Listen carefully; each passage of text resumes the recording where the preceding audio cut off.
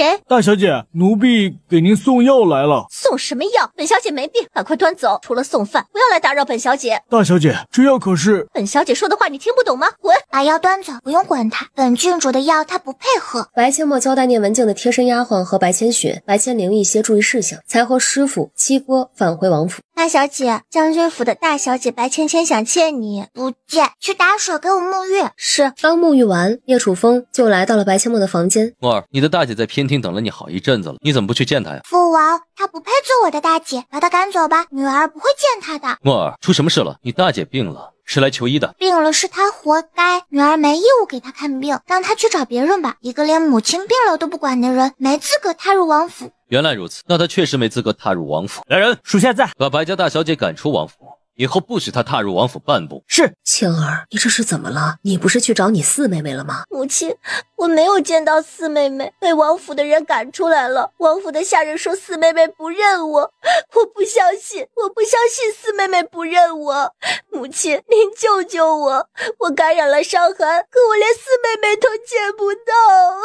青儿，你四妹妹为何不愿意见你？难道你到现在还没认识到自己的错误吗？母亲，女儿到底做错了什么？我可是她的亲姐姐，她怎么可以这样对我？我都病了，她居然连面都不露。你现在说你是四妹妹的亲姐姐，你好意思说吗？你还是母亲的亲女儿呢。母亲生病的时候你在哪？四妹妹来给母亲治病的时候你又在哪？下人给你送预防伤寒的药的时候你让下人滚，活该你生病。你闭嘴，不躲开，难道等着被母亲传染吗？四妹妹说的对，你连母亲都不管，不配做我们的大姐，更不配吃四妹妹的药，病死你活该。闭嘴，怎么做事是我的事，用不着你管。我费尽心思想让你走上正途，没想到我好话说尽，你还是如此这般自私自利。墨儿不给你治病，确实是你活该，你连家人都可以不管不顾，我怎么就生了你这么个冷血无情的女儿？我告诉你，既然我说的话你不听，从现在起我也不想再管你，你病了也好，痛了也好，自己想办法去治。你是我的女儿没错，我病了你都不管，你病了我又凭什么管你？母亲，女儿知错了，我可是您的亲女儿，你怎么忍心不管女儿的死活呢？女儿要是真出了事，父亲回来您如何向他交代呀？母亲，女儿错了，求您让四妹妹给女儿治疗一下吧。女儿才12岁，还不想死呀。你也知道你才12岁，你怎么会有这么多歪的心思？你真要做到像你祖母一样不受家人待见，你才满意吗？母亲，女儿错了，以后再也不敢了，求您救救女儿啊！掰不回来了，大女儿真的掰不回来了。可作为母亲，就算这个女儿再坏，她也是自己身上掉下来的肉，她做不到眼睁睁地看着女儿死。你起来吧，我带你去试试。若你四妹妹还是不愿意给你治疗，我也没办法。将军夫人，您在此稍后片刻，小的先去通报一声。有劳了。王爷，将军夫人带着她的大女儿来了。墨儿选择不见白芊芊，就是想给白芊芊一些教训。当母亲的却连这点问题都想不明白，墨儿该有多失望。我去看吧，若是想要看病，就让他们明天早上过来。墨儿今天已经累坏了。白夫人，今日天色已晚，墨儿已经累了一天了，这会儿刚睡下。你女儿要看病的话，让她明日一早来到诊室那边去排队等候吧。是，瞧我这脑子，真不该这个时候来打扰墨儿休息。王妃娘娘，那臣妇就先回去了。白夫人请一步，本妃有几句话想单独和你说说。白夫人，可知墨儿为何不愿意给你的大女儿治病吗？臣妇知道，是臣妇的大女儿太过自私自利，墨儿才不愿意见她。你既然知道，你还这么晚带着你的大女儿过来王府，是想利用你作为母亲的身份逼墨儿出手。白夫人，你就算不为墨儿着想，至少也得为你的大女儿着想。墨儿刚才之所以不见你的大女儿，就是想给她点教训。可你是如何做的？立马带着你的大女儿过来，这点教训都舍不得让你的大女儿受吗？白夫人，慈母多败儿，你自个儿回去好好想想吧。聂文静愣住了，这下不仅仅是后悔了，而是肠子都悔青了。4岁的女儿都懂得道理，她居然连想都未曾想。苦口婆心的教女儿做人的道理，她一句都不曾听进去，是应该给她一些现实中的教训。王妃娘娘，臣妇知错了，这就带那逆女回去。明日看病，最好也让她自己过来，她再过2、3年就及笄了，你护不了她一辈子。是，臣妇明白了。王妃娘娘，那臣妇就告辞了。去吧。我来自然像一棵尘土，有谁看出我的脆弱？我来自何方？我情归何处？谁在下一刻呼唤我？这条路却难走，看遍这人间坎坷辛苦。我还有多少爱，我还有多少泪，要苍天知道，我不认输。感恩的心，感谢有你伴我一生，让我拥有起做我自己。感恩的心，感谢命运，花开花落一样会珍惜。什么？去深山里历练？你才几岁啊？不许去！要去也得再过几年，至少等8岁以后才能去。黄伯伯，侄女已经4岁多了，而且有七哥和师傅陪着，会有危险的。胡闹！你也知道你才4岁，4岁你就敢去深山里，知不知道深山里有多危险，有多少毒虫猛兽，不小心就得丧命。四弟你也是，孩子不懂事，你也不懂事吗？他才4岁，你就放心让他去深山里历练，他要是出了什么事儿，真饶不了你。皇兄，你以为陈帝舍得让木儿去冒险？木儿天赋异禀，1个月就练出了内力。如今他的内力虽然不多，但他的进步陈帝都看在眼里，就算陈帝再怎么心疼木儿，也不能阻止他进步。何况有骆老哥保护，咱们就放宽心吧。上次木儿丫头和陈儿掉下悬崖，不也是骆大夫陪着吗？你让朕怎么放宽心？木儿丫头8岁之前，谁都不许带她去深山历练，否则别怪朕治她的罪。王伯伯，您太霸道了，侄女可是有武功的人，而且有师傅、有金宝和金贝保护。你有什么不放心的？你还小，朕怎么可能放心？反正就是不许去。王伯伯，侄女要去，不管您同不同意，侄女都要去。侄女要学习，要进步，长大以后才有能力保护所有疼爱侄女的人。你放心，侄女向您保证，一定毫发无损的回来。木儿丫头，你黄伯伯说的对，你还太小，不说8岁，至少6岁以后再去。你才4岁就去深山历练，我们都得提心吊胆，担心的吃不下睡不着的。让他去吧，不相信木儿丫头，他的本事不小呢，不也舍不得他出去受苦，但他岂会甘于平庸？他要进步，咱们谁都没有理由阻止他。相信姑的小乖孙儿，吉人自有天相，他会平安无事的回来。父皇，行了，姑这段时间一直和木儿丫头在一起，她聪明伶俐，做事有自己的判断。这丫头呀，天不怕地不怕，就算你们不让她去，她照样瞒着你们，还不如呀干干脆脆的答应。唉，好吧，那出去一定要多加小心。王伯伯，您就放心吧，侄女不会有事的。四弟，交代骆大夫，千万别像上次那样去采药材，就让2个孩子离开他的视线，务必要保护好2个孩子，把他们平安的给朕带回来。臣弟知道，同样的事情，骆老哥也不会让其发生第2次。那就好，木儿丫头，过来，再过2年，木儿丫头就长大了，到时候朕就是想抱抱你，恐怕你也不让抱喽。王伯伯，侄女就是到80岁，也还是您的小侄女，不是吗？那必须的，不过朕一点也不希望你长大，长大了以后就是别人家的了。谁说的？侄女永远都是黄伯伯的侄女，会成为别人家的啦。哪有女孩子长大了不嫁人的？唉，长大了迟早都要成为别人家的媳妇儿。谁说木儿将来会成为别人家的？供这么多孙子，难道就没有一个能配得上木儿丫头的？要是本宫的孙子都配不上木儿丫头，试问这天下还有谁能配得上她？本宫可舍不得将木儿丫头嫁出去，谁要是敢把木儿丫头嫁出去，本宫非得跟她拼命不可。四弟，你回去吧，今晚让木儿住在宫里，明日早朝后你再接她回去。这次木儿出去，也不知道多久才能见到她。没错，今晚呀，就让木儿丫头留在宫里，明日再接回去。姑还要让木儿丫头白天唱的那首歌，把曲谱出来。好吧，那臣弟就先回去了，明日再来接木儿。父皇，别让木儿太晚休息。行了，回去吧。姑的小乖孙儿不会心疼。师傅，咱们到底要去哪儿啊？去锦云山。锦云山不仅风景优美，还有个很大的山洞，山洞旁边就有一条小溪，咱们做饭休息都非常方便。好耶，向锦云山出发。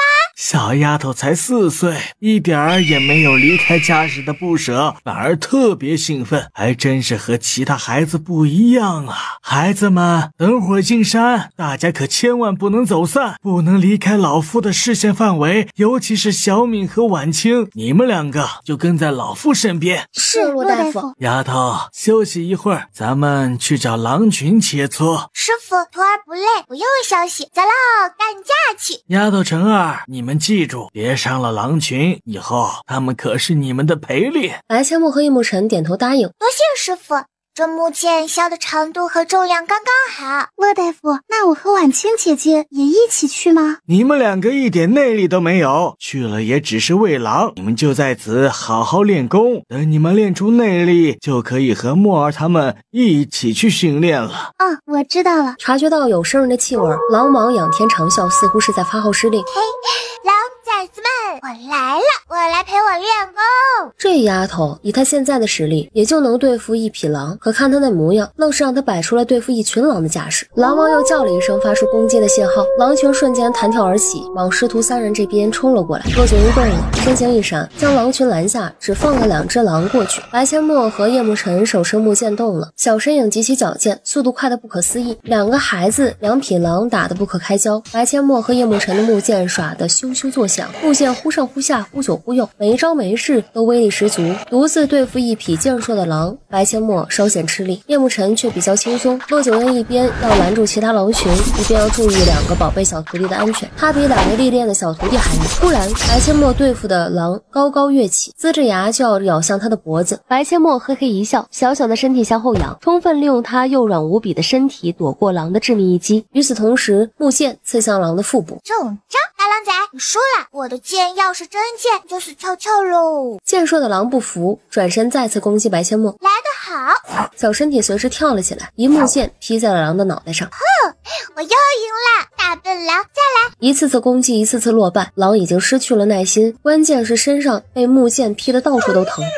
狼大叫一声求救，只可惜狼群想要突破骆九婴的防线过来相助，可是比登天还难。叶慕辰对付狼同样在求救，因为他更疼。叶慕辰武功比白千墨高，力气也比白千墨大，那批与叶慕辰对战的狼早就心生退意了，几次求救都没有同伴来救他们，2只狼只能选择逃跑，而且还是往同一方向逃跑。2个小家伙拎着木剑就追，骆九婴生怕2个小家伙遇到危险，赶紧跟了上去。狼群没了骆九婴的阻拦，疯狂地追向师徒3人。白千墨边追边叫：大笨狼，有本事别跑啊！你再战300回合，站住，跑不掉的，叫我爸爸，我就放过你。爸爸是什么玩意儿？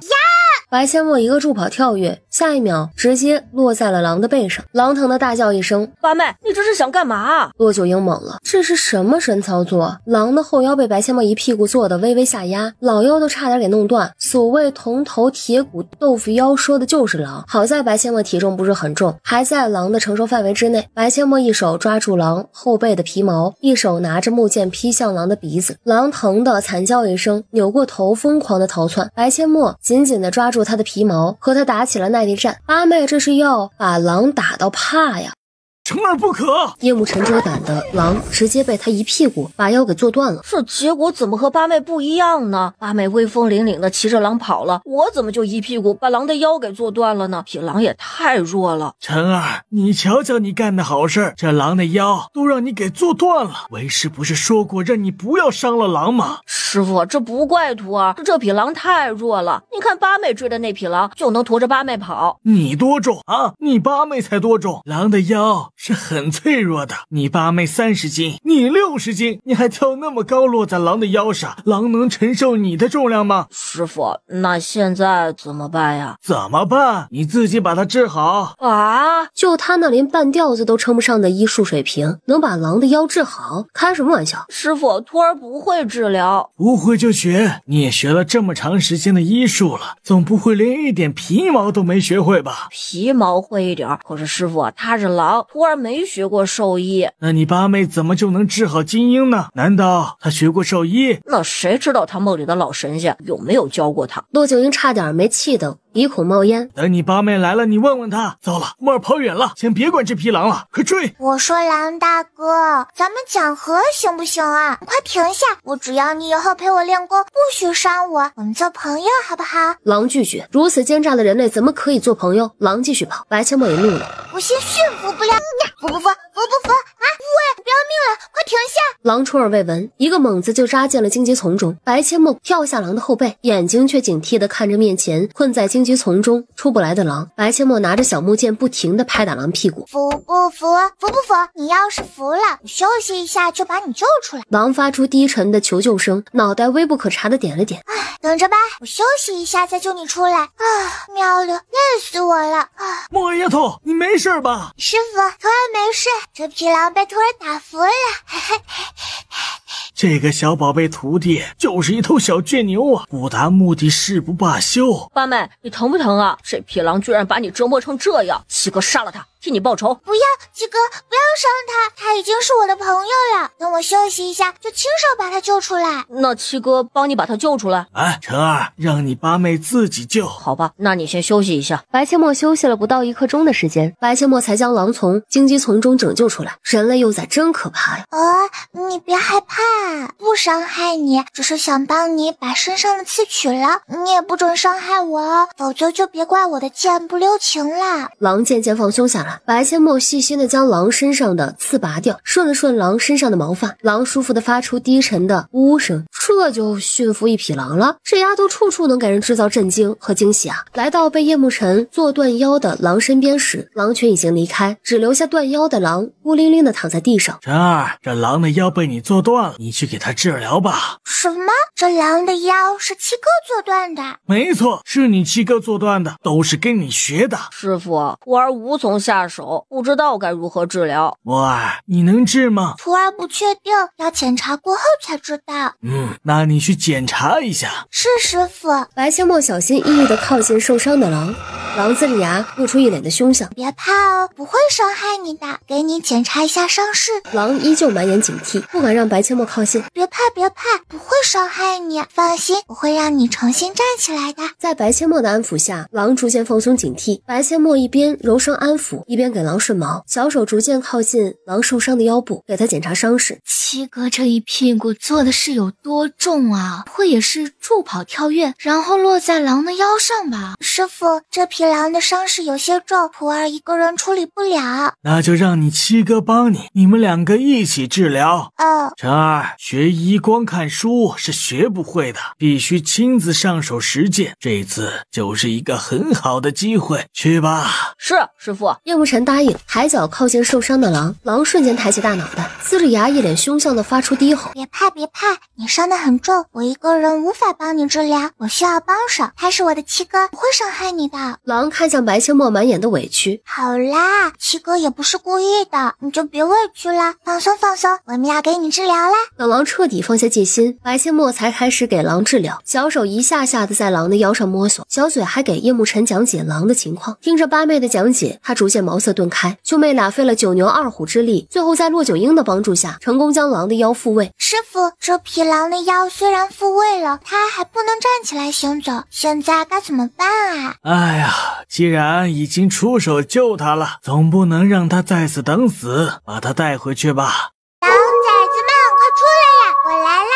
师傅，今天要是狼群再来，徒儿要对付狼王，把狼王驯服。你倒是挺自信的，狼王可不好对付，你要多加小心。师傅，徒儿知道。狼崽子们快出来，爸爸出来了，快来陪爸爸练功。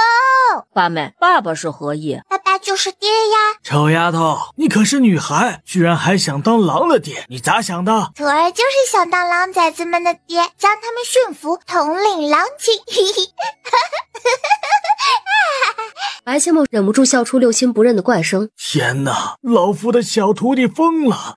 八妹，你是女孩，当爹不合适，七哥比较适合当狼崽子的爹，你当娘吧。去，就要当狼崽子的爸爸。我驯服的狼凭什么让你当爹？才4岁，当什么娘？那你是女孩，当什么爹呀？管我，就要当狼崽子的爹不行吗？谁规定女孩子就不能当狼崽子的爹啦？那我当什么？我怎么知道你要当什么？除了当爹，当什么都行，我也不介意你当狼崽子的娘。不，狼崽子们快出来呀，出来陪爸爸练功啦！ 1刻钟不到，之前被白阡陌驯服的狼兴奋地从远处飞奔而来。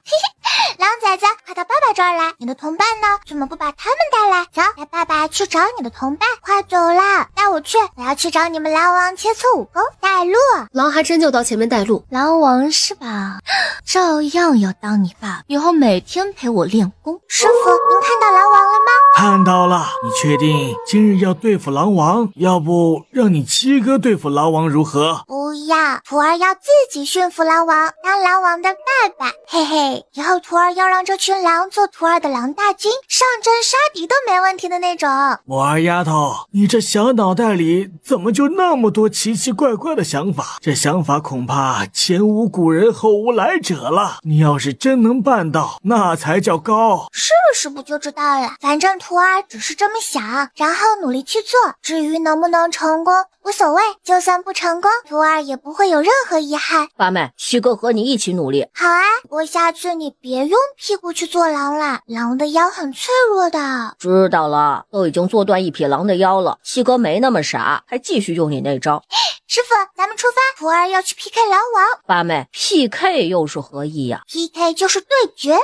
冲啊，干仗去！你自己去玩吧，等我干完架再去找你。快走快走，肚子饿了，你去给我抓一只野兔来。狼这才离开。好强壮的大灰狼狼王，一定要将他驯服，成为他的爸爸。丫头，那你准备好，为师会把其他狼群隔开，专心对付狼王。小心些。师傅，您就放心吧，徒儿会小心的。晨儿，等会儿你八妹对付狼王的时候，你就在一旁好好看着，绝不能让你八妹受伤，随时准备好保护你八妹。是，师傅，徒儿明白了。喵的，这狼王还真不好对付啊！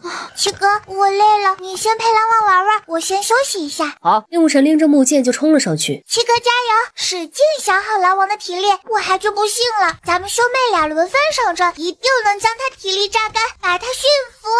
叶慕辰一听，越战越勇。约莫又过了一炷香的时间，白千墨拎着木剑冲过来，换叶慕辰休息。狼王已经疲惫尽显，再无战意。嗷呜大叫一声后，开始往狼群反方向逃跑。爸爸看上你了，你跑得掉吗？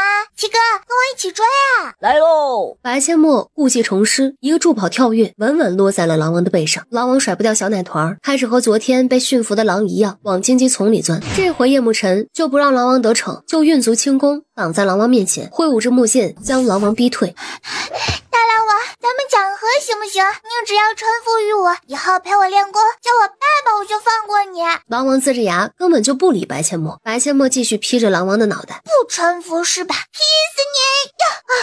狼王猛地高高跃起，完犊子了！狼王貌似跳步不管不从，想要跳下来已经来不及了。臭狼王，你想害死爸爸呀？啊妈呀！八妹，墨儿。只要你臣服于我，小爸爸，我便救你下来。你要是不臣服于我，你就自己在此等死吧，小爸爸。哎，这才对嘛！嘿嘿嘿，师傅哥听到了吗？狼王叫我爸爸了。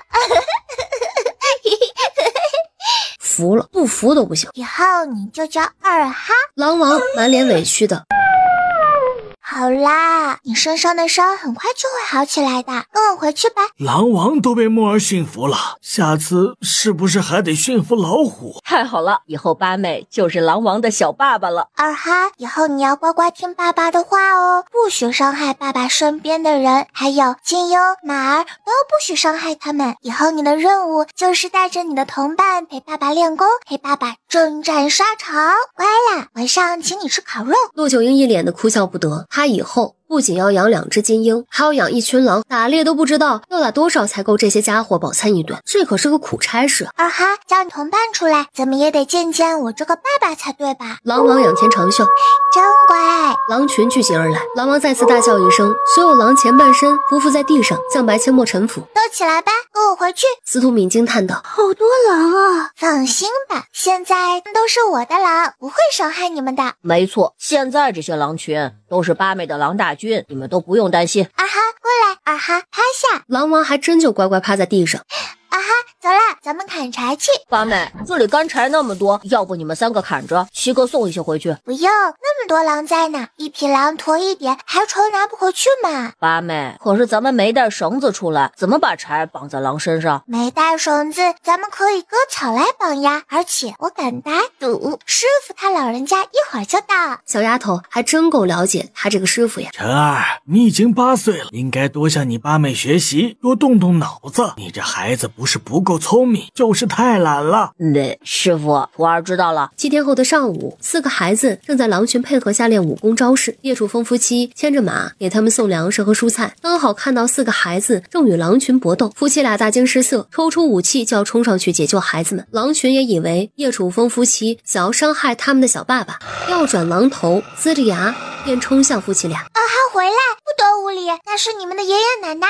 父王母妃，快住手，别伤害了你们的孙子。狼群听话的转身回到白千墨身边，满眼警惕的盯着夫妻俩。叶楚风和秦若霜猛地刹住了身形，夫妻俩对视一眼，这才7天不见，咋还就升级为爷爷奶奶了？还他妈的大群孙子，是他们夫妻俩疯了，还是这个世界疯了？墨儿，你跟为父好好说说，到底是怎么回事？为父和你母妃咋还成爷爷奶奶了？为父有那么老吗？这些狼群都是孩儿的儿子女儿，孩儿他们的爹，你和母妃当然就是爷爷奶奶啦。你是这些狼群的爹？不是爸爸吗？怎么又成爹了？灰大了吗？小爸爸套路太深了，明明是爹，却骗他们是爸爸。小爸爸年纪那么小，当什么爹嘛？是啊，你都叫女儿爸爸，爸爸就是爹啊哈，叫爸爸。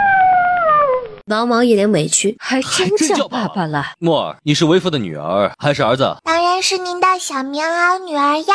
女儿当爹，吓死本王了。他这宝贝小女儿就是个假小子。墨儿，你可是女孩子，怎么会想到去当狼群的爹呢？嘿嘿，母妃，这样才拉风嘛，以后他们就是女儿的狼群大军。墨儿，意思是以后你还要把狼群带回家？父王可以吗？可以，完全可以。王府要是穷点儿，得被你这些儿子吃垮。本王认了个女儿，1年都还没有，居然就当爷爷了，跟做梦似的。墨儿啊，等回去让你黄伯伯也出点银子，他也是爷爷。这些狼群以后说不定还可以帮黄伯伯征战沙场，保家卫国。黄伯伯出点银子也是应该的。嘿，得，这小坑货坑完师傅坑父王，坑完父王坑皇上，说不定以后连太上皇都坑。养那么多狼，一天得花多少银子呀？看来回去得弄个养猪场，再养些鸡鸭鹅什么，还得盖狼圈。要命，养儿子都没这么费力，养孙子一天得起码头猪，太费银子了。这便宜爷爷当的，哎呀，一言难尽。父王，八妹还养了一只臭鼬，那臭鼬放屁能臭出好几里呢。叶楚风嘴角狂抽，被刺激的心跳速度飙升。墨儿啊，你就不能养点正常点的东西吗？那玩意儿带回王府，王府还能住人吗？父王，你就放心吧，没有女儿的允许，臭鼬是不敢随便放屁的。真的？当然是真的啦。父王，是真的。自从八妹把臭鼬带回山洞，还一次都没放过屁呢。那就好，走吧，咱们去山洞。为父呢，给你们送了些粮食和蔬菜。好，对了，父王，你带酒了吗？带了。你师傅的酒喝完了？没有，拿来泡蜂蛹了。女儿还把吃不完的蜂蛹用盐水煮了晾干，等您和母妃回去的时候带回去吃。哦，还有蜂蜜，您也一起带回去。黄伯伯也送一些。行，本王的乖女儿就是孝顺。等等，你又去捅蜜蜂窝了，有没有被蛰？还有，你收服狼群有没有受伤啊？没有，女儿没有受伤。蜂蜜窝是师傅去割的蜂蜜和蜂蛹，我们都没被蛰到。要是墨儿再受伤，他们都要把女儿接回去了，免得一天提心吊胆的，还得忍受着思念之苦。谁受得了啊？叶慕辰看了父王一眼，又默默地把嘴边的话咽了下去。八妹不说，他也不能说，不能让父王母妃担心。二哈，咱们回去吧。以后见到我的父王母妃，你们都不许攻击他们，他们可是你们的爷爷奶奶。狼王低叫一声，回应白仙墨：女儿4岁多了，以后抱她的机会只会越来越少。这丫头现在出门不但能骑金鹰，还可以骑狼。我这个当父王的，想抱一下都得和狼去争。王爷，你来的可真是时候啊！走，进去杀猪。我这个当师傅的，现在已经沦为猎户和伙夫了，每天不是打猎就是烤肉的，就为了伺候你的那些便宜孙子。那也是你的徒孙，伺候他们不也是应该的吗？升级当爷爷就爷爷吧，没什么不好的。傻孩子，你才4岁，不需要那么懂事，不需要那么拼，懂吗？母妃，女儿懂，可是您和父王保护不了女儿一辈子，而且女儿也想尽快强大起来。你们都是女儿在乎的人，是女儿拼尽全权利也要保护的人，没有实力，将来拿什么保护你们啊？好孩子，那你以后可要保护好自己。要是你再受伤，母妃就把你带回去。今日原本你大哥也要来看你，可他连事有事来不了。你皇祖父、皇伯伯他们都很担心你。你上次回去，他们知道你受伤，就要你父王把你接回去了。皇祖父他们怎么知道女儿受伤的？是厨娘李大娘说漏了嘴，你父王还差点被你皇祖父拿鞋底子抽呢。为什么呀？因为你父王瞒着他们你受伤的事。皇祖父那是关心则乱。你和父王这次回去就跟皇祖父说，女儿给他老人家收了一大堆的重孙，让他老人家高兴高兴，嘿嘿。以你皇祖父的性格，要真告诉他你给他收了一大堆重孙，恐怕他立马就得威胁你父王带他来看看。呐，还真有这个可能。好了，咱们也出去帮忙吧。婉清丫头都在做饭了。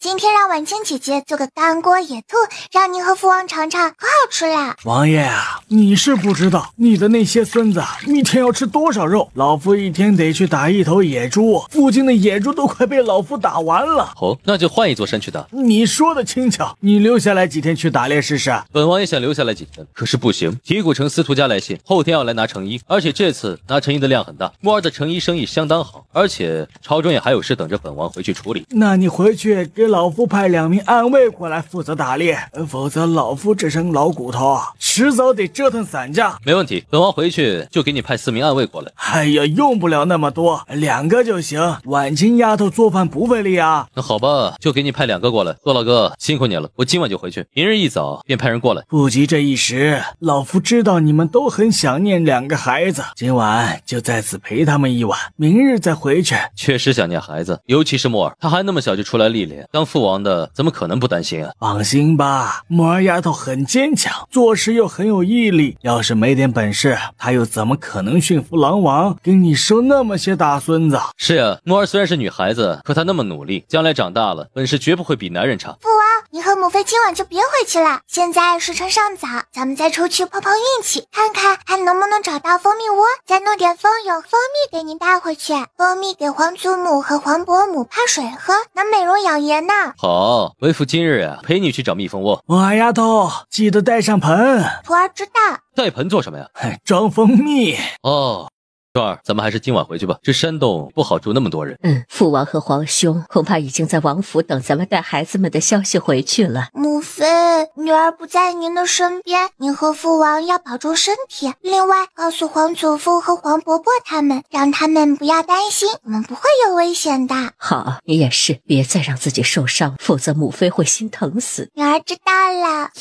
莫儿，这些伤是如何弄的？白阡陌见瞒不住了，只好老老实实交代。父王，这些伤是女儿与狼王对决时倒钩刺刮伤的，只是一点皮外伤，现在已经好了，您别担心。哎呀，傻孩子，伤成这样你都不告诉父王，就怕父王担心。孩子，你可以不用那么懂事，父王反倒希望你多跟父王撒撒娇。父王，女儿已经不是3岁小孩了，能驯服那么大一群狼，受这么点皮外伤，女儿觉得很值。是，不是3岁小孩，你是4岁小孩，在父王眼里，你就是几十岁也是孩子。以后呀，好好保护自己。父王，白阡陌眼睛红了，以后女儿不会受伤了，放心。叶主峰点了点头。张儿，你有没有受伤？孩儿没有受伤，一点伤都没有。以后出去保护好妹妹。是，孩儿定会拼了命的保护好八妹。叶主峰又看向了苏婉清和司徒敏。王爷，我们都没有受伤。那就好，记得保护好自己。是，王爷。咱们也练了好一会儿了，休息一下继续练。休息一下，我要挑战2匹狼。我挑战3匹。我1匹狼都干不过，累死我了。等你内力再深厚一些，你就能干过1匹狼啦，而且也不会像现在这么累。我什么时候才能练出内力呀？婉清姐姐别急，小米也练了大半年才练出一点点内力，练功是急不来的。就是，还是八妹用太极拳结合，才能那么快练出内力呢。我当初可是练了1年才感受到内力的存在。哦，那我不着急了，慢慢来。来吧，咱们继续练武，没有内力，咱们就把基础打好，将来才会越来越强。就在白阡陌又一次被狼狼王按在地上的时候，太上皇和叶楚风等人出现了。太上皇见小乖孙被狼按在地上，吓得心脏都差点从嗓子眼里跳出来，他完全忘了这些狼都是他的重孙。快救孩子呀！狼群抬头一看，除了爷爷，其他都是陌生人，立马龇着牙露出一副凶相。父皇，您忘了那些狼都是您的重孙啊！故意着急就给忘了。二哈，不得无礼，你们的太爷爷来啦！来个爷爷奶奶也就算，咋还来了个太爷爷？辈分得有多小啊！好生气，就不能少出来几个亲戚吗？皇祖父，您怎么来啦？怎么不想你了就不能来看看你们呀？皇祖父，您不该来，这深山里哪有家里舒服啊？路颠簸不说，还得风餐露宿，这就不是您该来的地方。您吃苦受累，孙女可是会心疼的。皇祖父，八妹说的对，您上了年纪就不该出来陪着我们风餐露宿。您要是出点什么事，孙儿和八妹都得自责死。您玩2天就赶快回去吧，否则我们都没法专心练功了。你们这是嫌弃皇祖父碍手碍脚啊？不是，怎么会嫌弃您呢？是担心您，这深山不比在家里，万一着凉怎么办啊？您吃不好睡不好，我们都心疼。不过您出来走走也好，整天闷在宫里，心情也会郁闷，只要别玩得太野就行了。太上皇笑了，笑得像个孩子。老小孩嘛，越老越像个孩子，越老越粘人，害怕孤独。走，咱们回山洞。木儿丫头，你师傅呢？他在杀猪啊，得给狼群和精英准备食物，这些狼群可能吃了，天要吃好多肉。太上皇点了点头，心里还是有那么一点点担心，就怕骆九婴不在，孩子们又出什么意外。好大的野猪呀，还有2个尖尖的大獠牙。骆大夫，你把那2个獠牙给姑取下来，姑留着做个纪念。骆九婴和2名暗卫抬头，一见到太上皇就要行礼。在外面没有太上皇，只有个贪玩的老头，不必多礼。太上皇，您老到山洞里休息一下，让婉清丫头给您泡上1碗蜂蜜水。野猪獠牙我给您留着。莫儿，你和陈儿带皇祖父去休息，为父过去帮忙。好的，父王，你辛苦啦。傻丫头，去吧。太上皇如愿以偿地留在了山洞，心里别提有多高兴了。只要他能每天见到小乖孙，住山洞又如何？莫儿丫头，好久没听你唱歌了，给姑唱首歌。老司机带带我又18啦。老司机带带我又18啦。老司机是何意？这歌怎么听得怪怪的？怎么不继续唱了？又要银子呀？不是啊，孙女只会这2句，再唱就得自己编了。那你多编几句，皇祖父想听。那好吧，孙女就瞎编了哈。管你18不18，我的车子大花它。小姑娘，你听我说，快点走开些。咋又不唱了？孙女编不下去了。这是什么歌呀？山歌啊。这臭丫头就是故意吊人胃口。八妹，老司机是何意啊？老司机就是开车的人，跟车夫差不多一个意思。那为何要唱我有18了？18岁就可以成亲了呀。18岁的大姑娘看上车夫，还有点出息没有啊？皇祖父他叫二哈，是狼王。二哈，这是你太爷爷，以后不许吓到他老人家，否则爸爸对你不客气。丫头，只有这1匹狼有名字呀，其他的狼没有吗？没有，那么多的狼，起了名字孙女也记不住，干脆就不起了。说的也是。太上皇试探性地伸出手去抚摸狼王，没想到狼王对他根本就不防备，反而还凑上了他的大脑。不错，重孙真懂事呀。皇祖父，您想不想吃干锅野兔？又香又辣又过瘾的那种。想呀。好嘞，安排。二哈，你们去打几只野兔回来，给你们的太爷爷做干锅野兔。快去。皇祖父，孙女教你一套拳法，能强身健体哦。这想法好，来吧。皇祖父，以后你每天早上都打2遍太极拳，身体会越来越强壮的。好，我每天都坚持打拳。你慢点，这个动作我没看清楚。来吧，你们4个一起上，为师今日就当你们的陪练。偷袭成功！太上皇不带您这么玩的，宣告偷袭！来，从正面攻击。您要是能摸到我的衣角，我给您洗1个月的脚丫子。这可是你说的，孩子们上啊！白阡陌嘻嘻一笑，一个跳跃直接挂在了骆九婴的脖子上，死死搂着就是不松手。叶慕辰嘴角露出一丝坏笑，绕到骆九婴的身边，也是一个跳跃，直接挂在了师傅的背上，双手死死勒住骆九婴的脖子。骆九婴被勒得呼吸困难，运转内力至喉咙处护住喉咙。司徒敏和苏婉清对视一眼，两人同时发起攻击，一人抱住骆九婴的一条大腿不放。好心塞啊！几个孩子这是全都帮着太上皇啊！这段时间那么辛苦付出，还真是全部为了狼，4个小白眼狼啊！不过没关系，对骆九婴这样的感受来说，哪怕4个孩子坠在身上，他照样能灵活避开太上皇。反倒是太上皇累得气喘吁吁，依旧没能碰到骆九婴的衣角。哎呀，不玩了，碰不到，累死锅了。哎呀，骆九婴故意远离太上皇，才让白阡陌他们下来。还真够鸡贼的。您都会搞偷袭了，还不允许我防着您点儿？莫尔丫头，来继续。4个孩子继续攻击骆九婴，直到累得不想动了才停下。日复一日，每天不是在练功，就是漫山遍野的找山货。转眼秋去冬来，气温开始下降，太上皇也被叶楚风接回去。直到接近年关，骆九婴才准备带着孩子们回王府。母妃，女儿好想你们啊！回来就好，我们大伙儿都很想你们，咱们回家。宝贝女儿结实了不少，武功也大有长进，轻功还不错，这次出去收获不小啊。那是，父王母妃的女儿能差吗？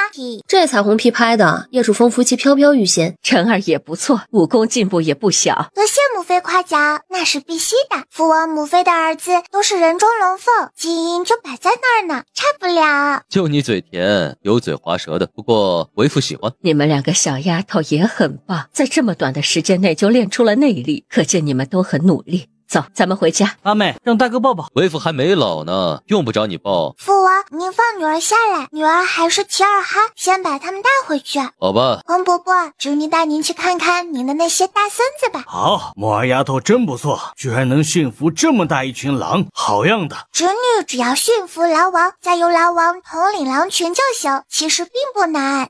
莫尔真棒，知道擒贼先擒王。王伯伯，这些狼群可是您的大孙子，侄女打算将他们培养成狼群大军，将来能上阵杀敌，保卫咱们南燕国呢。这想法不错，狼群大军要是真能上战场，恐怕敌军都得吓破胆，那可是所向披靡呀。嘿嘿，咱们南燕国的狼群大军必能旗开得胜。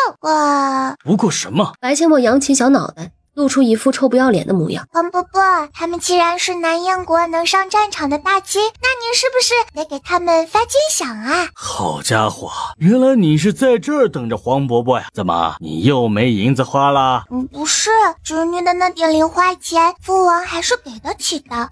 只是您的那些大孙子开销实在是太大了，而且将来可是要为国征战四方的。黄伯伯，您多少支持点不是吗？这丫头是有多缺银子，现在居然利用这一大群狼来要银子，这可不是一个小数目呀！这爷爷当着着实有点亏。最关键的是，这些大孙子还不会叫爷爷，可他们是莫儿丫头的好大儿，而且莫儿还打算让他们征战沙场，不给似乎说不过去呀。唉，又被小丫头宰了一刀。黄伯伯，您就支持侄女点吧，求求了。莫儿丫头，你父王养得起你的狼群大军，你还惦记黄伯伯那点微不足道的银两？黄伯伯，话不能这么说，侄女不是惦记您的银两，狼群大军和南燕国的士兵一样，养兵千日，用兵一时，您得从国库中拨银两给他们发军饷，您不能只让他们上阵杀敌，不让他们吃饭，不是吗？牙尖利嘴的臭丫头，好吧，这每个月给他们发1两银子行了吧？黄伯伯好小气哦，那么多狼，个月给1两银子，让他们吃猪下水都不够。一匹狼1个月1两银子，不是所有狼1个月才1两银子，黄伯伯没那么小气。这还差不多，多谢黄伯伯。哎呀，小机灵鬼！我儿出去历练一趟，带回来那么一大群狼，一定吃了不少苦。白阡陌走到他的身边，母亲，这些狼群都是女儿的孩子，女儿是他们的爹爹，您就是他们的奶奶哦。奶奶？我当一群狼的奶奶，太不可思议了。本宫也是他们的奶奶，还有摄政王妃，咱们呐都当奶奶喽。本宫还是他们的太奶奶呢，做梦都不敢想。不过当一群狼的太奶奶，本宫还是很高兴的。八小姐，骆大夫让你和七公子赶快回去，出什么事了？有人上门求救，不知道是谁难产。七哥，快走！兄妹俩转身就跑，跑了2步，白阡陌又跑了回来，他怕他不在，狼群伤害到大家。黄伯伯，你们先回去，侄女把门关上，改天再来看他们。好，都出去吧，木儿丫头着急救人。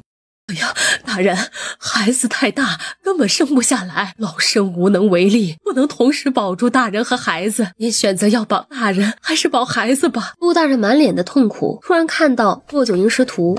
骆大夫，您终于来了，求您救救我的夫人和孩子吧。陆大人，老夫只能尽力而为，不敢保证一定能救。是，我知道，求骆大夫出手。若真要取舍，请骆大夫务必保住那日，孩子没了可以再生。骆九婴眼里闪过一丝赞赏，就连白阡陌此时都对这位大理寺少卿高看一眼。在这古代，妻子难产，能够选择保妻子的人不多。墨儿，你先进去，先给陆夫人盖好被子。师傅，可以了。骆九婴和叶慕辰快步进入产房。骆九婴把脉后，情况相当不乐观啊。七哥，你先出去，这里你帮不上什么忙。叶慕辰点了点头。师傅，您负责保护陆夫人的命，她肚子里的孩子交给徒儿。墨儿，有把握吗？没太大把握，现在已经不是保大人还是保孩子的问题了，再不采取措施，夫人孩子都极其危险，咱们只能尽力而为了。骆九婴点头，从药箱里取出银针，用特殊手法给陆大人扎针保命。白阡陌掀开被子，搭在产妇的膝盖上，也将骆九婴的视线挡住。意念一动，白阡陌从空间里取出一把剪刀、酒精、粘球以及缝合的针线。此时产妇已经处于昏迷状态，已经没办法正常生产。陆夫人，如果你想保住你这个来之不易的孩子，你现在必须用力，你的孩子再不出来就危险了。孩子既然来找你了，不能放弃他，你若放弃了，你和他都有危险。我相信你，你一定可以的，快用力啊！陆夫人一听，将人参嚼了几下咽了下去，咬牙用力。闭上嘴巴用力，就跟你平时蹲茅坑一样用力，不要张着嘴巴。看到孩子的头了，再用力，快啊，孩子快不行了。一次次的鼓励，一次次的用力，骆九婴也是满头大汗，磅礴的内力顺着银针一丝丝的渡入陆夫人的体内，保住她性命的同时，也让她有力气生孩子。在师徒二人的配合下，孩子终于出来了，是个男孩，却没有哭声。在孩子出来的那一瞬间，陆夫人也力竭，彻底昏迷过去。师傅，你想办法给陆夫人针灸止血，徒儿先救孩子。好，陆夫人交给为师，你快救孩子，希望能保住孩子的命。将孩子侧放在床上，先清理孩子的口腔，然后一手使劲揉搓孩子后背，一手按压心脏位置。新生儿窒息，最佳抢救时间只有6分钟。白阡陌卯足了劲儿，揉搓了一会儿后，又再次清理口腔，然后继续揉搓按压。6分钟已经悄然过去，但白阡陌依旧没有放弃。此时的骆九婴也在拼尽全力的抢救产妇，产妇大出血，根本无暇顾及宝贝小徒弟。孩子身体的皮肤此时已经开始恢复血色，而且这是白阡陌第一次亲自接生孩子，孩子的母亲也在命悬一线，她想要创造奇迹。丫头，你已经尽力了，生死有命，放弃吧。白阡陌双手依旧没有停下，也不搭话，仿佛没有听到骆九婴的声音一般，一次次按压，一次次揉搓，一次次人工呼吸。终于在10分钟左右的时候，孩子的嘴巴抽动了一下，白阡陌大喜，臭小子，你要是再不醒来，姑奶奶我就坚持不住了。一顿疯狂揉搓按压后，白阡陌再次拎起孩子的小脚丫，啪啪啪的拍了好几下。孩子没有辜负白阡陌，在不到1刻钟的时候，终于哭出了声音。或许是孩子的哭声激发了陆夫人的求生欲望，把她从死亡线上拉了回来。她的手指和眼皮微微动了一下。骆九婴大喜，继续往陆夫人的体内渡入内力。孩子的哭声和身下传来的刺痛刺激了陆夫人，让她彻底醒了过来。终于从阎王手里把人抢回来了。白阡陌将陆夫人的伤口缝合好，将剪刀、针线和酒精棉球收进空间，拉过被子将陆夫人盖上。好了，陆夫人你好好休息，剩下的事让稳婆和下人来处理，我没力气了。多谢骆大夫和小神医。说完便闭上眼睛休息。来人！大人，您不能进去。陆大人一把推开稳婆，抬脚进入产房。恭喜陆大人，母子平安。再晚一点，我们师徒也救不回你的夫人和孩子。该注意什么？等我们师徒缓一缓，再跟你说。你的孩子生下来就已经没有了呼吸和脉搏，是老夫的小徒儿拼尽全力，用了将近1盏茶的时间，才把他从阎王手里夺回来。小郡主不愧是小神医，多谢你救了下官的孩子。谢就不必了，本公子的八妹和师傅那么辛苦，才救回你的妻子和孩子，真金给少了，本公公子可不答应。是，那可是2条人命，真金确实不能少。改天啊，下官还得亲自登门道谢呢。七哥知道你累坏了，现在并没有恢复多少力气，七哥背你回去。白千墨听话的趴在叶慕辰背上，伸手搂着他的脖子。骆大夫，今日太感谢您和小郡主，等我忙过今日，定当登门拜谢。陆大人不必着急，先照顾好令夫人和令公子。好，骆大夫、小郡主、七公子，慢走。翌日，大理寺少卿陆大人就带着大包小包的礼品登门拜谢。陆大人，你家小宝宝还好吧？好着呢，能吃能睡的，就是脸上稍微一点发黄。没事儿，那是黄疸，等会儿我过去看看。如果是生理性黄疸，不需要过多干预；如果是病理性黄疸，开点药给他吃，多晒晒太阳就好了。有小神医在，下官就没担心过。下官多谢骆大夫和小郡主救命大恩。白千墨立马跳开，大声道：哎，别，你可别跪我还小，受不起你这一跪，别搞得像是要把我送走了似的。陆大人不必如此，既然小公子出现黄疸，老夫就带着墨儿再去看看吧。好，多谢骆大夫，这是诊金，请骆大夫收下。墨儿丫头，你收着，该花就花。多谢师傅。哎，还真是十足的小财迷呀！你当着人家的面数银票，你礼貌吗？那么多银票啊，骆大夫居然连看都不看一眼，就交给一个不足5岁的孩子，这宠溺的有点过分了吧？小郡主这么小，带着那么多银票，万一出去被人抢了，不可惜吗？陆大人，这些银票还给你，我拿那些就够了。这咋还嫌多了？昨天七公子可是说了，诊金给少了他可不答应。他还想着1000两都不够呢，结果只收了200两。小郡主，你就收下吧，2条人命可不是1000两能够买来的。我收够了就够了。其实，在昨晚晚膳时，白千墨就向叶楚风了解了陆大人的为人。陆大人为官正直清廉，是个难得的好官。陆大人，等我一下，我去拿点治疗黄疸的药，再去跟你看望小宝宝。好，多谢小郡主。不必客气。白千墨说完，转身就往自己房间跑去，叫上叶慕辰，才返回正厅。陆大人，走吧，去看看你家小宝宝的情况。好，骆大夫、小郡主，七公子请。师徒3人跟着陆大人来到他家，陆大人赶紧吩咐下人上茶点，然后才吩咐丫鬟去抱小公子。不用抱来，我还得去看看陆夫人伤口的恢复情况。好吧，辛苦小郡主了。陆夫人下身有伤口，昨天白千墨在交代注意事项的时候就已经交代清楚了。七哥，你先在门口等着，进去检查一下陆夫人的伤口，等我检查完了你再进去。好。白千墨一进门，小丫鬟就要下跪行礼。哎，站着，不许跪我。小郡主，奴婢做错什么了吗？没有，不喜欢别人跪我，感觉像是要把我送走似的。我还小，还没活够呢。喜儿，小郡主来了，你还不快去上茶点？不用，陆夫人，我刚在正厅吃过了，我先给您检查一下您的伤口恢复情况。有劳小郡主了。白千墨给陆夫人检查之后，帮她盖好被子，才让叶慕辰进去。叶慕辰看了眼脑门上还有胎脂，还有些皱巴巴的孩子，一脸的嫌弃。好丑呀，还是八妹漂亮。哥，你看，这就是黄疸，看上去并不严重，我还是得检查一下身上有没有黄疸。一层层的棉布解得白千墨火大。孩子是谁裹的？捆那么紧，会影响孩子的血液循环，以后别把孩子捆那么紧，孩子会不舒服的。啊，是稳婆教丫鬟这么绑，她说不绑紧，以后孩子会出现罗圈腿。孩子要成罗圈腿，那是维生素 D 性佝偻病，或者是过早负荷过重引起的。孩子不是不能绑，但是不能绑太紧，只要不让孩子着凉就行了，松松的绑着，孩子既不会着凉，不会影响血液循环。奴婢记住了。白千墨刚把裹在孩子身上的布解开，小家伙就对着白千墨尿了。白千墨闪身避开，嘟着小嘴指着小家伙，笑着开玩笑：我去，你个臭小子，我可是你的救命恩人，你就这么对我，你礼貌吗？叶慕辰更加嫌弃了，只是嘴上却什么也没说。陆夫人，孩子的情况并不严重，不用吃药，都抱出去晒晒太阳，过几天黄疸就消除了，不必担心。如果孩子精神状态不好，身上的黄疸变重，你就派人来王府找我。好，多谢小郡主。不必客气，这瓶药水是用来擦拭你的伤口，给伤口消毒用的，用棉花沾一点来擦，天可以擦2到3次。你现在身体还很虚弱，不打扰你休息了，过2天我再来看您。好，多谢小郡主。喜儿，替我送小郡主和七公子。是，夫人。不用送，我们就先回去了。小丫鬟还是把白千墨和叶慕辰送到正厅。丫头，孩子的情况如何？没什么大碍，多晒晒太阳就行了。随后，白千墨将如何带孩子晒太阳，该注意些什么说了一遍。师徒3人与陆大人道别。我种下一颗种子，终于长出了果实。今天是个伟大日子，你是我的小呀小苹果儿，怎么爱你都不嫌多，红红的笑脸温暖我的心窝，点亮我生命的花，花花花花花。木耳丫头，这首歌叫什么呀？叫小苹果。再唱一遍。皇祖父第2遍要充会员啦。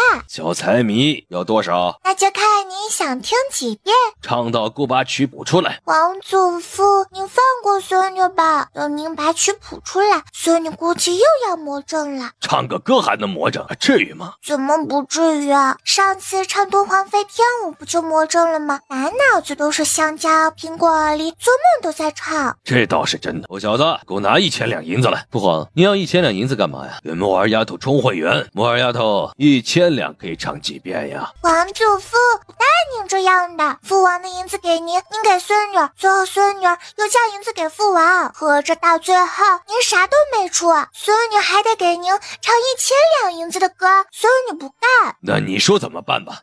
算了，谁让您是孙女最亲最爱的皇祖父呢？孙女给您唱行了吧？那还等什么？走，你房间。木耳丫头，你怎么了？哪儿不舒服吗？皇祖父，孙女好困啊。白千墨说完，便直接趴在了桌子上，闭上了双眼。这个时辰还早呀，不至于困成这样，这么快就睡着了。昨晚做贼去了，丫头，木耳丫头。太上皇将她轻轻地放在床上，转身出了他的房间。骆大夫，骆大夫，老四，木耳病了。叶楚风夫妻和骆九婴前后脚赶到。怎么会这么烫呀？刚才还好好的，怎么突然就病了？骆九婴手指搭上白千墨的脉搏。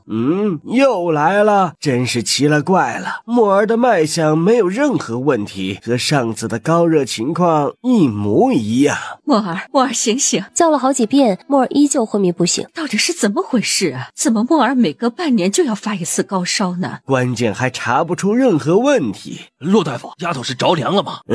丫头没有着凉，和上次高热一样，脉象没有任何问题，查不出什么原因引发高热。那现在该怎么办？丫头身上这么烫，会不会对她的身体有影响呀？根据前2次高热的经验来看，丫头要3天才会退热，退热后有生龙活虎，对她的身体没有任何影响，反倒是能长高那么一点。现在咱们什么也做不了，以前的高热老夫用尽办法都没能让他退热醒来，相信这次也不例外。咱们能做的只有轮流守着他，用热毛巾给他擦拭身体，等着他自己醒来。父皇，木耳昏迷前有何征兆？丫头唱歌的时候声音越来越小，感觉像是非常疲惫。她说了句好困，然后就叫不醒了。骆老哥，你再仔细检查一遍，万一这次高热和上次不一样，咱们不能掉以轻心。骆九婴点头，再次仔仔细细地检查了一遍，结果还是一样。你们都回去休息吧，今晚我守着墨儿，香儿留下帮我打水就行。你们守在这儿也没有什么用，墨儿的身体没有任何问题，都回去，明日再来看他。母妃孩儿想留下陪着八妹，想等着她醒来。都回去休息，睡不着就练功。香儿也回去，今晚本王和王妃守着就行。3天的时间，白千墨把该买的东西都买了个遍，而王府上下再次全都熬成兔子眼。墨儿没醒，大伙儿都没办法安心入睡。腊月29这天早上，白千墨再次奇迹退烧，从昏迷中清醒过来，睁开眼睛，白千墨一个鲤鱼打挺，从床上跳起来。让开，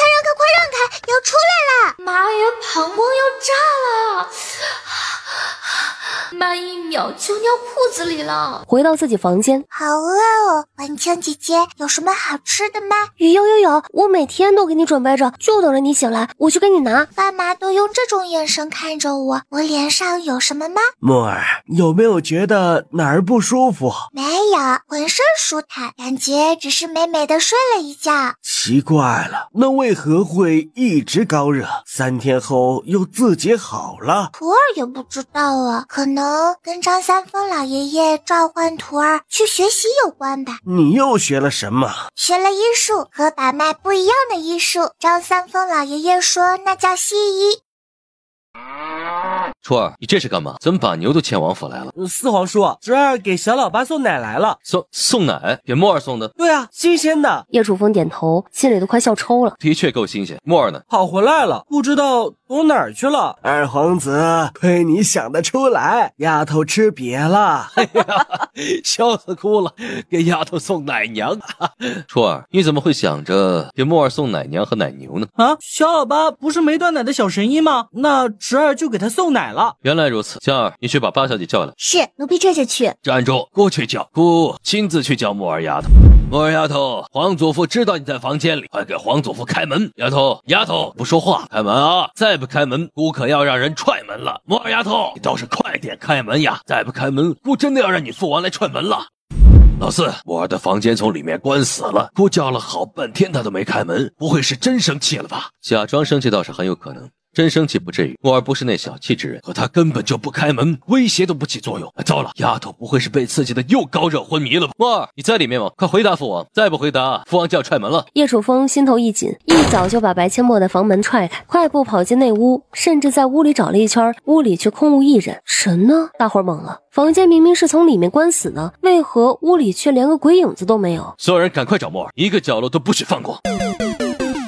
八妹呢？我的八妹哪儿去了？我亲眼看到她跑回府了呀，可怎么就找不到她呢？姑也亲眼看到木儿丫头跑回来了，这丫头到底藏哪儿了？会不会藏在金鹰的翅膀下面啊？一定是金宝和金贝把八妹藏起来了。叶慕辰仔细找了一圈，连2只金鹰的翅膀下面都没放过，还是没有。二皇兄，瞧你干的好事，你送什么不好，非得送八妹2个奶娘，这下把八妹吓得都不知道躲哪儿去了。木儿可能不是藏起来，有可能被高手劫走。若真是被高手劫走，那这个高手就太可怕了，能从王府把木儿神不知鬼不觉的劫走。这个高手的武功深不可测，只怕本王和骆老哥联手不是其对手。八妹到底藏哪儿了？听到七哥焦急而有些崩溃的声音，七哥在狼圈。叶慕辰撒腿就跑，往隔壁狼圈跑去。这狼圈的大门也没打开啊，八妹怎么会在狼圈里？白阡陌正赤手空拳的和二哈切磋，小身体灵活无比。木儿丫头，给姑过来！皇祖父怎么啦？怎么了？你还好意思问？姑都差点被你吓死。告诉皇祖父，为何你的房间门是从里面关上？为何你人却在狼圈？你是如何过来的？嘿嘿，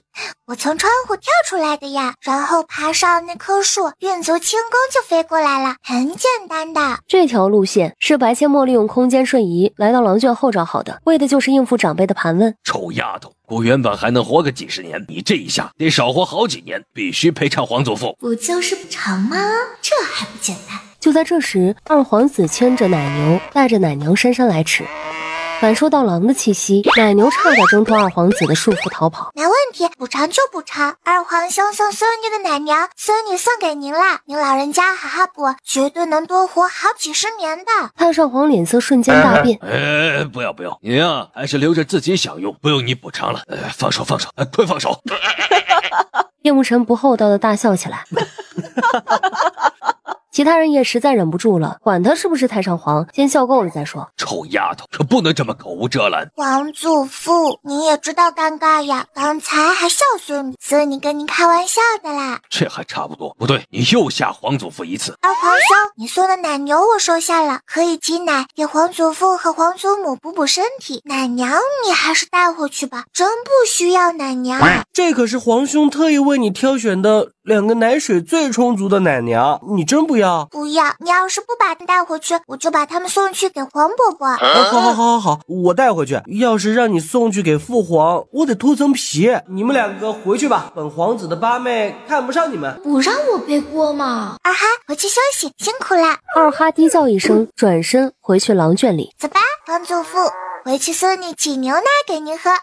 姑不要喝奶。为何不喝啊？牛奶可是很有营养的，尤其是对您这个年纪的人，补充蛋白质，还能补钙，多好，对身体好。以后每天早上1杯鲜牛奶，身体棒棒，吃嘛嘛香。反正姑就是不喝，多大人了还喝奶，不是让人笑话姑。皇祖父，喝牛奶不分年龄的，老人小孩都可以喝，别人笑话你那是别人不懂。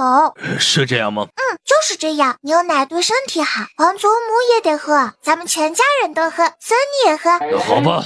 殿下，宋小姐进宫了。太子皇兄要去找女票，有瓜吃了。大哥，帮我照顾一下婉清姐姐和小米，我跟太子皇兄去吃个瓜。这个季节哪来的瓜？在乾坤殿附近，太子和宋景化相遇。臣女见过太子殿下，见过九公主和小郡主。不必多礼。谢殿下。这个女人长得还不错，看上去也是温柔端庄。小郡主，臣女能抱抱你吗？宋景化接过白阡陌，只感觉抱着个石头，看着并不胖，没想到还挺沉。臣。小郡主，年后臣女可以约你去逛街吗？约我逛街？你确定要约我逛街？小郡主不愿意吗？不是我不愿意，而是和你一起逛街，不知道去逛哪儿，是胭脂铺还是首饰铺啊？这些地方都不去，咱们就去逛马行街。马行街是小吃、茶馆、小商品、卖艺算命综合一条街，这个小姐姐对她的胃口。马行街可以，年后约吧。好，一言为定。一言为定。宋景化对白千墨的态度让太子比较满意。墨儿妹妹，皇兄报，咱们呀去找你的7个哥哥。不去，天天跟哥哥们在一起，我想和小九一起去逛逛。就你和小九，皇兄不放心，还是跟皇兄回去吧。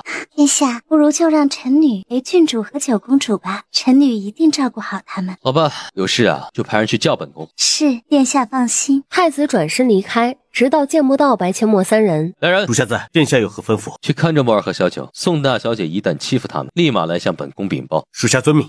小郡主怎么了？嘘，别说话，继续往前走。我感觉有人跟着我们，别回头。这可是在皇宫里，难道还有人敢对小郡主不利？别紧张，跟我走，倒要看看是谁。就在3人靠近池塘时，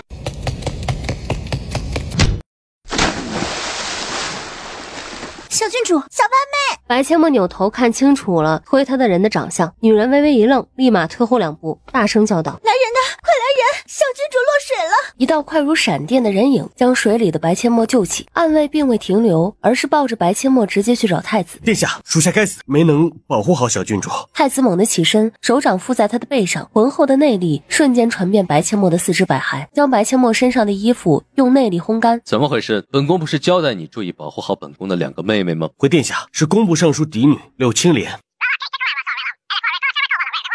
柳青莲敢动本宫的八妹，找死！这个柳青莲是太子侧妃候选人之一。池塘边，柳青莲贼喊捉贼。宋景化，你好大的胆子，居然敢将小郡主推下水！我当是谁呢？原来是柳大小姐，还真是会颠倒黑白啊！我可是亲眼所见，你还把九公主给推倒了。这么冷的天，你居然将小郡主推下水，好歹毒的心思！亲者自亲，小郡主知道是谁推了她。倒是你不解释一下，你为何出现在这里吗？我只是刚好在附近，看到你拉着小郡主来池塘边，就担心小郡主的安危，跑过来只是为了救小郡主，没想到还是慢了一步，奇怪了。九公主怎么了？这个女人真奇怪，她的屁股和脸长反了，满嘴喷便便，好臭啊！柳青莲瞬间脸色铁青，可小九是公主，她还真不敢对回去。没想到这九公主这么有意思，太好玩了。小九真是个人才啊！八妹，你没事吧？有事，大冬天的被人推进池塘里，差点没把我给冻死，到现在牙齿还在打颤呢。小九就他丫的！臣女拜见太子殿下。殿下，臣女亲眼所见，是宋景化把小郡主推下池塘的。是吗？是的，殿下，臣女亲眼所见，是可惜臣女赶过来救小郡主慢了一步。砰的一声闷响，小九的小铁拳实实在在的砸在柳青莲的肚子上。九公主，你太子殿下！来人，属下在，将柳家大小姐重打20大板，逐出皇宫。从今往后，不许她踏进皇宫半步。殿下，臣女到底做错了什么？敢对本宫的墨儿妹妹动手，本宫就是杀了你，柳尚书也不敢替你出头。殿下，臣女冤枉啊！是宋景化推的小郡主，真不是臣女推的。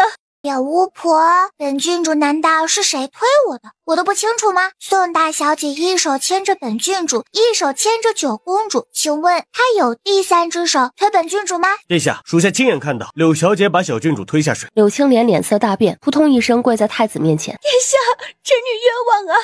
臣女没有推小郡主，是宋景化，是他推的。本宫的暗卫冤枉你，和他有何仇怨？他为何要冤枉你？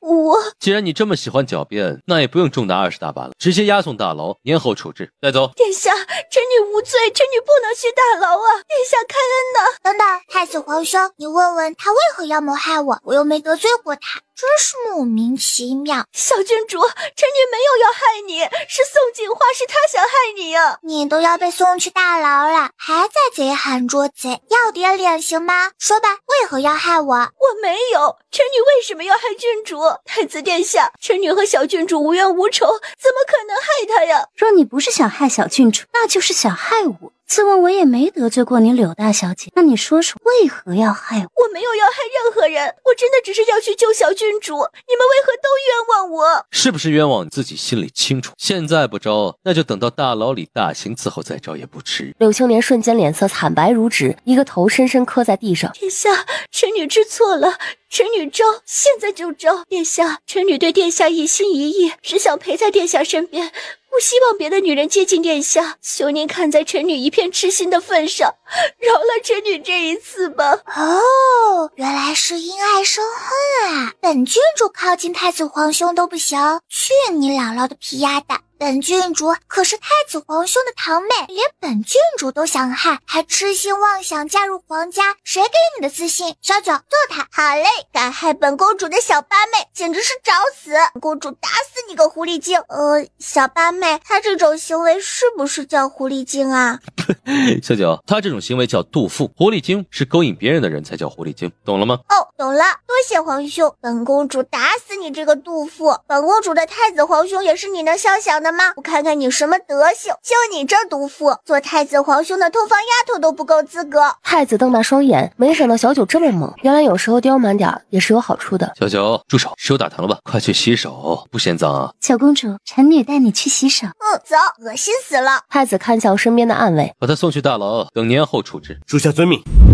木儿妹妹，皇兄呀，带你去换身衣服。皇兄，平时看起来像个文弱书生，没想到你武功居然这么高。木儿妹妹，皇兄会武功可是个秘密，千万别告诉任何人，小九和老六都不能说。父王母妃他们也不知道你会武功吗？你父王母妃知道，但你7个哥哥都不知道，你可不能告诉他们哟。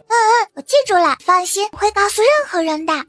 何人如此大胆，竟敢谋害姑的小乖孙啊！父皇，先进去休息片刻，稍安勿躁，很快就知道是何人动了木儿丫头。微臣拜见太上皇。太后娘娘，柳尚书为何会在此呀？回太上皇，小女被太子殿下抓了，她是被冤枉的。小女长这么大，从不曾撒谎。小女说是宋太傅的孙女儿宋锦化推小郡主落水，却冤枉小女。你确定你的女儿是被冤枉的？微臣了解小女，平时连一只蚂蚁都不忍心伤害，何况是小郡主呀？你未免也太自信了，本郡主就是被你的好女儿推下水的。不可能，小女从小善良，她不可能做出此等大逆不道之事啊！扑通一声，柳尚书再次跪下。本宫的暗卫亲眼所见，难道还有假不成？况且柳小姐想谋害的不止木儿妹妹一人，还有宋太傅的孙女儿宋锦化。柳大人，你知道你女儿谋害木儿和宋小姐的理由吗？因爱生恨啊！妈妈咪呀，这种女人好可怕！这丫头又蹦出来个新词儿，妈妈咪呀，何意呀？皇祖父，有人欺负你的宝贝孙女了。木儿丫头，等会儿皇祖父替你讨回公道。皇祖父说说，是何人把你推下水的呀？白切莫将事情的经过原本的说了一遍。不管是谁敢谋害本宫的小侄女，必须严惩不贷。孽障！你怎么可以对为父撒谎，可以做出如此大逆不道之事？父亲，女儿知错了，您救救女儿啊！女儿不要去大牢，不要被杀头！混账东西！姑的小乖孙儿，他可是皇家的宝贝疙瘩，谁给你的胆子？还想污蔑宋家丫头，甚至闹到皇上这儿来，罪不可恕！小郡主只是白将军的女儿，却得皇家如此恩宠庇护，凭什么？柳尚书，你还有何话说？你不是信誓旦旦的保证你的女儿从不说谎吗？欺负朕的宝贝小侄女，此事你要是不给朕一个满意的交代，朕可不会轻饶你柳家。你这个逆女，做出如此大逆不道之事，你还想让为父救你？以后全当为父没有你这个女儿，你自己去向小郡主谢罪去吧。父亲，你救救女儿，女儿还年轻，女儿还不想死呀！女儿要是死了，您如何向母亲交代？逆女，你自己去求小郡主原谅，敢对小郡主动手，为父也救不了你。柳青莲一听，急忙跪好，往白切莫面前挪了过去。哎，停！本郡主受不起你的跪拜，本郡主还小，还没活够呢，不想被你送走。小郡主，小女年幼不懂事，你就原谅她这一次吧。柳大人，敢问令爱年方几何？小女今年刚满17。本郡主还不满5岁，令爱年又不懂事，那本郡主就更加不懂事了。这事可不是小事，本郡主一个孩子可做不了主，还是黄伯伯替侄女做主吧。木儿丫头，她跪你天经地义，你为何说受不起？孙女不喜欢别人跪我，有种要把孙女送走的感觉，而且孙女又不想轻易原谅他，所以才不要接受他的跪拜。哦，那你打算如何才肯原谅他？不过丫头，你原谅他，本宫可不打算原谅。嘿嘿，孙女就知道，就算孙女原谅他，你和皇祖父、皇伯母都不会原谅他的。要孙女原谅他可以，孙女受了惊吓，还差点着凉，怎么也得赔个40-50万两作为补偿吧。我二丫头受了惊吓，说不定还会着凉，可不是跪下磕几个响头就能弥补过错的，至少得补偿丫头50万两黄金吧。哇哦，皇祖母比我还狠，我要的是40-50万两银子，从皇祖母嘴里说出来就变成了50万两黄金。50万两黄金到底值多少银子啊？哎呀呀呀，算术不好，算不出来。母后还真够可以的，50万两黄金，直接能把柳尚书家家底掏空，说不定都得把他家的店铺抵出去才能凑够。柳尚书眼前一黑。在落水前，原本白仙墨可以运气轻功自救，不用掉进水里的，但在看清推他之人的穿着打扮和狠辣无比的眼神，他就故意落水了。反正会游泳，掉下去也淹不死。那群好大儿每天要吃不少肉，开销太大，竟然有人送上门来，不敲一笔天理不容啊！白仙墨见柳尚书晕倒，赶紧上前检查。一阵急救后，柳尚书缓缓睁开眼睛，白仙墨装出一副疲惫的模样。哎呀，累死宝宝了，费了好大的劲儿才把你从鬼门关拉回来。小郡主呀，你还不如别救我呢。这一救醒，就意味着他柳家要破产。多谢小郡主出手相救。不用谢，你把枕巾结一下就行。敢问小郡主，枕巾是多少？危重病人抢救一次是1000两银子。下官只是晕倒，怎么就成危重病人了？整个京城也没有哪个大夫治病收这么多银子的。整个京城也没有哪个大夫被人称为小神医的。怎么，朕的小侄女好心救你一命，还救错了？还是说你柳尚书的一条命还不值1000两银子？微臣不是这个意思。那你倒是说说，你是什么意思？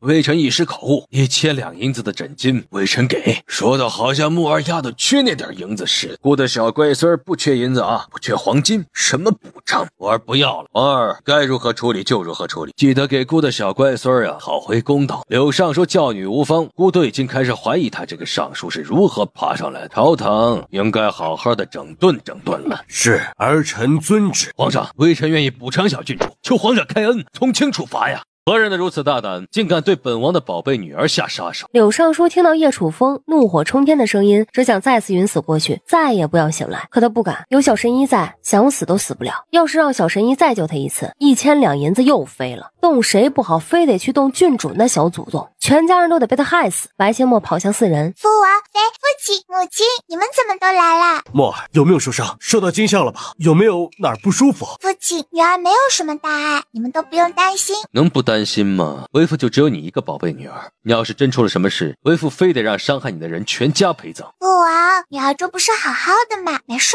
的，不用担心。而且柳大人已经答应补偿女儿50万两黄金了，女儿已经原谅他了。你原谅他，为父可不原谅。区区50万两黄金，可换不来你的命。母妃盼了10几年才盼到你这么个女儿，别说大冬天的推你落水，就是掉一根头发丝儿，母妃都得心疼。无论是谁敢动本妃的女儿，都得跟她拼命。皇上，臣女知错了，求皇上恕罪，求您放过臣女这一次吧。臣女只是太在意殿下，才会一时糊涂，求皇上开恩呐。皇上，是微臣的错，微臣教女无方，才会让这逆女犯下大错，求皇上开恩呐。的确是你的错，养不教，父之过，做错事就得付出代价。去同溪县任县令之职，至于你的女儿，重打20大板，今后没有召唤不得入京。今日你们就回去吧。皇上，微臣为官多年，一直兢兢业业，没有功劳也有苦劳啊。微臣也答应补偿小郡主50万两黄金，这样的惩罚真的太重了呀！求皇上收回成命，从轻处罚，皇上开恩呐！你确实为官多年，但你兢兢业业也是为了中饱私囊。身为工部尚书，你贪了多少，想必你比本王更清楚。你若是记性不好，本王不介意将这些年收集的证据拿到你面前。四弟，你收集了证据，为何不拿给朕？大过年的，臣弟原本是想等年后再给你的。没想到就出这样的事情。皇兄，臣弟建议将柳家妇女押入大牢，年后审理。皇上一听就知道柳尚书贪污的数额不小。子弟，派人去把柳府控制起来，任何人不得外出。说白了，就是防止柳家暗中转移财产。皇兄放心，臣弟早已安排暗卫暗中监视柳家，除了去买菜的下人，谁都出不去。出去买菜的下人也有暗卫暗中监视，柳家耍不出什么花招。如此甚好。于公公，老奴才吩咐侍卫将柳家妇女押入大牢，年后审判。老奴遵旨。发财了！下次要是还有人想害我，我还照样故意落水，来钱太快了哇！莫尔丫头，你是故意落水的？那以侄女现在的我，完全可以避开的。那你干嘛不避开？大冬天的掉水池里，那滋味可不好受。侄女要是避开了，还能得到那么多黄金吗？在皇宫都敢动手害人，怎么也得让她付出惨痛代价，不是吗？虽然大冬天的掉池塘里确实冻得牙齿打颤，你就算照亮一下，值得呀。傻孩子，任何人敢对你动手，黄伯伯都会让他付出惨痛代价。你下次可别再拿自己的身体冒险了，万一一时半会儿没人救你上来，岂不是危险了？皇伯伯放心，侄女会游泳，淹不死的，否则侄女也不会傻到拿自己的生命开玩笑。那也不行，那么冷的天，着凉了还不是你受罪吗？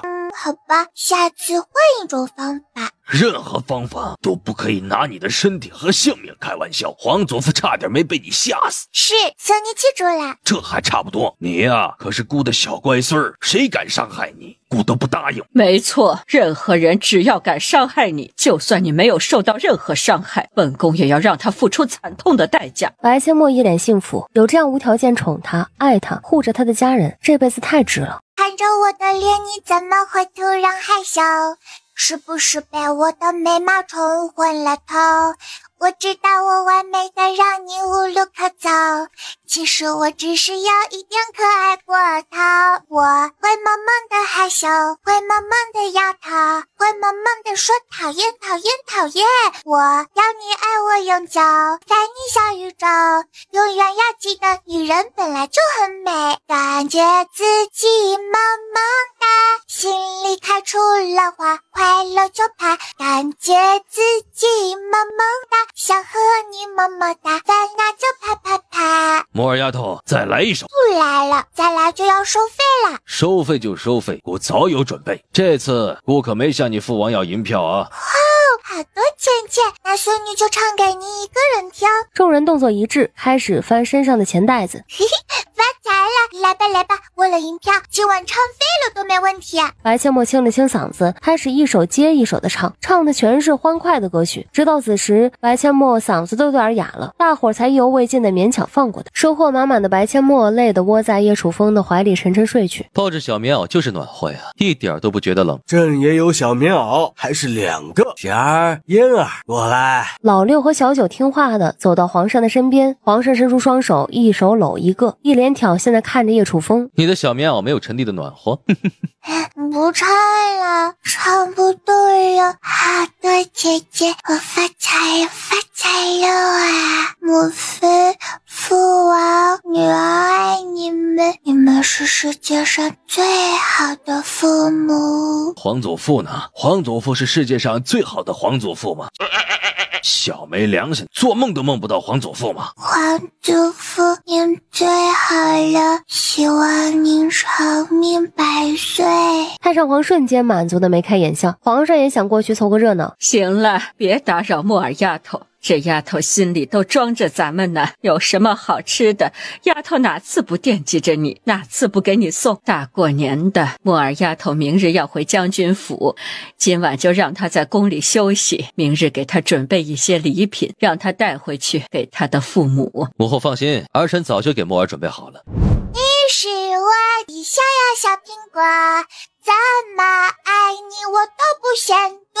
白千墨一边唱一边走，很快就来到了原将军府大门口。父亲母亲，女儿回来啦！四妹妹，你教我们唱小苹果好不好？没问题啊，等会儿教你们。四妹妹，我能跟你一起学吗？你要学就学，我教2姐3姐的时候也不会偷偷摸摸，四妹妹，对不起，我为之前的事向你道歉。你做什么事是你的自由，我不会管，也没资格管。将来你不管父母，有我和二姐、三姐，你想过什么样的日子自己选择，跟我没关系。四妹妹，你不肯原谅我吗？和你之间不存在原不原谅，我和任何人相处都是看人品，人品好的人我就愿意和他相处，人品差的人我就离他远远的，就那么简单。白芊芊羞愧地低下了头，白芊芊眼泪在眼眶里打转。白千墨看得出来，白芊芊已经意识到自己的错误，却不会有太大的改变，根本不想和他多说什么。父亲母亲，咱们进去吧，女儿会在此陪你们3天，之后还要去历练呢，跟着师傅学习医术。墨儿，母亲知道你很努力，也很辛苦，你还小，别把自己逼得太紧。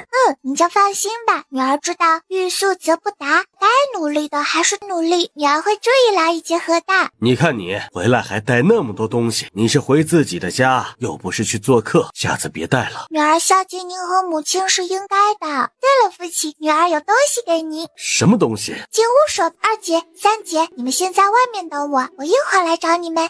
好的。开门红呀了好模样，满天锣鼓敲不够热闹欢唱。开门红呀嘛红四方，欢欢幸福谱带着你的胸膛。开门红呀了好模样，满天锣鼓敲不够热闹欢唱。开门红呀了大风光，满眼喜庆蒸腾出更多梦想。快开门，朕的小侄女来了，哈哈，今天居然给朕唱这么欢快的歌曲。黄伯伯，侄女来啦！今日如此开心，是有何好事啊？好事，自然是天大的好事。皇兄，你的小侄女给你送福来了。什么福？居然说是天大的好事？皇兄可还记得墨儿种在陈地花园里的那些蔬菜？朕当然记得，而且那些蔬菜的味道都不错，这跟天大的好事有何关系？黄伯伯，那些蔬菜侄女都留了好多种子，今年可以大片种植哦，看看能否比南燕国原有的农作物产量高。若是能够提高产量，咱们就可以培育种子，让老百姓都种高产量的农作物。蔬菜可以多种一些，然后卖给晚清姐姐家的客栈和饭馆，等老百姓们都能接受那些新出的蔬菜，咱们就可以提供种子，让老百姓们大量种植，提高生活质量。只要顺利的话，要不了几年，咱们南燕国就能飞速的发展起来。将来咱们有余粮了，可以卖给周边国家，带动南燕国的经济发展。好事，还真是天大的好事啊！墨儿丫头，此事黄伯伯全力支持，需要多少地，多少人，朕让人安排。嘿嘿，黄伯伯，侄女等的就是这句话了。等侄女回去和父王商量一下，然后统计一下数目，再报给黄伯伯。没问题，这么好的事，朕要是不支持，那就不配为天子了。子弟，此事辛苦你好好规划一下，有任何问题随时来找朕。黄伯伯，半夜也可以来找您吗？你是想吓死你黄伯伯吗？大半夜来，你想干嘛呀？嘿嘿，当然是把您吓晕了，绑架您，趁机谋朝篡位，让我父王继位，我就是名正言顺的公主。朕的小侄女真有这么大的野心，朕当初可是让你当朕的义女，当名正言顺的公主，你可是拒绝的。嘿嘿，还真没有，侄女只有赚钱的野心，至于父王，他只想闲云野鹤。不愧是本王的女儿，还真是了解为父呀。子弟啊，你还真是收了个好女儿啊，居然这么了解你，羡慕死朕了。墨儿丫头，你怎么知道父王只想做闲云野鹤的？猜的，以父王的性格，根本就不愿意被束缚。小机灵鬼，真让你猜对了。当初让你父王做摄政王，还是朕逼的。任何人都有可能谋朝篡位，唯有你父王不会。若侄女猜的没错的话，父王要是愿意当皇上，黄伯伯必定将皇位双手奉上。对于他们兄弟俩来说，谁当皇帝都一样。虽说俩人都喜欢闲云野鹤的生活，但兄弟俩都是心系天下、有责任心的人，所以不管谁坐上那个位置，另一个都会不留余力的辅佐。这就是手足情深的兄弟。皇兄，那臣弟就带双儿和墨儿回去了。去吧去吧，明日在朝堂上好好商议一下这个事情，好好选几个人管理适种的农作物。臣弟告退。弟妹告退。侄女告退。这丫头真够调皮的。嘿嘿，黄伯伯拜拜。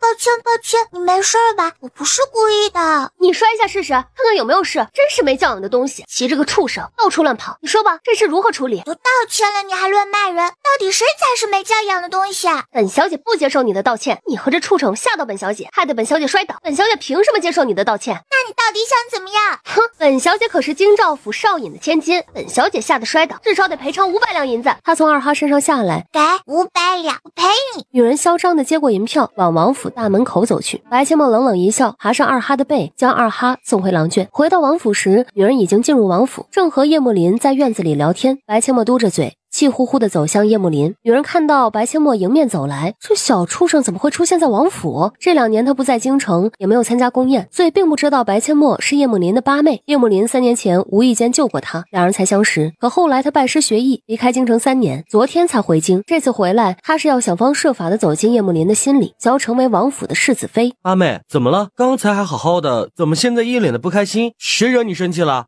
大哥，刚才在门口被人讹了500两银子。何人如此大胆，居然敢讹王府的八小姐？告诉大哥，大哥为你出气。大哥，这个女人是谁？她来咱们家干什么？来，大哥给你介绍一下，这位是京兆府少尹的千金卢静书，是大哥的朋友。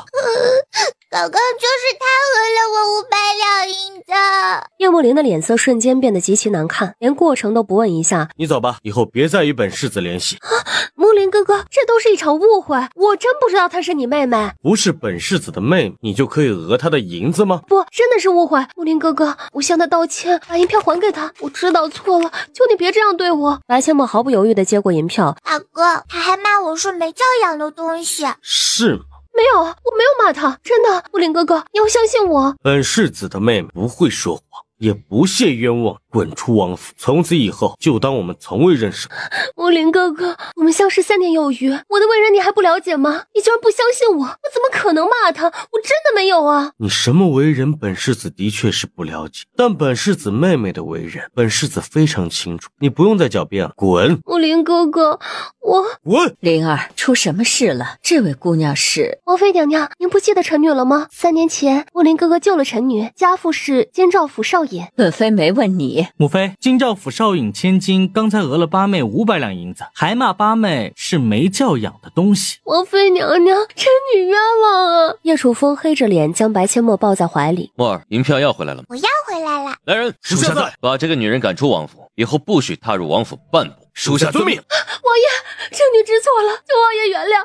慕林哥哥，看在咱们相识3年的情分上，你就原谅我这一次吧，我真的知错了。欺负本世子八妹的人，不管是谁，永不原谅。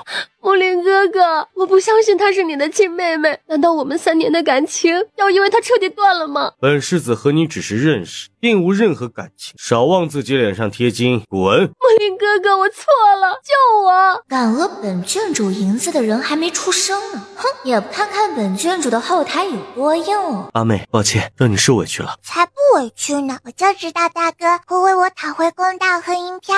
大哥，跟我说实话，之前是不是喜欢他？谈不上喜欢，只是有那么一丁点好感，现在连那么一丁点好感都完全消失了。觉得他配不上，任何一个方面都配不上，就他，还不如婉清姐姐呢。墨儿说的对，就这样的女人还真不如婉清那丫头。灵儿，你记住了，你们兄弟7人就这么一个妹妹，不管是谁，将来遇到心仪的女孩，得先过墨儿这一关。要是不待见墨儿，你们谁都别想把她娶进门。是，孩儿记住了，将来要真是遇到心仪的女子，只要对八妹不好，就算她是天仙，孩儿也不稀罕。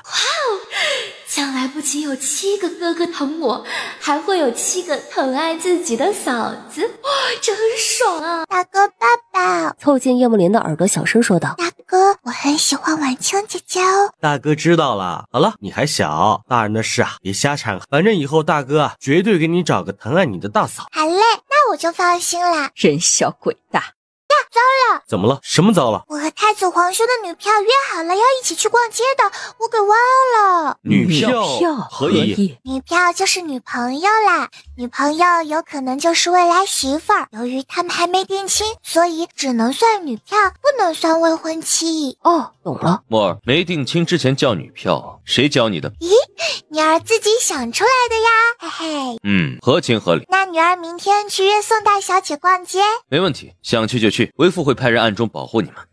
多谢父王。那女儿回去研究苏古宫啦。去吧，有什么不懂的地方，尽管来找为父。好的。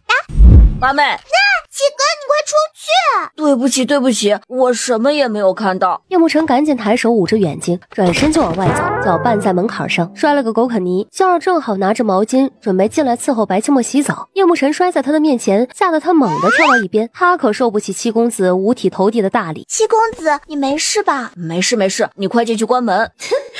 七哥还真是实在，都转过身去了还捂着眼睛，不摔跤才怪呢。香儿，我七哥没把鼻子摔出血吧？没有，好着呢。真是的，有轻功居然还能摔个狗啃泥，反应也太慢了。七公子可能是太紧张了，我才紧张呢，还好进盆里了，吓我一跳，奴婢才被吓了一大跳呢。我都看到了。嘿嘿。翌日，七哥，太傅府在哪儿？你要去太傅府干嘛？约宋姐姐逛街去。现在就去？你都还没用早膳呢。当然是出去吃啊！我们要去逛马行街，我得留着肚子去吃各种美味的小吃啊！有道理，你等我去换身衣服带你去。好，我在门口等你。小八妹，你要去哪儿？不用早膳了吗？不吃了，我出去吃。我要约宋姐姐去逛街呢。小八妹，你太不够意思了，出去逛街居然不带上我和六皇姐。想去就一起去了，快准备去，给你们课钟的时间，课钟后没来的就代表不去了哦。叶慕辰换好衣服回来，八妹可以走了。等等小九他们，逛街人多才好玩。一刻钟不到，几个小丫头全都来到了白千墨身边。走，出发。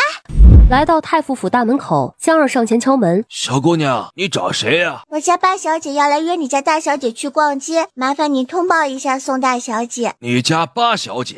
摄政王府的八小姐。快请进啊！小的这就去请大小姐。大小姐，王府八小姐他们来找你了。宋景华火急火燎地跑出房间。千墨妹妹，你终于来了，我还以为你忘了我们的约定呢。哪能啊，我只是这2天稍微有点忙，不会忘记的。你们等我一下，马上就来。好，你去吧。刚进屋，景儿，你要和王府的八小姐出去？是的，祖父，宫宴那天就和她约好了，一起去逛街的。去给景儿多拿些银子，和小郡主出去，可不能寒酸，也不能让小郡主花银子。宋太傅可是老狐狸，深知皇上极其宠爱白千墨，孙女和太子的亲事还没完全定下来，就还存在变数。但只要小郡主在皇上面前提上一句，那就是板上钉钉的事了。宋景华的母亲也是个心思细腻又明事理的女人，自然明白自家公公的意思。是，儿媳这就去拿。景儿，一定要照顾好小郡主，不得有任何闪失。祖父，您就放心吧，孙女非常喜欢小郡主，一定会照顾好的。那就好，小郡主在皇上眼里可是和眼珠子一样宝贝儿，出了任何事情，咱们家也就到此为止了。孙女知道，孙女也不舍得小郡主受到任何伤害，那么可爱的孩子就应该捧在手心里疼爱。就在这时，拿着，小郡主喜欢什么，尽管给她买。多谢母亲，那女儿就去逛街了。哎呀，先把早餐吃完再去也不迟啊。不吃了，我们要去逛马行街，等会儿陪着小郡主一起吃，现在吃了，等会儿就吃不下了。那好吧。宋景华母亲微笑点头，亲自将女儿和白千墨他们送到大门外，叮嘱他们注意安全。宋景华的母亲才返回家中。暗箱算命，算得不准，分文不取。小老头那没瞎的一只眼睛，时不时地看向白千墨，随后又东张西望，继续吆喝：暗箱算命了，算不准，分文不取。白千墨路过小老头摊位前时，哟，这小姑娘不简单呀，大富大贵之命，一生富贵呀。你是在说我吗？嘿嘿，当然是你了，你这面相不简单呀。白千墨转身将小九拉过来，不用你看，你看看他是不是大富大贵之相？他的命格不如你，将来也成不了大富大贵之人。那你再看看他将来是不是大富大贵之命？仔细打量老六一番，这小姑娘面相不如你，将来虽然能不愁吃喝，但命中注定将来也非富贵之人呐。不过什么？不过她今年有一场血光之灾，想要躲过去，就得逆天改命，花费不少精力呀。老六脸上没表现出什么，但心里已经慌了。路过的人一听，长得那么漂亮的小姑娘今年有血光之灾，便开始停留吃瓜。小老头真的会看相算命？那是当然，这事儿还能有假？你出去打听打听，我假半仙什么时候给人算错过？这假半仙是真的算得很准，我去年找他算已经发生过的事情，他真的能说中。对对对，我也找假半仙算过，真的算得很准。哎呀，小姑娘，你别担心啊，假半仙既然能看出来你有血光之灾，就能帮你消灾解难啊！我要花点银子啊！没错，花点银子让假扮仙帮你消灾，你就没什么可担心的了。哦，听大家这么说，你还真是有些本事啊。那你给我算算，白将军府的白老夫人什么时候咽气？你要是算得准，给你100两银子；算不准，人头落地，如何？这哪有人算什么时候咽气的呀？那换个说法，你算算白老夫人活到多少岁？你是根本就不会算命吧？知道我是谁，所以你敢说我是大富大贵之相，但你不知道他们是谁。为了讨我开心，让我心甘情愿掏银子，所以你说他们不是大富大贵之人，甚至说他有血光之灾。可知他们2个的身份比我尊贵，他们若不是大富大贵之人，那我就更加不是。小老头，你若敢赌上你的性命给我算命，别说100两，1000两我都给你。小老头的脸色瞬间变得煞白，就算他走了狗屎运，蒙对了白老夫人的死期，但有他这个小神医在，拖住白老夫人的命，几天是完全能做到的。又或者白老夫人病危的时候，他袖手旁观，恐怕没人能救白老夫人的命。跟神医赌命，完全是在自寻死路。或者咱们换一个赌，不是说我的堂姐今年有血光之灾吗？咱们就赌这个如何？你就说说堂姐什么时候有血光之灾，然后你跟我走，这段时间我养着你。若我堂姐真的有血光之灾，给你1万两银子；若没有，你人头落地。小老头脸色一变再变，白家就是白将军一个儿子，女儿早已出嫁。白家这边他没有堂姐，白切莫是摄政王的义女，他的堂姐那岂不是公主？公主都不是大富大贵之人，试问天下还有谁是富贵命？小老头面如死灰，跟小郡主赌命，那是真的在玩命。小老头，看你根本就不会看相算命，别人身上发生过的事情，只要出去打听打听，就能了解个8九不离10。要真有本事，就算算没发生过的事情啊！他突然捂着肚子叫道：哎呦，我肚子好疼！大家让一让啊，我先去茅房解决一下，马上回来。小老头，乖乖坐下，我给你看看，要是严重的话，我免费给你开药方。哎呦，不用，我上个茅房就好，马上回来啊！可他太低估白切莫小手上的力道了，根本就挣脱不开。我说小老头啊，真是不够聪明，明知道我的外号叫没断奶的小神医，还敢在我面前装肚子疼，你想使钝啊？没门儿！既然你肚子疼，那我就免费给你治疗一下吧。从空间里取出一副银针。哎呦，不用了，小郡主，求你放我一马吧。放你一马？瞧你这话说的，可是免费给你治疗，治好了继续给我堂姐算命啊！1万两银子还在向你招手呢。小郡主，你就放过我吧，我今天状态不好，算得不准。看你不是算得不准，你是根本就不会算命，还想在此招摇撞骗到我的头上，胆子挺肥啊！我丫的，假扮仙他是真的假扮仙，骗子，一把年纪了还出来骗人，可恶，揍他！我也要狠狠揍他，骗点银子试下，被他吓个半死，怎么也得赔偿咱们点。没错，没银子赔就狠狠的揍他一顿。假扮仙，哎呦喂，以前怎么就没想到他假扮仙的假是真假的假呀？八妹，让我来吧，这样的骗子不用跟他废话，直接送官府去。好吧，那就送官府。小郡主，我错了，你就饶了我这一次吧，以后再也不敢了。你问问那些被你骗的人，看看他们愿不愿意原谅你。他们要是愿意，我就饶了你；不原谅，恨吧，没人愿意原谅你。你还是去官府好好反省一下吧。小郡主，你们继续去逛街，这个骗子就交给我吧，我要亲自将他扭送到官府。他奶奶的，这老骗子骗了我6两银子呢。好吧，那就交给你啦。最好是你们这些受害人都一起去，告他的人越多，他就越惨。被骗过的人纷纷嚷嚷着要一起去，毕竟谁的银子也不是大风刮来的。不好啦，着火啦！嗖的一下，白切莫从床上一跃而起。哪着火了？白小姐，你听错了，没有着火。白清墨翻了个白眼，倒下去闭上眼睛继续睡。大小姐，你的50万两黄金不要了吗？嗖的一下，白清墨再次从床上一跃而起。开什么玩笑？那可是50万两黄金，怎么可能不要？白小姐，你再不起床，王爷就自个儿上朝去了。啊，我这不是起来了吗？我快，把衣服给我穿上，快点！50万两黄金，我来了！发财了，今天要发大财了！财迷嘛，用这种方式叫起床是最管用的。白清墨一溜烟跑去找叶楚风。谁呀？莫非是女儿？父王还没起来吗？墨儿，你父王和你大哥昨晚都没回来。啊，父王不会是自己进宫去了吧？你父王要入宫上朝，应该会先回来换衣服，有可能他正在赶回来的路上。莫非？没关系的，父王如果来不及回来换衣服，直接去上朝，天亮后和七哥一起进宫。好，如果天亮了你父王都没回来，母妃就送你和你七哥进宫，先来床上躺一会儿吧，别着凉了。白阡陌闭上眼睛依偎在秦若霜怀里，就在他迷迷糊糊想要睡着的时候，叶楚风风尘仆仆地赶回来了，直奔白阡陌的房间。王爷，您怎么来了？八小姐不是去找您了吗？来不及回答香儿，转身往自己的房间跑去。父王，你回来了。为父刚赶回来，来不及换衣服了，你快起来，为父带你进宫。好。叶楚风抱起白阡陌，双儿，我们先走了，快去吧。直接运起轻功往皇宫方向飞掠。父女俩赶到乾坤殿时，早朝已经开始了。守门的侍卫只感觉眼前一花，叶楚风已经抱着白阡陌进入大殿，于公公惊的大喊：护驾，护驾！喊完就跑到皇上面前，用自己的身体挡住皇上。无需惊慌，是本王。众人才松了一口气。摄政王这也太吓人了，文武百官还以为是谁吃了雄心豹子胆，敢潜入皇宫刺杀皇上呢。四弟啊，你是想把朕吓死吗？朕还以为是刺客呢。皇兄，抱歉，臣弟有事耽搁，来晚了。哎，不碍事，看你连衣服都没换，是刚从外面赶回来吧？是。墨儿丫头还没睡醒吧？来黄伯伯这里。墨儿丫头今天是来收账的吧？黄伯伯，可是50万两黄金耶，侄女当然得来收账啦。小财迷，放心吧，黄伯伯今天必定让你带着50万两黄金回王府。多谢黄伯伯。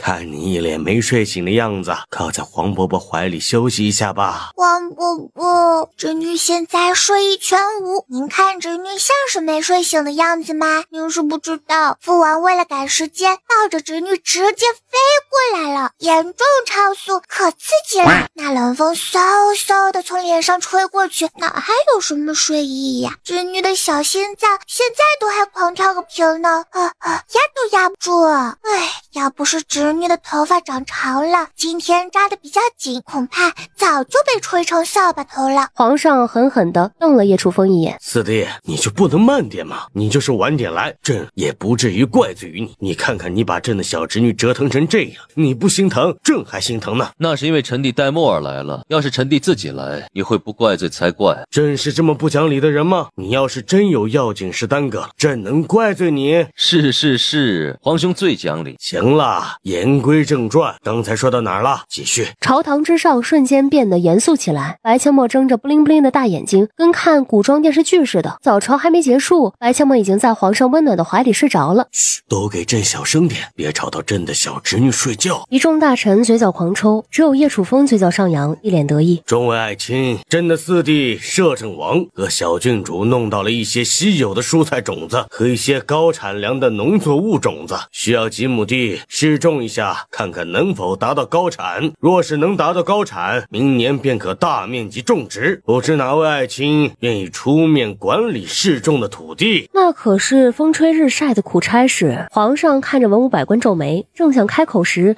皇上，微臣未进入朝堂之前，和父母一起种过地，对蔬菜和农作物也相对了解，不如就让微臣去试试。说话的是宗人府副理事严承恩，这是利国利民的大事。严承恩怎么也没想到，因为今日的选择，几个月后他品级就连升3级。好，此事就交给严爱卿去办。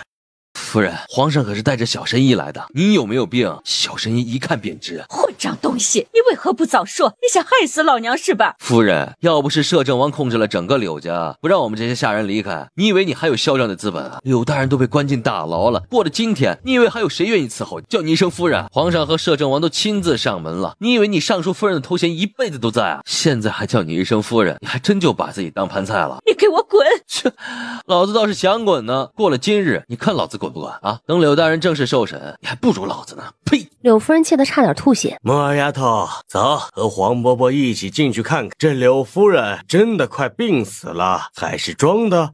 黄伯伯慢点，小心台阶。木儿丫头，黄伯伯还年轻，放心吧，不会踩空摔倒。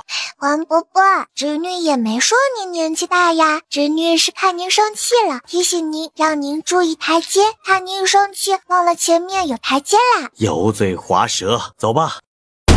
皇上对着大门踹了一脚，好家伙，大门从里面关上了。皇上这一脚居然没有踹开，还把脚给踹疼了。叶楚风努力的憋着笑。皇兄，还是臣弟来吧。皇上翻了个白眼，你就不能早点出脚吗？大门被白阡陌运足内力一脚踹开了，皇上瞪大双眼，嘴巴都能塞进一颗大鸭蛋。木儿丫头，你就不能给你黄伯伯留点面子，让你父王踹不行吗？黄伯伯，不是面子的问题，踹门这种事压根不是您干的。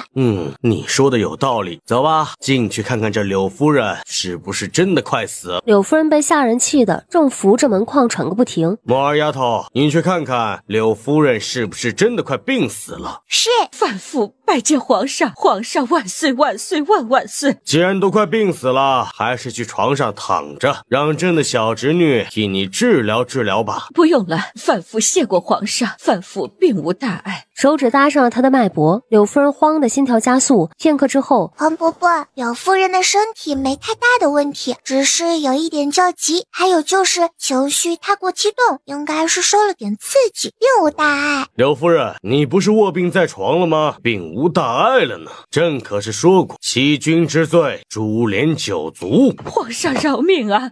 范父知错了，请皇上恕罪，饶范父一命。你还知道你是范父，居然敢装病，是不想给朕的小侄女赔偿，打算独吞柳大人的家产吗？不是的，范父不敢。皇上，范父已经将50万两黄金准备好了。是吗？既然已经准备好了，那就先把朕的小侄女的赔偿金拿出来，至于你，稍后再与你算账。柳夫人狠狠地扇了自己几个大耳光。柳夫人，你就不必在黄伯伯面前演戏了，就你那点小心思，连我这个小孩子都骗不过，何况是骗我英明神武的黄伯伯和父王，真是幼稚至极。哎呀，这小丫头就那么会说话呢？这小棉袄实在是太暖心了。皇上，范父知错了，是范父鬼迷心窍，求皇上开恩饶范父一命啊！想让朕饶你一命，那就看你表现。表现？看我的表现？这要如何表现？柳夫人看着皇上，又看看白阡陌，到底要如何表现？表现。突然，柳夫人磕了一个头。皇上，范父这就带小郡主去库房拿50万两黄金。小木不可雕也，没救了。耀眼的金光差点闪瞎了白阡陌的双眼，几大镶金珠宝闪闪发光，耀眼夺目，笑得像个小傻子。皇上和叶楚风一脸宠溺的看着他，就感觉心情无比的愉悦。原来如此，懂了，小郡主，这些是柳家赔给你的，父凑不到那么多黄金，只能把之前所有的东西都凑到一起。这个小箱子里装着的是银票，这些都是赔偿给你的。小郡主，你随范夫一起进去吧。见叶楚风点头，他迈开小短腿跟上柳夫人。柳家的库房居然暗藏玄机，看来还是低估了柳家呀。四弟，你就不担心墨儿丫头遇到危险？臣弟不担心，一个小小的柳夫人还奈何不了墨儿。你就不怕暗室中有机关？不怕，柳夫人比墨儿更怕死。白阡陌跟着柳夫人进入暗室。小郡主啊，这个暗室里的东西你随便拿，能拿多少拿多少，只求你帮范父向皇上求求情，饶范父一命。没问题，本郡主答应你了。真的？当然是真的，前提是得说话算话。小郡主放心，我绝对说话算话。这个暗室里的东西，你能拿多少就拿多少，只能是你自己一次性拿，不可拿出去又跑回来拿。在柳夫人看来，白阡陌不管多聪明，始终只是个孩子，全身能塞的地方都塞满，连半箱都拿不掉。只要他能开口，在皇上面前帮自己说句好话，说不定就能保住性命，甚至能从柳家全身而退。没问题，我就一次性拿，嘿嘿，让你见识一下本郡主的神奇。天灵灵，地灵灵，各路神仙来显灵，将我的小挎包变成超级无敌乾坤袋，能容纳万物呀！太上老君，急如律令。白切莫这谜一样的神操作，把柳夫人唬得一愣一愣的。好啦，本郡主要开始装金银珠宝啦。小郡主，请吧。白切莫点头，开始大把的将金银珠宝往小挎包里送，可就是不见小挎包鼓起来。柳夫人瞪大眼睛，一脸的不敢置信。难道刚才小郡主神叨叨的念咒语真的管用？这小丫头真能请神，将她的小挎包变成能容纳万物的乾坤袋。我的个亲娘姥姥哎！小郡主才是真神呐！等所有金银珠宝被他装的只剩一点点时，他便不再往空间里送，而是直接留在小挎包里，将小挎包装得鼓鼓囊囊的。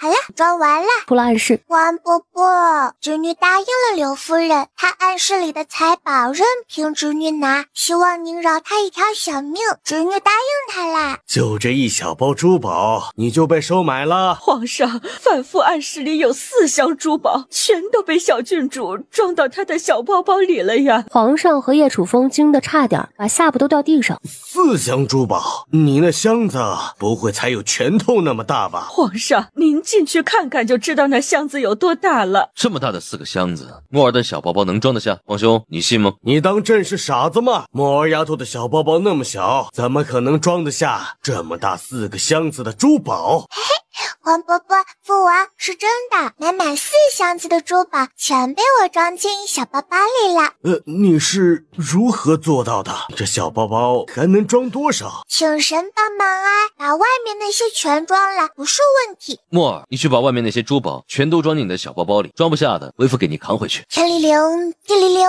各路神仙来显灵，将我的小挎包变成超级无敌乾坤袋，能容纳万物呀！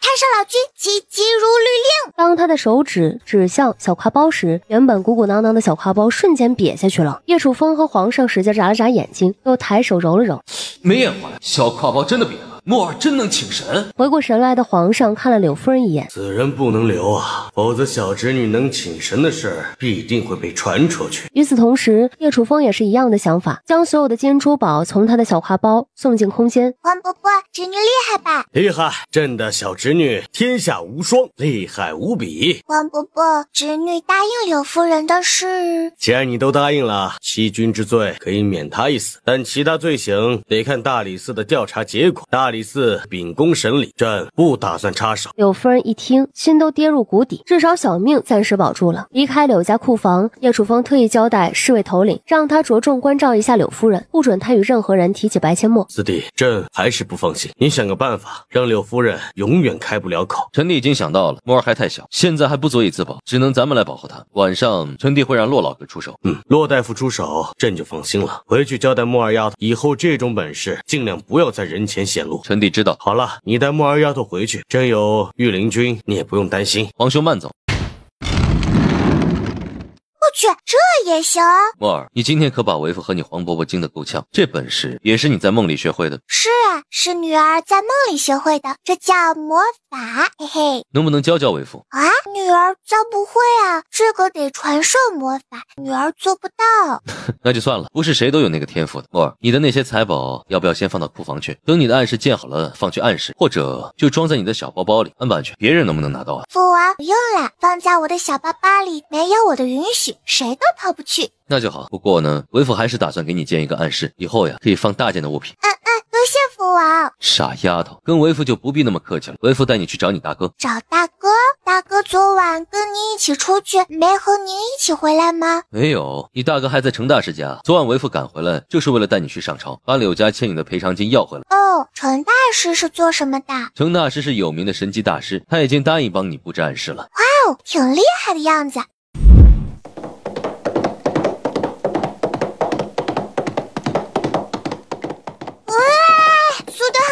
感觉要飞起来了！傻丫头，这可是千里马，速度那么快吗？好快，好刺激啊！女儿还是第一次骑这么快的马。以后有的是机会，等你再长大一点，为父送你一匹汗血宝马。女儿不要，女儿有精英就够了。傻孩子，等你长大了，精英还驮得动你？该没问题吧？女儿可以用轻功啊，这样精英不用承受女儿所有的重量了，还能将轻功练得更好呢。好吧，你什么时候想要就告诉为父，为父给你弄一匹回来。这程大师怎么住在山上啊？程大师年纪大了，所以选择隐居在这座山上。等到地方你就知道程大师的隐居之地有多漂亮，那可是世外桃源。神机大师哎，那能不能偷师学艺？莫儿，你是不是又想学神机术了？嘿嘿，父王，这都被您看出来了，不知道女儿有没有机会学一学？叶楚风摇头。哦，没机会啊。不是完全没机会，而是机会渺茫。程大师似乎不收女徒弟。不收女徒弟？那没关系，等女儿见到程大师再说。嘿嘿，要是女儿看上了他，那女儿就把头发剃掉，死皮赖脸也要拜师学艺。要是看不上，女儿才不舍得头发呢。不是，人家都是师傅徒弟，你咋还挑起师傅来了？因为女儿已经有一个师傅啦，不缺师傅，干嘛不挑个好看又有本事的？女儿啊，你挑个有本事的那是理所当然，可干嘛还得挑个好看的呀？喂，没办法，女儿就是个颜控狗，喜欢长得好看的东西。师傅要是长得不好看，女儿才不要呢。叶楚风虽然听不懂颜控狗是什么意思，但也能想象出个大概。那就不用想了，你看不上程大师的。程大师不仅长得不好，脾气还很暴躁。哦，那好吧，女儿就不考虑拜二师傅了。父王，咱们继续走吧。到了。奇怪了，入口机关到底在哪儿啊？父王，您不会是记错了吧？不会，就是这里。还找吗？不找的话，为父就告诉你。找？怎么能不找呢？我还就不信了，还有女儿找不到的机关入口。我去，这也行？还真是踏破铁鞋无觅处，得来全不费功夫，居然让我一脚给踹开啦！不错不错，不愧是本王的女儿，这都能让你找到。就在这时，叶慕林和一个有些驼背的瘦小小老头闻声跑了出来，刚好听到叶楚风说的话。叶老弟，你说什么？你说机关入口是你的小女儿找到的？没错，就是本王的小女儿找到的。程大师，意外不？意外，太他丫的意外了！你没给她提示呀？没有，绝对没有。他都找了好一阵子了，实在没找到，他一生气就踹了一脚，结果就被他给踹开了。这程大师和想象中的大师完全不一样，怎么就是个驼背小老头呢？好一个灵动的小丫头，这世界上怎么会有这么好、这么灵动的孩子？小丫头，你几岁了？老爷爷，快5岁了。叫什么老爷爷？老夫有那么老吗？你父王都叫老夫老哥，你应该叫程伯伯。皱纹都能夹死苍蝇了，还装嫩，嘴上却甜甜的叫道：“陈伯伯。”哎，走，进屋。哎，这就换季节了吗？啊，这里好嫩和。莫儿，为父之前就告诉过你，程大师的隐居之地是个世外桃源，这回你相信了吧？相信了，外面那么冷，一进入这里就很暖和，跟换了个世界似的，都能闻到花香味。这可是老夫花了大价钱打造的，整个山谷被一个大阵法覆盖，这里四季如春，不会冷也不会热。小丫头，喜欢这个地方吗？喜欢呀，这么漂亮的地方，谁会不喜欢？可惜不是我的地盘。你要是喜欢，这里也可以是你的地盘。什么意思？陈伯伯会是想把这里送给我吧？啊，不行不行，红不受禄，不要。这老小子是看上莫儿了呀。小丫头，你是否愿意拜老夫为师啊？继承老夫的衣钵，老夫呀可是奇门遁甲样样精通。哇哦，这么厉害！那是当然。可是我已经有师傅了，不能再拜师了吧？你已经有师傅了？呐，父王知道这事啊。你那个师傅能教你奇门遁甲？那不能，我师傅不会。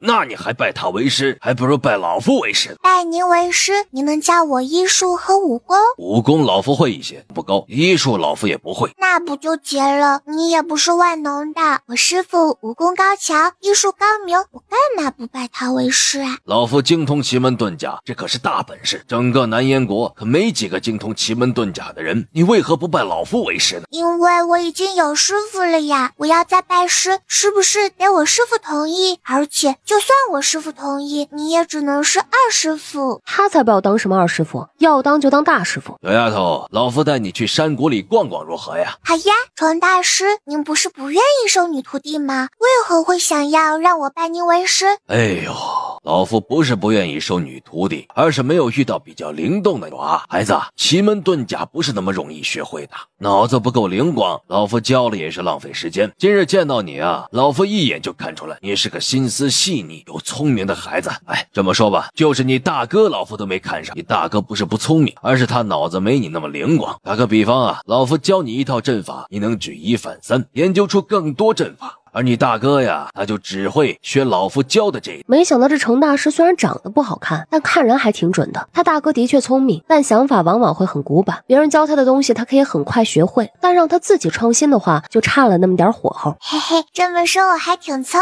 明的。你当然聪明，一般人可入不了老夫的法眼。可我还是不能拜您为师，您还是另外选一个继承您的衣钵吧。小丫头啊，你就不能再考虑考虑？你拜老夫为师，这个山谷将来就是你的。至于让你那个师傅当二师傅，老夫当大师傅也行啊。不行，谁都不能取代我师傅在我心中的位置。程大师，我承认我很想学您的奇门遁甲，尤其是阵法，但如果要让我放弃我的师傅才能跟您学，那我宁愿不学。这丫头没有因为更大的利益而放弃之前拜的师傅，毕竟才是个4、5岁的孩子，能经得起诱惑的可不多呀。小丫头，为何呀？你看不上老夫这个世外桃源？我的命是师傅和七哥救回来的，在我心里，师傅和父王一家跟我的亲生父母一样重要。这孩子知恩图报，难怪王爷那样高高在上的都愿意收他为义女，并不惜拉下脸来，宁愿欠人情都要请老夫出山，为小丫头设计暗示机关。程大师再次诱惑道：小丫头，你要是拜老夫为师，让老夫当大师傅，老夫不但将此处的山果送给你，另外再帮你打造一片四季如春的药田如何？还有帮你设计暗示机关，老夫分文不取。我不要，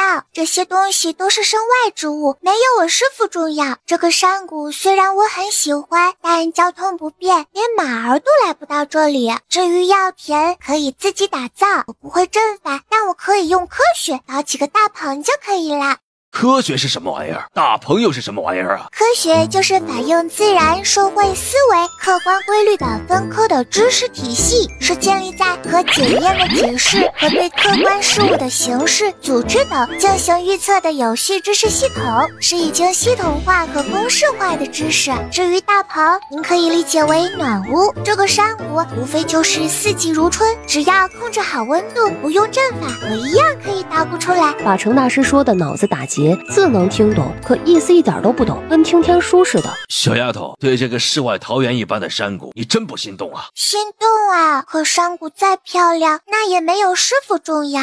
哼！程大师气得甩袖离开。叶楚风见程大师气呼呼的回来，程大师，小女惹你生气了？没有，老夫是被他打败了。在他眼里，老夫这半辈子的心血比不上他的师傅，气死了。程大师，你可知墨儿的师傅是谁？我管他是谁呢，居然把老夫给比下去了。老夫不服，老夫要去找他单挑。墨儿的师傅是骆九营骆老哥，是他，那老夫服了。他这辈子佩服的人没几个，骆九婴是其中一个，难怪这小丫头不愿意拜自己为师，原来他是骆大夫的得意弟子，那还讲个屁呀！打也打不过，想抢也抢不过呀！现在想当这丫头的二师傅，骆大夫未必会同意呢。这么灵动又优秀的徒弟，提着灯笼都难找，换作是他也不愿意让这宝贝徒弟叫别人师傅。这么多年才遇到一个满意的徒弟人选，还被人捷足先登了，这打击有点大呀！你笑什么笑呀？看老夫收徒不成，你就那么好笑？程大师，你想收墨儿为徒还不简单？骆老哥就住本王府上，你已经答应了给墨儿的暗示布置机关，去了王府和骆老哥商量不就行？以骆老哥对墨儿的宠爱，你当墨儿的二师傅，骆老哥绝对会答应。那还等什么？老夫现在就去收拾行李，马上出发。还是八妹魅力大呀，孩儿求了他一晚上，让他早点去王府，他都说要等几天，等他把新研究的阵法研究出来才去。那是当然，墨儿古灵精怪，他出马，程大师完全招架不住。程大师拎着个包袱出来，哎，小丫头呢？还没回来吗？没回来，不知道跑哪儿去了。父王，孩儿去找八妹。八妹！叶慕林一边走一边叫：大哥，我在这儿，快来！只见八妹正蹲在地上，手里拿着匕首刨坑。八妹，你在挖什么？大哥，我在挖何首乌。这株何首乌应该有上千年了，但长得太深，挖不出来。叶慕林赶紧跑过去，接过白切墨手里的匕首，接着挖。八妹，你去叫父王来帮忙。这个何首乌长得确实有点深，用匕首不太好挖，最好是找把锄头来。好，我现在就去找父王。父王，陈伯伯，我找到了一株千年何首乌，可是长得太深，需要锄头才能挖出来。小丫头，那是老夫故意留着的，难道老夫还不知道何首乌吗？你挖了多深了？这儿应该有我的脚那么深了。哎呀，将手里的包袱一扔，转身去找锄头。没多大一会儿，程大师扛着一把锄头返回来。走吧，老夫去给你挖。陈伯伯，你不是故意留着的吗？都被你挖这么深了，还留个鬼呀！走吧，就当是老夫送给你的见面礼。嘿嘿，多谢陈伯伯。走吧，真是那么隐秘的一株何首乌都能被你发现，老夫不服都不行呀。很隐秘吗？抬头就看见了，不然我也不会去挖。这丫头运气也太好了吧！叶楚风心里都快笑抽了，遇上他家宝贝女儿，程大师注定要放血。哇哦，大哥好厉害，这么快就挖得那么深了。小子，你让开！陈大师，还是让晚辈来挖吧。起开，起开！老夫送给小丫头的见面礼，老夫自己挖。程大师挖了将近半个时辰，才将完整的何首乌给挖了出来。小丫头，这个就当是老夫送给你的见面礼。多谢陈伯伯，这何首乌太大了，嘿嘿，发财了，发财了！财迷就好，他就不信诱惑不了这小丫头。别的不说，他所在这个山谷里的极品药材可不止这一株千年何首乌。大哥，你帮我扛回去吧。没问题，交给大哥就行。走吧，先去王府，老夫行李都收拾好了。陈伯伯，您这山谷里应该还有不少极品药材吧？那是当然，不过你又不稀罕，老夫这山谷又没你师傅重要，你还是别惦记。嘿嘿，不要您的山谷，但我稀罕您这山谷里的极品药材。等今年入秋后，我想再来您的山谷玩。你想得美！除非你成为老夫的徒弟，否则这山谷里的药材只能得到这一株千年何首乌。不给就算了，反正我知道你的入口机关如何打开。改天叫上我师傅，偷偷来把您山谷里的药材薅光光。反正您又不是大夫，用不着那些极品药材。我和我的师傅都是大夫，可以用这些药材治病救人。老夫可是神级大师，你当我这山谷是你想来就来，想走就走的？还好你提醒老夫了，出去老夫就把入口机关给改了。您尽管改，只要我想来，无论您如何改，我总能找到入口的。你倒是挺自信的。那是当然，你也不看看我是谁的女儿？本王的女儿就是这么自信，父女俩一个德行，不然怎么能是父女呢？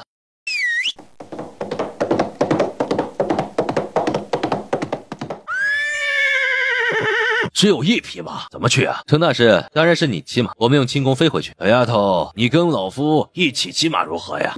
不要跟师傅一起练习轻功。陈伯伯，你还是自己骑马吧。叶老弟，你这马不会发狂吧？还真会。叶楚风走到马儿身边，伸手摸了摸马儿的大脑袋，乖乖的把程大师送回家。到家奖励你上等草料，不许发脾气，要懂得尊老爱幼。马儿低叫一声，程大师则翻了个白眼，他一点也不承认自己老了。程大师跨上马背，一手抱着千年何首乌，策马奔腾往京城赶去。叶楚风、白千墨和叶慕林则运足轻功飞掠。小丫头呀，当老夫的徒弟，老夫把整个山谷送给你，山谷里的药材全都归你，老夫还帮你把整个山谷都种上药材，可好呀？我师父同意您当二师父了吗？同意了。不信你问你父王。墨儿，你师父的确已经同意了。我师父都同意了，我还有什么可担心的？拜师就拜师，多个师父相当于多个爹，一日为师，终身为父嘛。不过程伯伯，七哥和我一起学可以吗？没问题，教一个跟教两个没什么区别，但老夫不保证他能学会。程大师难得收两个徒弟，得举行隆重的拜师仪式，否则呀，程大师可不会甘心。嘿，那什么时候举行？明天吧，明天准备香案。不，就今天，现在就准备，还来得及。那好吧，我现在就让人准备。半个时辰不到，一切准备就绪，就等两个孩子磕头拜师。两个师傅端坐在香案两边，徒儿拜见大师傅和二师傅。大师傅请喝茶。向程远海敬茶，同样将茶杯举过头顶。二师傅请喝茶。骆老哥，老弟得给两个孩子定点规矩啊！开什么玩笑？老夫的宝贝小徒弟，老夫都舍不得给他们定规矩，你一个二师傅定什么狗屁规矩？你看看这两个宝贝小徒弟，像是会守规矩的人吗？不是，老弟也没想给他们定多少规矩啊，就是想让两个孩子一年去山谷住上2个月，这个都不行啊！不行，两个孩子要出去历练，要学习医术，治病救人。你那山谷里没有病人，你让两个孩子如何练习？还有皇上、皇后、太上皇、太后，几天见不到两个孩子，非把你剐了不可。不信你可以试试。还住2个月，去你那破山谷有什么好？我告诉你啊，想当这2个孩子的师傅，你得跟在他们身边教才行。不是，老弟呀，就是想把山谷里种上药，那里大阵覆盖，不冷不热，可是种药材的好地方。我这想法错了吗？不错，想法相当不错。过段时间，老夫亲自去看看，挑选一些药材种上。陈老弟啊，收这2个孩子为徒，不是他们跟着你走，而是你跟着他们走。行，老弟跟着他们走行了吧？丫头啊，这是给你的拜师礼，你和你7哥一起，哪儿不懂就来找为师，为师给你讲解。好的，多谢师傅。叶慕辰眼巴巴地看着二师傅，我的拜师礼呢？程云海尴尬地笑了笑，为师没准备你的礼，下次不给你啊。实在是一开始没想到会收你为徒，下次补就下次补，别忘了就行啊。白千墨和叶慕辰将叶楚风准备的拜师红包给了程云海，程云海将2个孩子扶起来，拜师大典算是结束了。翌日，一名暗卫就前来禀报，王爷，柳夫人已经神志不清，无法开口说话了。那就好，你们再坚持2天，很快就可以撤回来了。是，属下告退。太上皇见几个孩子要出去，木儿丫头，你们这是要去哪儿啊？皇祖父，您怎么来了？你还好意思问？你和晨儿不进宫去看望姑，姑只好出来看你们了。嘿嘿嘿，皇祖父，不是孙女不去看你，实在是这2天太忙了。草民叩见太上皇、太后娘娘，这位是？皇祖父，这位是神机大师程大师，现在是孙女和7哥的2师傅。二师傅，神机大师。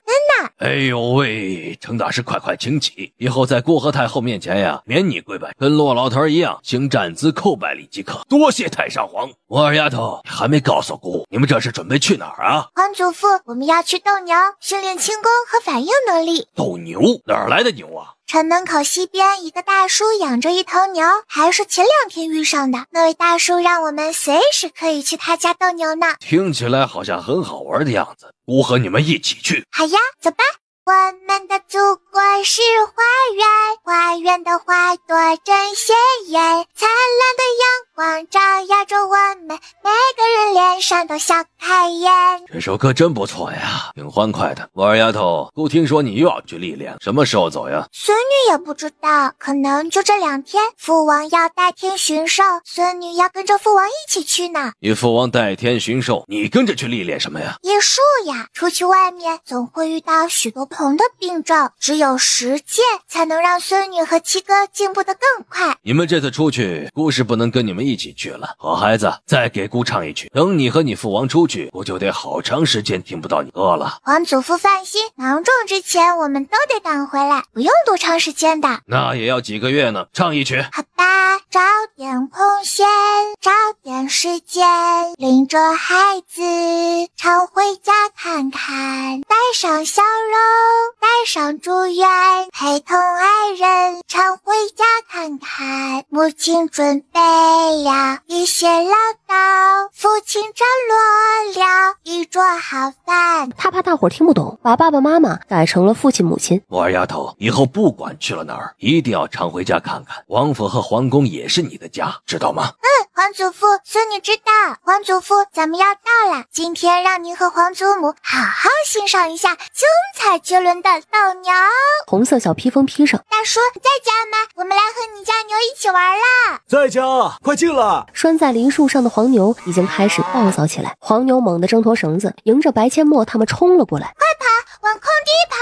程云海吓得转身就跑，还是跟着白阡陌他们一起跑。陈老弟，你还不快让开？你也想跟着去斗牛啊？程云海一听，拐个弯往旁边跑去，随后纵身一跃，跳上一旁的围墙。黄牛看都不看他一眼，径直追向白阡陌他们。他奶奶的，一来就搞得这么刺激，吓死我老人家了。罗老哥，黄牛是不是和木儿丫头他们有仇呀？刚见面就杀气腾腾的。姑也想问，这牛是不是和木儿丫头有仇呀？一来就追着跑，孩子们不会有危险吧？不会，牛之所以发狂，是因为他们身上的披风。我先去看着孩子们，保证他们的安全，你们跟着过来就行。骆九婴运起轻功追了上去，养牛的大叔大婶儿听到太上皇自称姑，吓得他们赶紧跪下行礼。草民拜见太上皇、太后娘娘。民妇拜见太上皇、太后娘娘，免礼，起来吧，快带姑去找姑的小乖孙儿。是，太上皇这边请。空地上，一群孩子正在黄牛前面肆意奔跑，而当白阡陌他们分开跑时，黄牛都差点被他们给搞疯了。懵逼一会儿后，看谁离他最近，他便去追谁。太上皇他们赶来时，就看到黄牛追着孩子们跑，孩子们一会儿跳跃，一会儿侧移，完美的躲开黄牛的攻击，而太上皇和太后却看得心惊肉跳，直呼受不了，上了年纪哪能这么受刺激啊？这牛看上去如此暴躁，孩子们会不会有危险呢？太后娘娘，您就放心吧，有骆大夫在一旁保护，不会有危险的。就在这时，大黄牛拼命地追向白阡陌，太上皇直接吓出了破锣嗓音：墨儿丫头小心啊！就在黄牛的脚即将攻击到白阡陌的后背时，白阡陌纵身一跃，稳稳骑在黄牛背上。黄牛更加暴躁了，四肢开始不停地蹦跶，企图将白阡陌给颠下来。白阡陌的双脚轻松飞到半空中，然后稳稳落地。哎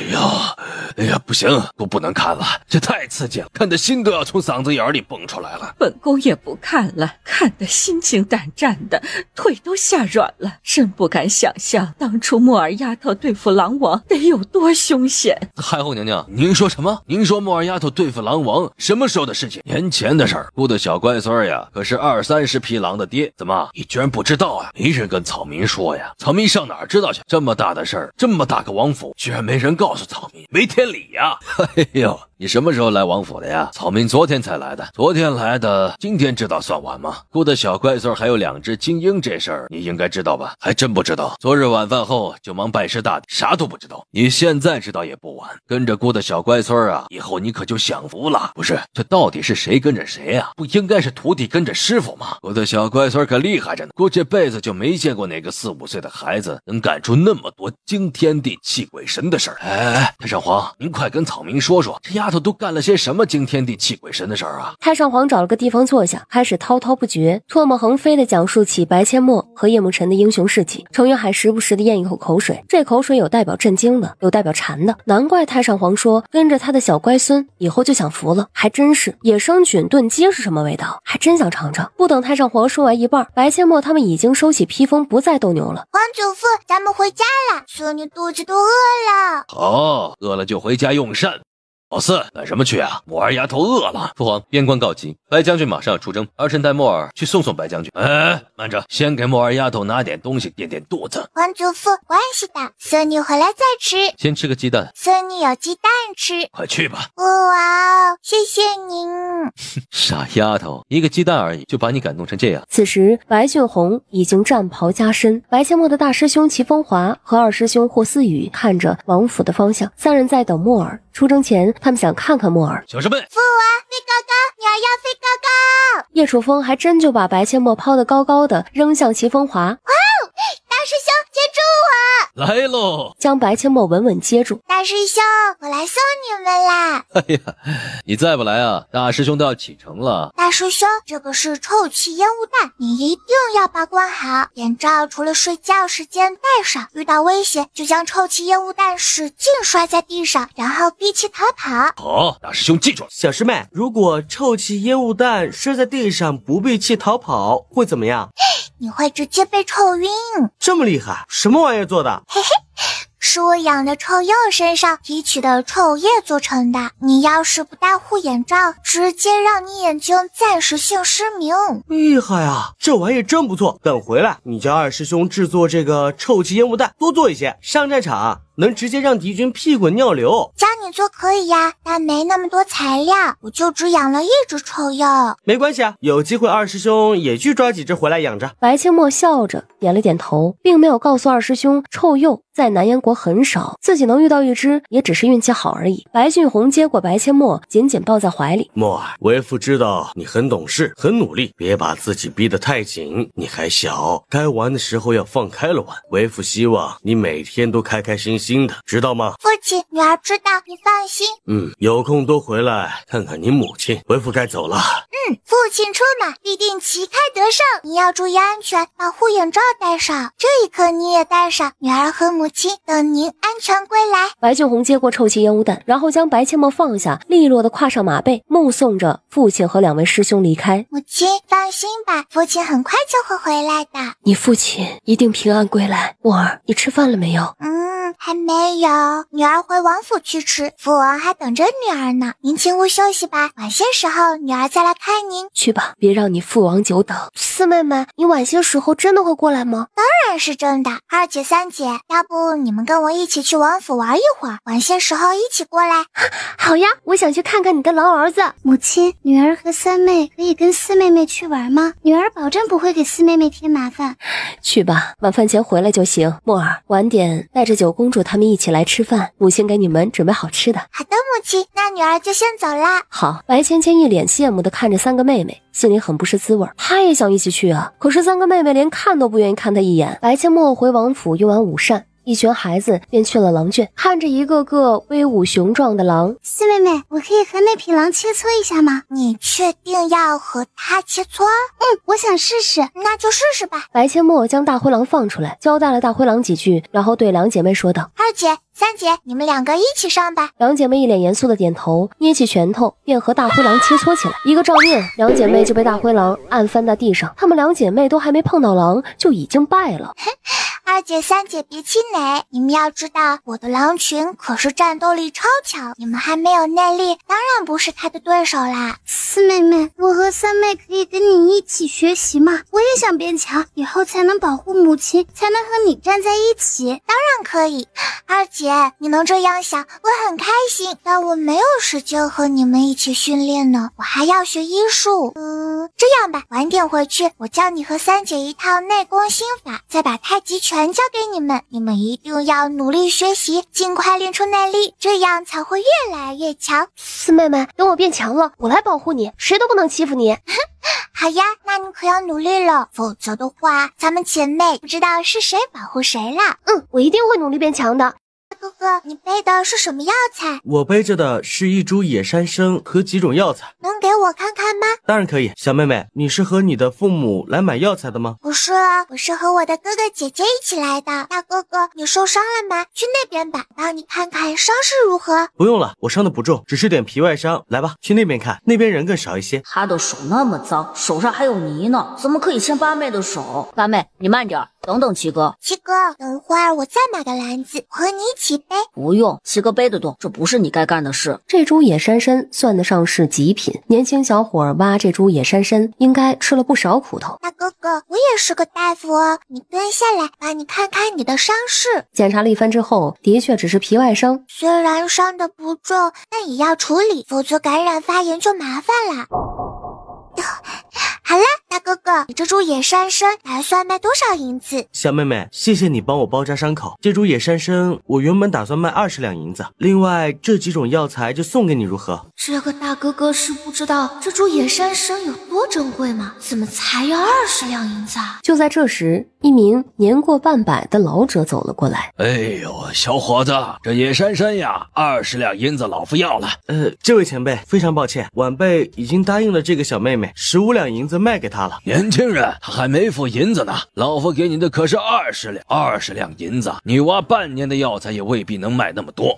前辈，不好意思啊，虽然这位小妹妹确实没付银子，但晚辈已经答应卖给她了，除非她不要，晚辈才能卖给您。就他就一个小毛孩，能拿得出15两银子，别浪费老夫的时间。这野山参呀，老夫要定了。我说老人家，你瞧不起谁呢？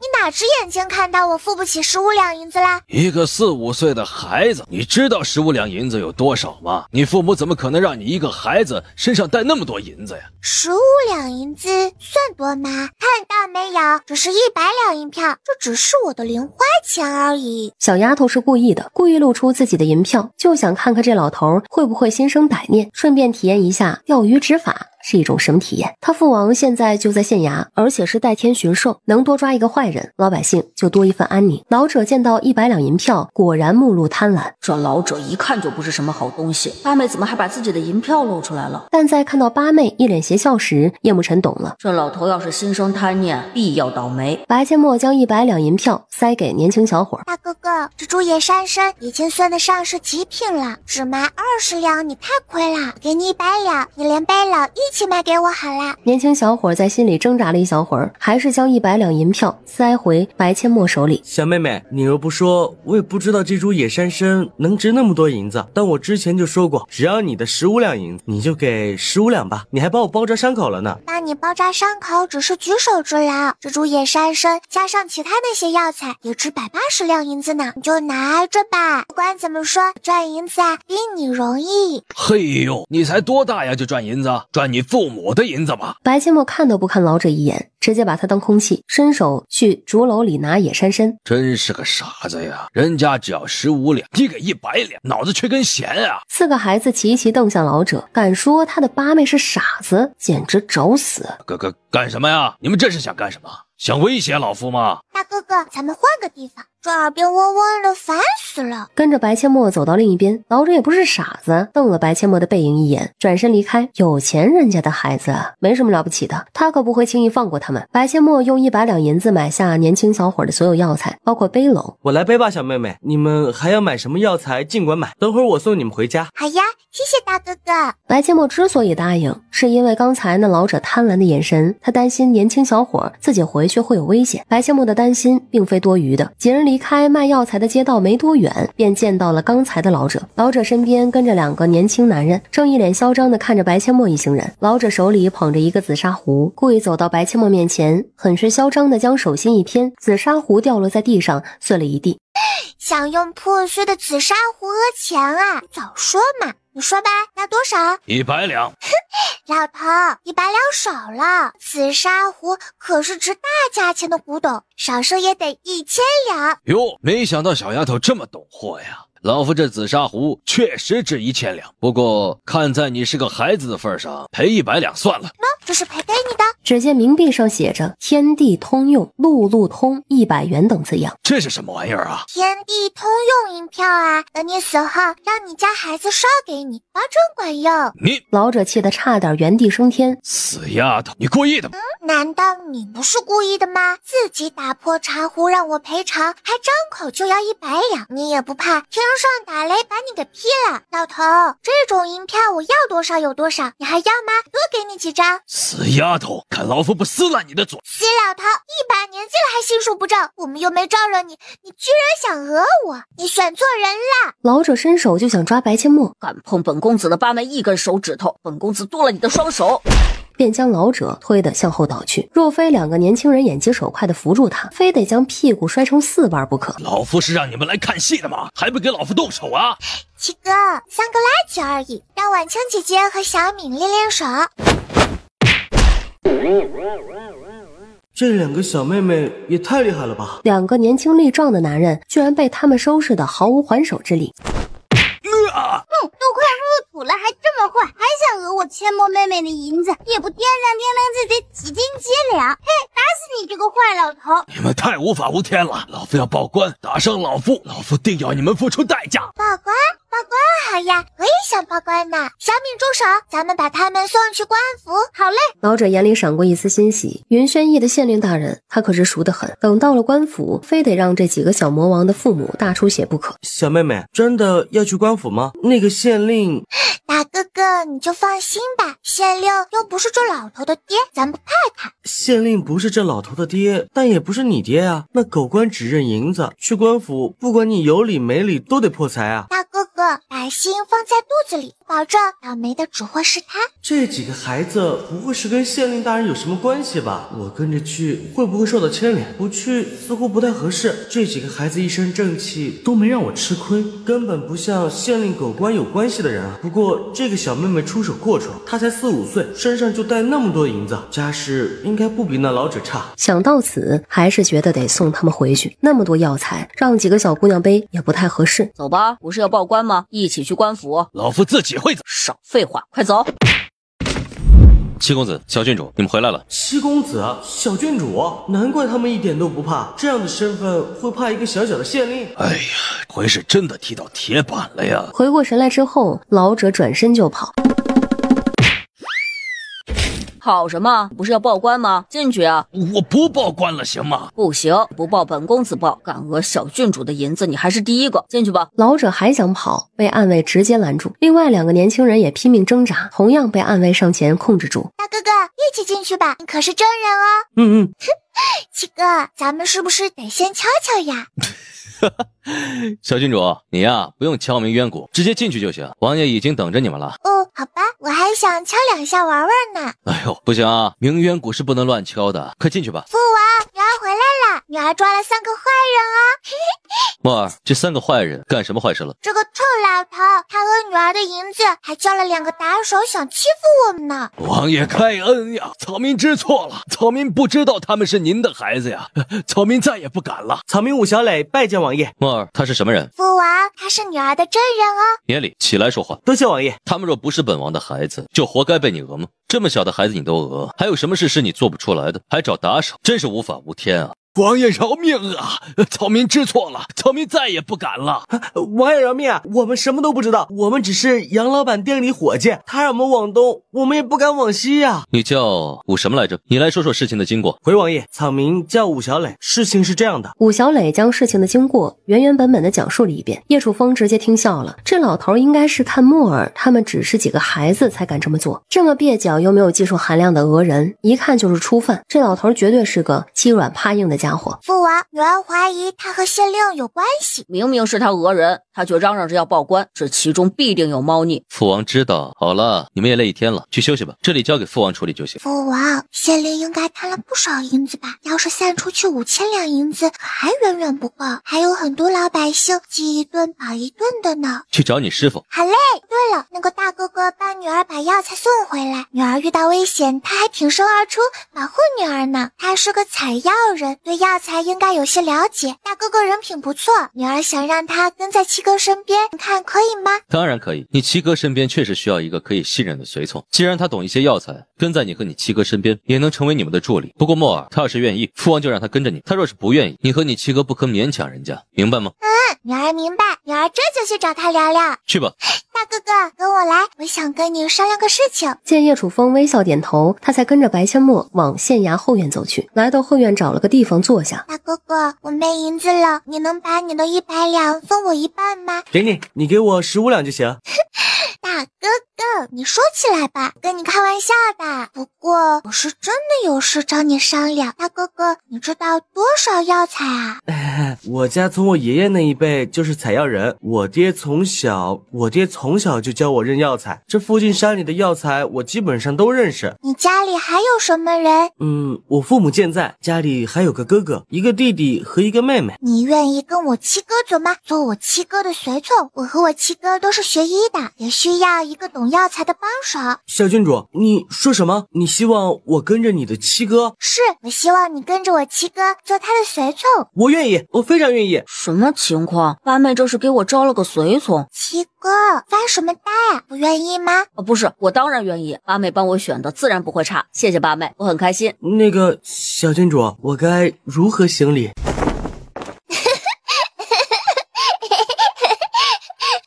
七哥，你的人你自己教，我先去找师傅，等会儿可能还要出去一趟。八妹，还有什么事儿吗？哎呀，等会儿你就知道了。我先去找师傅，你们在此等我就行。好吧。小磊哥，晚点你再回去跟家里人说这事儿。好的，什么时候回去都行。白阡陌离开后，叶慕辰便开始教武小磊见到什么人该如何行礼。墨儿丫头，你可算回来了。师傅，您是故意在此等徒儿吗？没错，为师正等着你呢，跟为师来装金银珠宝去。师傅您太了解徒儿了。行了，快走吧，等会儿再出去散银子。我乖乖，这狗官贪污受贿的还真不少，大银子都那么多箱，太可恶了。这些银子很多都是老百姓的血汗钱，而且这个狗官办案相当可恨，他才不管谁对谁错，给他送银子的就算杀了人也是无罪释放。师傅，那狗官被砍头了吗？还没有，你父王先让他游街3日，3日后处决。哦，那裘员外呢？裘员外和他的正室夫人勾结县令，也为了他们家的生意害过几条命，也是3日后处决。哈哈，大快人心啊！师傅，咱们把珠宝装起来，这些银子就全部散出去吧。好，快装吧。木儿丫头，去叫你七哥他们，咱们该出发了。好，徒儿这就去。七哥，咱们要出去了，小磊哥也一起去吧。八妹，去哪儿？出去散银子。全都一起去。咱们快回县衙吧，肚子好饿哦。七公子、八小姐，我就先回去了，免得家人担心。回去跟家里人说一下，明日一早我就过来找你们。吃完饭再回去吧，都这么晚了，也不差这一顿饭的功夫。这个时候还没回去，家人该担心了。七公子、八小姐，要是你们不嫌弃粗茶淡饭，就和我一起去我家吃顿便饭吧。不嫌弃，不嫌弃，咱们走吧。丫头还真是一点都不客气呀。而白切莫有自己的想法，他想去看看武小磊的家庭条件如何，把人家儿子拐走了，总得让人家看看武小磊是跟谁走的。要是武小磊家的家庭条件不好，总得让他的父母衣食无忧，这样才能安心的把武小磊带走。那走吧，我娘做的饭菜很好吃的。那就别磨叽了，快走快走。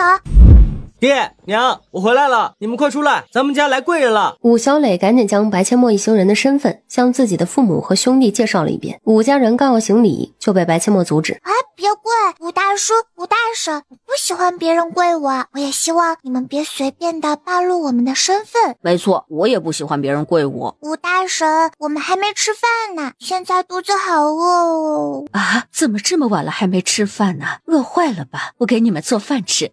好饿的。小磊哥说你做饭很好吃，可是很期待呢。孩子，你想吃什么？我给你做。我不挑食，你做什么我就吃什么。好。武小磊的家庭条件不是很好，但也不算太差，只能说温饱没问题。若云轩逸的县令是个一心为民的好官，他家的情况应该会好很多。吴母也是个手脚麻利的女人，很快就将菜炒好端上桌，没有大鱼大肉，而是简简单单的三菜一汤，看上去却色香味俱全，菜的分量很足，这已经是武家目前能拿出来的好菜了。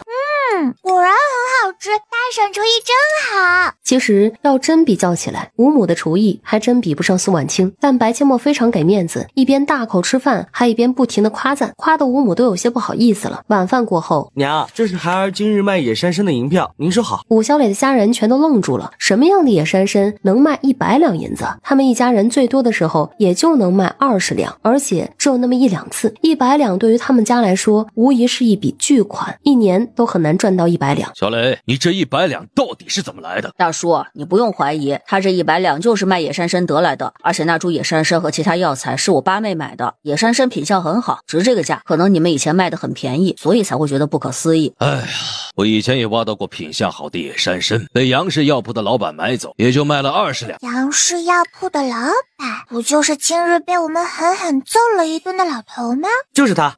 无良商人啊，那老头太黑了，价格压得这么低，他自己转手就能大赚一笔。以后见到他，你们就直接把药材价格抬高。好，改天我去和熟识的人也提一下这事儿。这杨老板确实可恶。爹娘，还有一事孩儿要与你们说说。什么事啊？你说。孩儿想跟着七公子和八小姐做七公子的随从，想出云轩逸去看看外面是什么样子。小磊这孩子心性不错，做事也干脆利落，他跟着老夫的小徒弟可比一辈子上山采药强。是，这是大好事呀！我们武家祖坟冒青烟了，武家要扬眉吐气了呀！小磊能跟着王府的七公子和八小姐是他的福分，我们武家终于要出人头地了。太好了，小磊有出息了，终于不用每天去山里挖药材了。二弟啊，好好干，能出去不管做什么都比去山里冒险强。你放心跟着七公子和八小姐，爹娘啊有我和弟弟妹妹照顾，你不用担心。以后跟着七公子和八小姐，千万别给咱们武家丢脸。大哥，我知道了。武大叔，这些银子你先拿着。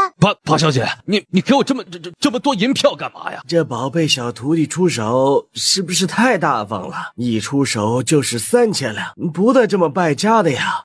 武大叔别激动，你先听我把话说完。大叔给你这些银票是有目的的，我和我师父七哥都是医者，我们需要好的药材，之所以给你这些银票，是希望你能帮我们收一些品相好的，晾干后送到京城的王府。这3000两是我给你的启动资金，相当于你们一家也做点小生意。你们把药材送到京城后，我会给你们返点，就是说比如一株野山参，你的收购价格是20两，你晾干后送到京城，给你50两，让你们也能赚一些辛苦费。胡大叔，你能明白我的意思吗？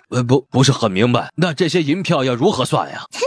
这些银票你拿去收药材，把药材晾干后送到京城，我会按照成品药材重新跟你算价格，按照成品药材付给你银子，还我3000两，剩下的就是你赚到的银子啦。哦，这回明白了，相当于这3000两是八小姐借给我，让我做点小生意。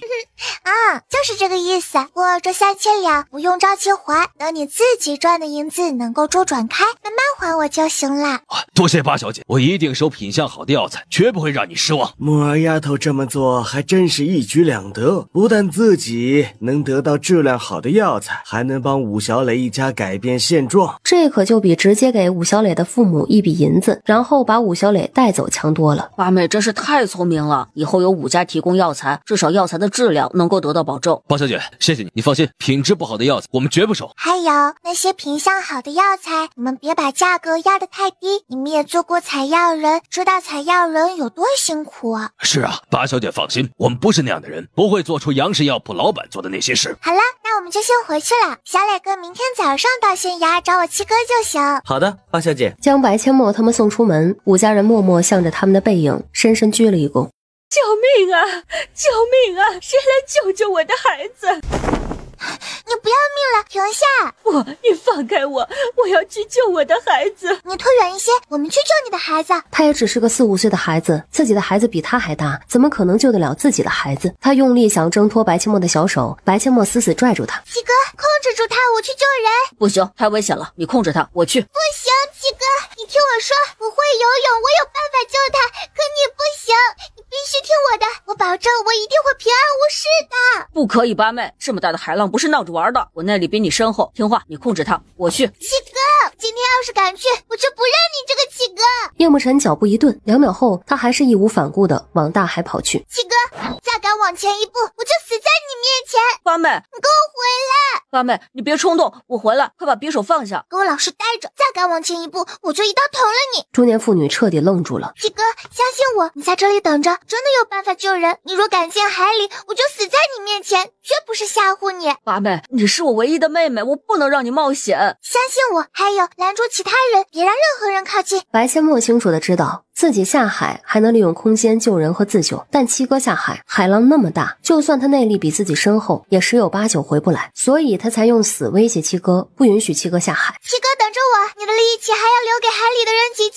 白阡陌说完，一个助跑，运起轻功冲向大海。八妹，小心啊！七木妹妹，小郡主，都给我站住，谁都不许靠近。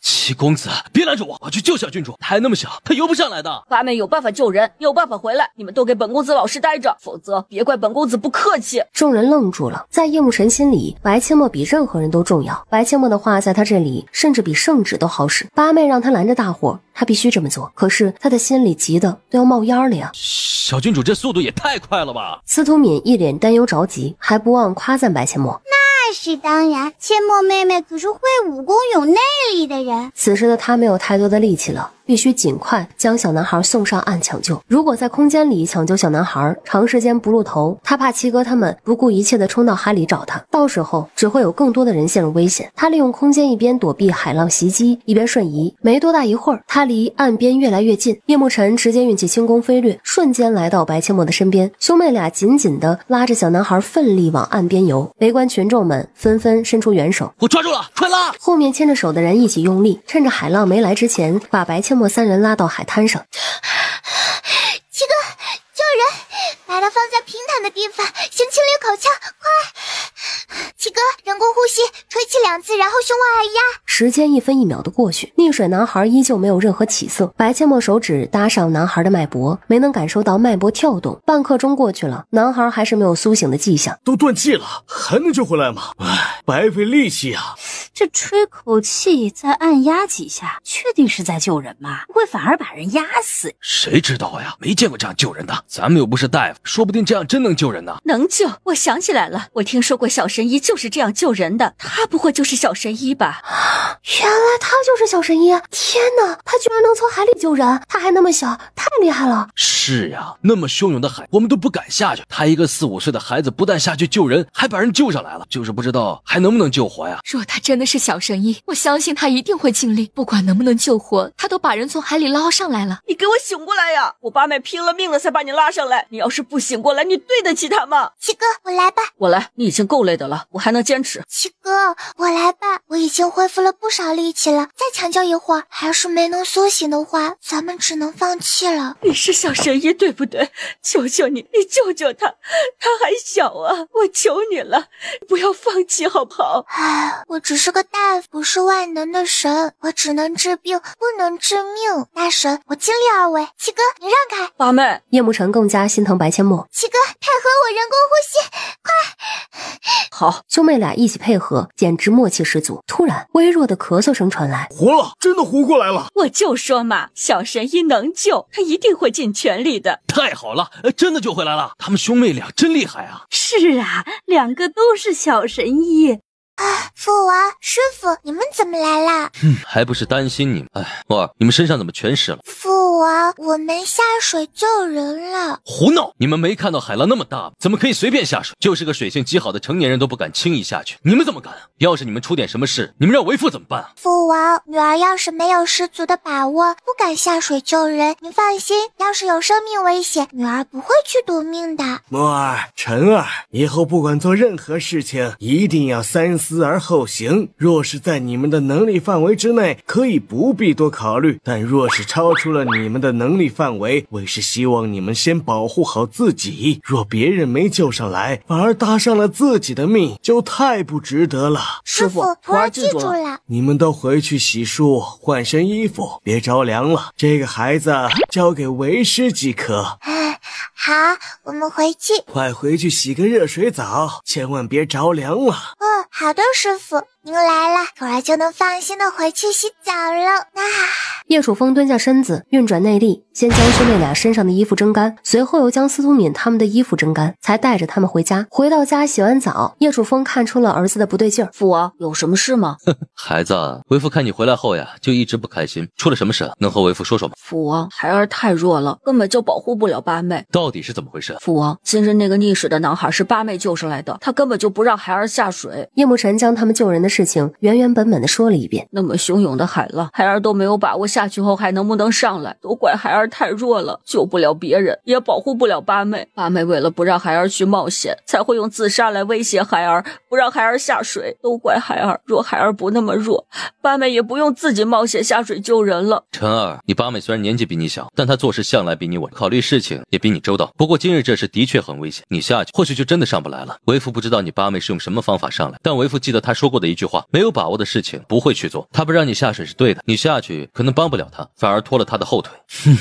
孩子，别自责了，以后努力练功，只有你足够强大，才有资格说保护你的八妹的话。父王，八妹下水的那一刻，孩儿真的很害怕，孩儿就只有这么一个妹妹啊。为父知道你们下水救人，为父也是心有余悸啊。幸好你们都平安无事。七哥，白阡陌走了进来。七哥，你知道我为何不让你下水吗？我知道你是怕我遇到危险，下去就上不来了。可你才是妹妹，是我应该保护的人。你下水，七哥差点被你吓死。七哥，我问你，如果当时你下水，你有把握把那个落水的男孩救上来吗？你能平安无事的上岸吗？说实话，我没有把握，别说救他，恐怕我自己都上不来。可是我有把握，不但有把握能救他，也能保证我自己平安无事的上来，所以我才会拼了命的阻止你。七哥，如果你下水，不但要救落水的男孩，还要救你，那样的话，我就多了一份危险。实话告诉你吧，不用自责，其实你的武功比我强，之所以敢下水救人，是因为我有魔法，能够保护好我自己。这事儿啊，父王和师傅都知道，不信你可以去问问父王。叶慕辰一脸疑惑地看向叶楚风。没错，你八妹有特殊的能力，所以陈儿，你不用自责，以后好好练功，总有一天能护你的八妹周全。不过，你八妹有特殊能力这件事，只有你师傅、黄伯伯和为父知道。现在你知道了，就不能告诉任何人，否则你八妹会有危险，明白吗？父王，孩儿知道了，孩儿不会告诉任何人的。白千墨想了想，还是决定不将空间的事情告诉父王和七哥。他决定等自己8岁后再告诉父王、母妃、师傅和七哥，其他人他暂时不考虑。墨儿在想什么呢？啊，没什么，女儿在想，为何女儿的缩骨功练到现在都还没有任何起色啊？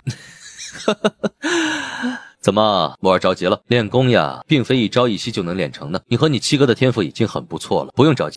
父王，您去和司徒叔叔他们聊天吧，女儿和七哥去练功了。好。二姐、三姐，咱们去陪母亲说说话。四妹妹，我也想和你一起去。白千墨听到了，但他还是装作没听到，拉着白千雪和白千灵继续往前走。为什么？都过了那么久了，你们为什么还这样对我？难道我们不是亲姐妹吗？亲姐妹，这话你也好意思说？知道亲姐妹是什么样子的吗？亲姐妹是相互帮助、相互理解，有福同享，有难同当。你呢？自私自利又小心眼，把我们当亲妹妹了吗？你都没把我们当亲妹妹，我们凭什么把你当亲姐姐？我怎么没把你们当亲妹妹了？白芊芊，你脸皮有多厚才能说出这样的话？你要是真把我们当亲妹妹，你还会嫉妒我。你要是真的把我当亲妹妹，你会为了引起我大哥的注意，故意针对我。我是喜欢木林哥哥，你作为我的妹妹，难道不应该帮我吗？帮你？凭什么？你喜欢大哥，大哥就要喜欢你吗？我帮你一起对抗老夫人，上次高雪芝骂你，我也帮你一起揍她了，你为何就不能帮我？哼，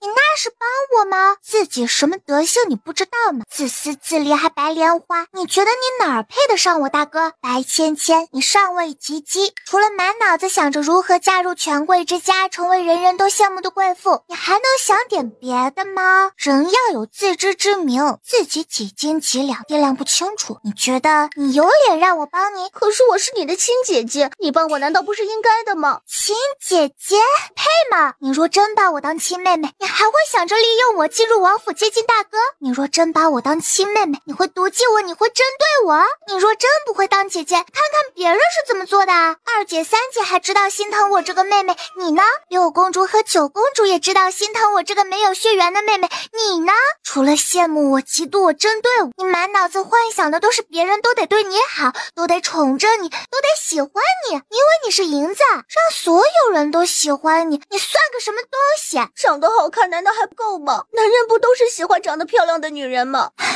觉得你很漂亮，漂亮能当饭吃？人家娶的是媳妇儿，不是花瓶，更不是祖宗，你好自为之吧。难道你不是因为长得好看才被王府七公子捡回去的吗？就你这样的，就算你长得比八妹还好看，本公子也不屑看你一眼。为什么？因为你的品行太差，无德更无能，不知道孝顺父母长辈，不知道疼爱自己的妹妹，自私自利，还一味的嫉妒别人。就你这样的，我大哥要是把你娶回家，是要当花瓶摆设着，还是要当祖宗供着？白芊芊低下头，心里非常不甘。你们不是看不起我吗？咱们走着瞧，我就是个王府世子，有什么了不起？他叶慕林再怎么优秀，将来也不可能继承皇位，只有太子殿下才能继承皇位。若是能让太子殿下喜欢上我，就算是做不了太子妃，太子侧妃也比世子妃的地位高。想到此，白芊芊心里的目标转移了，她决定要去追求太子殿下。看着白千墨一行人离开的背影，白芊芊一脸不屑。等我当上了太子妃，你们就算是跪着求我，我也不会多看你们一眼。说完，白芊芊转身离开，回到自己的房间，她换了一身最好的衣裙，梳妆打扮了一番，便出了元将军府往皇宫方向走去。在元将军府用过晚膳，白千墨一行人才告别聂文静，返回王府。半路上，他们遇到一脸颓废的白芊芊。白芊芊在宫门口等了一天，连太子的面都没见着。白千墨一行人假装没看到他，和他擦肩而过。我明天还继续来，我就不信我见不到太子殿下，我就不信我长得那么漂亮，太子殿下会不多看我一眼。白千墨，总有一天我要让你跪下来求我。丫头，有没有想为师呀？二师傅，徒儿当然想您啦。你什么时候回来的？为师刚回来不到1个时辰。丫头，咱们明日去为师的山谷如何呀？二师傅，明日不行，明日要去地里试种粮食和蔬菜种子，不能去山谷哦。试种什么粮食蔬菜种子呀？为师怎么有点听不明白啊？陈老弟，那是墨儿丫头弄出来的高产量粮食种子和新品蔬菜种子，主要是想试试能否达到增产，若能增产，明年就让老百姓广泛种植。原来如此啊，那就等那些种子都种在地里再去山谷。哎呀，我说陈老弟，你干嘛非要墨儿丫头去你那破山谷啊？我这不是为你们着想吗？马上芒种了，我那山谷四季如春，你们没回来的时候，我回去开垦了一大片，给你们种药材，还嫌我那山谷破。老哥，你太没良心了啊！多谢二师傅，等那些种子种了，咱们就去。原来是这么回事儿。抱歉，过几天咱们就去。你爱去不去？老夫带着墨儿和陈儿去。多谢二师傅，您辛苦了。不辛苦，谁让老夫收了2个学医的徒弟啊？总得给你们准备点礼物不是？不过呀，你们以后可别只学医，不学机关阵法啊。不会，徒儿什么都学，机关阵法也是保命符呢。陈儿，这是为师补给你的拜师礼。多谢二师傅。草民拜见皇上，皇上万岁万岁万岁万岁！拜见皇后娘娘，娘娘千岁千岁千岁！拜见太上皇。免礼，乡亲们快请起，辛苦你们了。老乡们各就各位，皇上可以开始种了，就等您下令。好，开始吧。开始。扶着犁的老百姓挥动着手里的鞭子，指挥着耕牛往前走。编着种子的人走一步，丢2到3颗玉米种子；后面施肥的人挎着一个竹筐，一把把将肥料撒在种子上。水田那边也早已将田整理好，老百姓们一把把将稻谷撒在田里，汗水顺着脸颊滴入田地里，瞬间消失不见。春种1粒粟，秋收万颗子。四海无闲田，农夫犹饿死。锄禾日当午，亥地禾下土。谁知盘中餐，粒粒皆辛苦。5岁孩童能出口成章，天才呀！好诗呀，皇上！没想到小郡主还有如此文采，微臣佩服的五体投地呀！皇上从震惊中回过神来，一脸得意。那是，的确是好诗。墨儿丫头，这诗是谁教你的？一个叫李生的神仙教的。此人身在何处？是何许人也？黄伯伯，侄女说了，他是神仙，在天上。好吧，忘了这丫头能在梦里学东西了。雪儿、元儿，看到了吗？你们吃的粮食有多珍贵，来的有多不易啊！皇祖父，孙女知道了，以后我再也不浪费粮食了。其实还有比今天的农民伯伯更辛苦的人。今天有耕牛，对他们来说轻松了不少。若没有耕牛，老百姓只能靠锄头一锄头一锄头的挖。不管是我们吃的饭还是菜，全都来之不易，是老百姓用一滴滴的汗水换来的。我知道了。忙碌了3日，所有试种的种子全都种在了地里。小八妹，不好了，你父亲出事了！怎么回事？小九，你快告诉我！我刚才经过皇叔和皇婶的房间门口时，听到皇叔说白将军为了救一名副将，不小心落入敌军的圈套，如今白将军下落不明，生死未卜。白切莫一听，拉着叶慕辰跑向父王母妃的房间。墨儿，怎么毛毛躁躁的，跑那么急干嘛呀？父王，您告诉女儿，我父亲是不是出事了？墨儿，你听谁说的？父王，您告诉女儿，是不是真的？看着白切莫灵动的双眼，叶楚风经过内心的挣扎，最终选择实话实说。墨儿，是真的，不过你别担心，父王现在就去召集军队，卯时出发去边关支援，把你父亲找回来。父王，女儿要去找父亲。墨儿，边关可是在打仗，危险无处不在，不能去。听话啊，乖乖待在家里，为父会把你的父亲救回来的。父王，女儿必须去。墨儿，去战场不是闹着玩的。父王，您先听女儿把话说完。父王，女儿和七哥先骑着精英去寻找我父亲，您带着女儿的狼群大军赶往边关支援。您放心，女儿一定保证七哥的安全，绝不会让七哥受到一丝伤害。墨儿，你才多大呀？战场不是你和陈儿该去的地方。父王，女儿老实跟您坦白了吧，女儿有秘密武器，不仅仅是臭气烟雾弹，还有很多致命的武器。女儿向您保证，女儿和七哥绝对能毫发无损的出现在您的面前。行，那你告诉为父，你的秘密武器是什么？是炸弹，可能炸死无数人的炸弹。是真的吗？是真的，父王，这些武器是女儿的底气，是女儿的保命符，女儿不敢轻易向别人透露。双儿，你立马带人去买烤鸡、烤鸭，有多少买多少，为父去召集大军。军，让一峰带队伍出发，为父和洛老哥保护莫尔和陈儿先走。好，莫尔，你和陈儿先去跟你师傅说一声，然后回房间准备一下，等你母妃将食物买回来，咱们就出发。好，女儿知道了。兄妹俩转身去找骆九婴，将事情的计划说了一遍。那为师呢？陈老弟，你轻功不行，你也收拾一下，等会儿跟着队伍出发。我和王爷先护送莫儿、陈儿先走。行，我这就回房间收拾。七哥，你收拾好行李，直接拿来我的房间。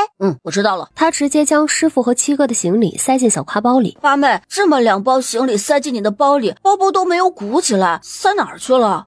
当然在我身上。好了，现在没时间解释了，我先去一趟狼圈。丫头，你不会是想把狼也放在你的包里吧？这也放不进去啊。师傅，普儿是去接臭药，狼群就不带去了，以后有的是机会。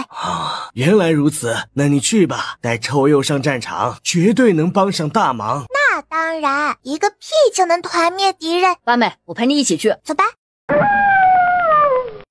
二哈，好好在家看家哦，我要去找你爷爷，听话，不许伤害来喂你的人和我的家人，否则就疼了你。二哈，乖乖在家等我，我很快就会回来的，不许耍脾气哦，听到没有？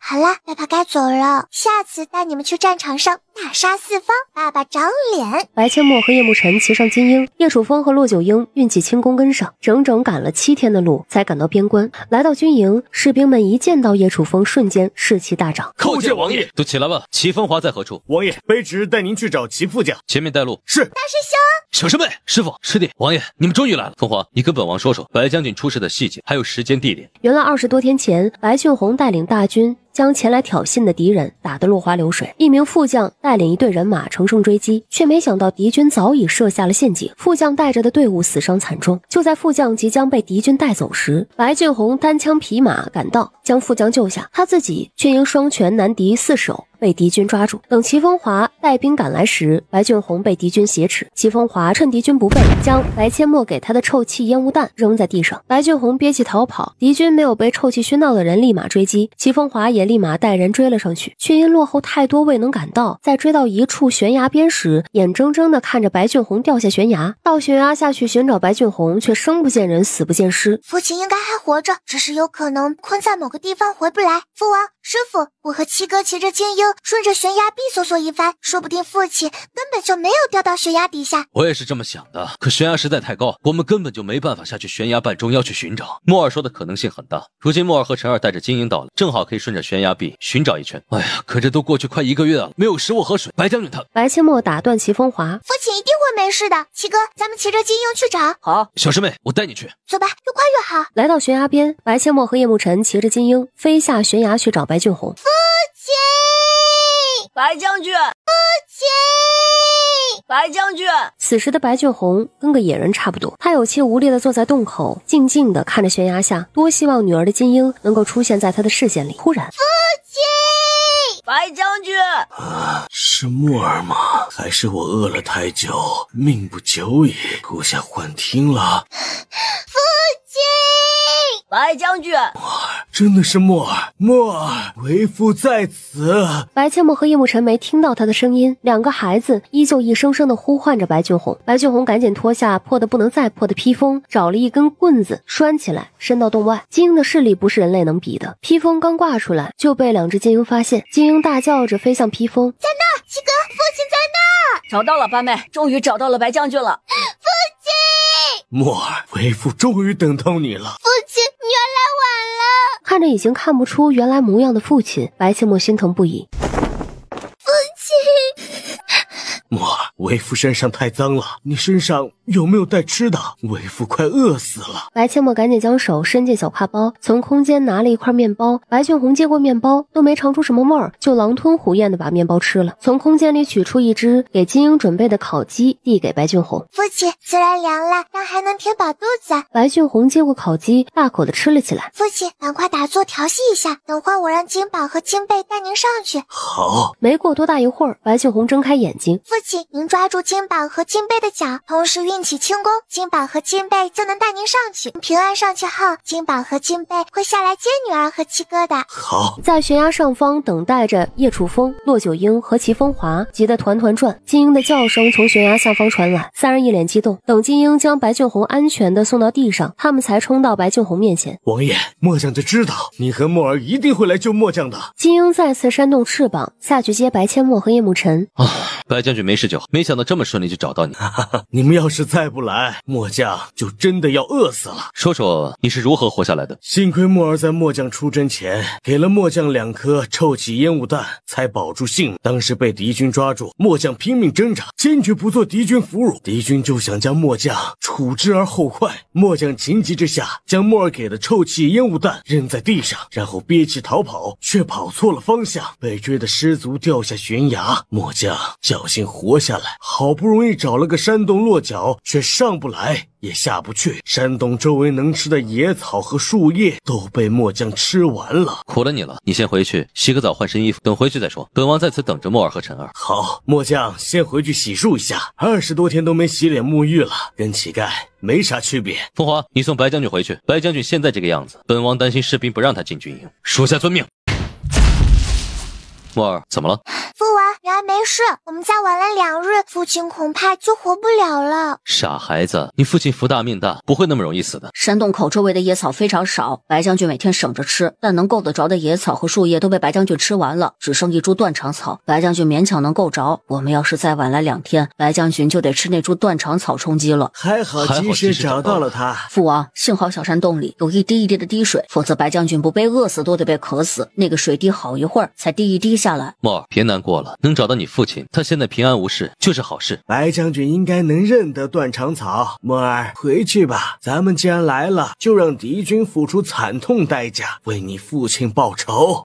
师傅，徒儿知道了。七哥，这次来军营可是你实践的好机会，军营里大多都是外伤，可以好好的练习处理外伤。八妹，我知道，咱们这就回去给受伤的士兵治疗。回到军营时，白俊宏已经洗漱完，换了一身衣服。父亲，您知道断肠草吗？为父还真知道，就在为父被困的山洞口就有一株断肠草。还好您认识，吓死女儿了。为父在外这么多年，一些毒虫毒草还是认识的。墨儿，不必担心。白阡陌给白俊宏检查了一下身体，确定没什么问题，才放下心来。那女儿和七哥去伤兵营看看。去吧。兄妹俩来到伤兵营。二叔兄，小师妹、小师弟，你们什么时候到的？我们天刚亮就到了，父亲都找回来了呢。我就知道白将军会没事的，一定是被困在悬崖半山腰了，找回来真是太好了。二叔兄，我和七哥来帮你。你们3个这一下午干什么去了？怎么累成这样？今日我们重新给伤口比较大的伤员重新缝合包扎了，还是小师妹教我和师弟缝合术的。缝合术，你们2个多跟墨儿学习一下，这缝合术在战场上相当有用。师傅，缝合术是您教小师妹的吗？是你小师妹教为师的，为师会的都交给你了，你不必怀疑为师偏心藏私啊。小师妹，你是跟谁学的？小师妹，你是跟谁学的？跟梦里的老神仙学的。我就说嘛，我跟着师傅那么多年，就没见过师傅用缝合术。我还怀疑师傅偏心小师妹呢。为师是那样的人吗？师傅，您本来就偏心啊，您对小师妹可比对我们师兄弟好。这话亏你好意思说，你们多大，墨儿才多大，又是为师唯一的女弟子，能不多疼她吗？该疼是该多疼小师妹，这么可爱漂亮又有本事的小师妹，怎么舍得不疼爱啊？小师妹，就算师傅不疼爱你，师兄都疼爱你，以后呀，我们3个师兄啊，就是你坚强的后盾。叶楚风故意咳嗽2声。本王的女儿不会没人疼爱的，快吃饭吧，吃完饭就赶快去休息。几人坐下吃饭，叶慕辰刚想给白阡陌夹菜，大师兄、二师兄和白俊宏筷子上夹着的菜已经送到白阡陌的小碗里。算了，2位师兄和白将军1年给八妹也夹不了几次菜，就不和你们争了。半夜，白阡陌还在睡梦中，营帐外突然传来号角声：“快提鞋，准备营帐！”丫头，累了一整天，大半夜的都不让我睡觉。原本想多留你们一个晚上，既然你们那么迫不及待的想找死，那本郡主就送你们上西天。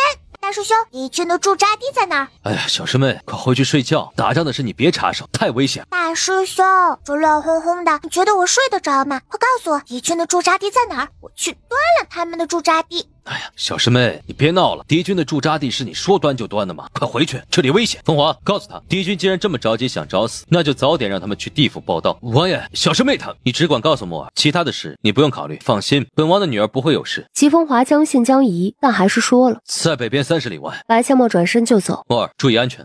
父王放心，没有人能伤得到您的女儿。去吧，叫上你七哥。不，这一次女儿一个人去，谁都别跟着。小师妹，大叔兄，相信我，我很快就回来，放心吧，我就是飞在半空中，敌军送一份大礼。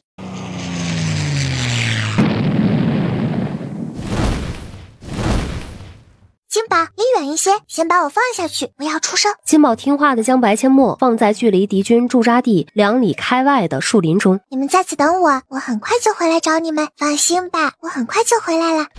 闪身进入空间，两只精灵吓了一大跳，小主人居然凭空消失了。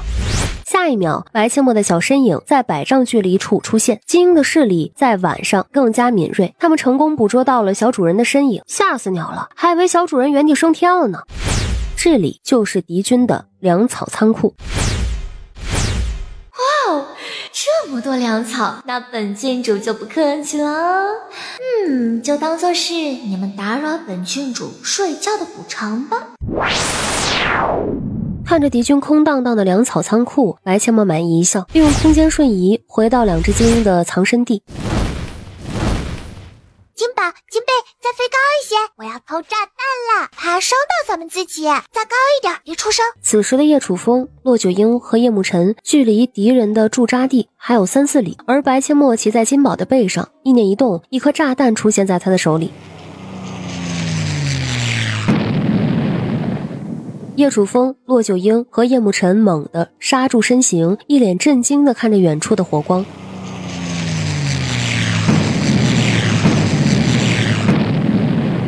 叶楚风、骆九婴和叶慕辰看着如此震撼的场面，全都瞪大眼睛，嘴巴张的都能塞下一颗大鸭蛋。这武器杀伤力竟然如此之大，难怪莫尔不让我们跟着。老夫感觉像做梦一样，即使亲眼看见，也不敢相信这是真的。八妹这魔法也太恐怖了，这以后谁惹她谁倒霉。本郡主上辈子最恨的就是想侵占别人土地的侵略者，这辈子也一样，炸死你们这些只想着侵占别人的土地，不顾老百姓死活的恶魔！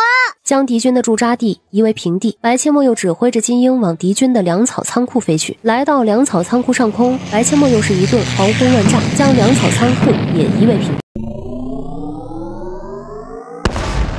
那些可都是粮草，运回去够咱们的军队吃上好久了。叶慕辰运起内力大喊：八妹，你下来！父王、师傅、七哥，你们怎么来了？不是说了谁都别跟着吗？为父怕你遇到危险，所以赶来看看。而且为父也想见识一下你的炸弹有多大威力，结果太让为父震撼了，一个人将敌军的驻扎地和粮仓夷为平地。不过莫尔，那可是粮食呀，全都毁了，太可惜了。父王，粮草全都还在，放心吧。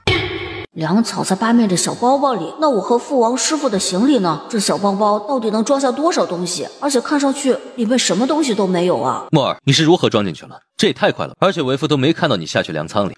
父王，女儿是在炸敌军驻扎地之前就把他们的粮仓搬空了。原来如此，莫尔，这次你大功一件，不仅搬空敌军粮仓，还直接灭了敌军驻扎地。等回去，让你黄伯伯好好奖励。父王，还是别告诉黄伯伯了。这事儿说出去太危言耸听了，黄伯伯不一定会相信，而且说不定还会怀疑女儿为了奖赏不择手段，谎话连篇呢。好吧，那就不告诉黄伯伯，为父奖励。父王，女儿不需要什么奖励，这辈子做您和母妃的女儿，有什么奖励啊？都要好千万倍。孩子，这辈子能有你这样的好女儿，也是为父和你母妃的福分，你是我们的骄傲。我这辈子能有这么个妹妹，就是死也死而无憾了。呸！童言无忌，大风吹去，七哥长命百岁。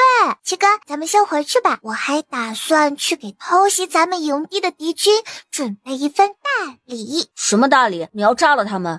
不能炸，万一误伤咱们这边的人就不好了。我要让他们尝尝生化武器的滋味。生化武器这词儿怎么那么熟悉呀？八妹，你要让臭鼬放屁吗？能不能换一种方法？那玩意儿放屁真的太臭了。怕什么？让咱们的人撤退，再让臭鼬放屁就行了。好吧，那咱们就先回去。父王，师傅，那我和七哥就先走了。去吧，注意安全。看来是被父亲和大师兄他们打回来了。逃跑而来的敌军见前方有2个孩子拦路，立马抽出佩刀，准备将兄妹俩一刀解决。臭鼬，快放屁！一股奇臭无比的液体瞬间喷射出来，白千墨和叶慕辰以迅雷不及掩耳之势爬上2只金鹰的后背，2只金鹰立马展翅高飞，远离臭味儿。臭死他们！七哥，咱们先回去，这些小虾米交给大师兄他们解决。打仗就会有人受伤，咱们得赶快回去给伤员治疗。我的眼睛，我什么都看不到了。我也看不到了，救命啊！什么呀？怎么那么臭呀？是那2个小屁儿放屁吗？2个小屁孩放屁应该没那么臭，应该是又拉屎又放屁。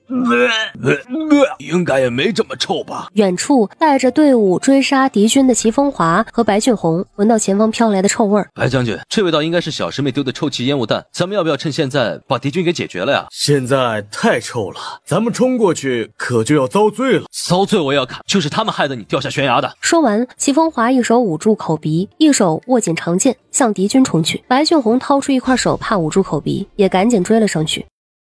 将士们，今日是个好日子。首先，咱们庆祝白将军平安归来；其次，昨晚敌军驻扎地被咱们夷为平地，将敌军的粮草全都带了回来，这可是大喜事。最后，本王的宝贝女儿前2天在赶来的路上过了5岁生辰，此次能顺利找回白将军，能轻松将敌军的驻扎地夷为平地，本王的女儿功不可没。借着双喜临门的日子，今日咱们大摆宴席，好好庆祝一番，给本王的宝贝女儿补一个生辰宴。好，双喜临门，小郡主生辰快乐！给我补生辰宴！哇，第一次有这么多人陪我过生辰宴。八妹，开心吗？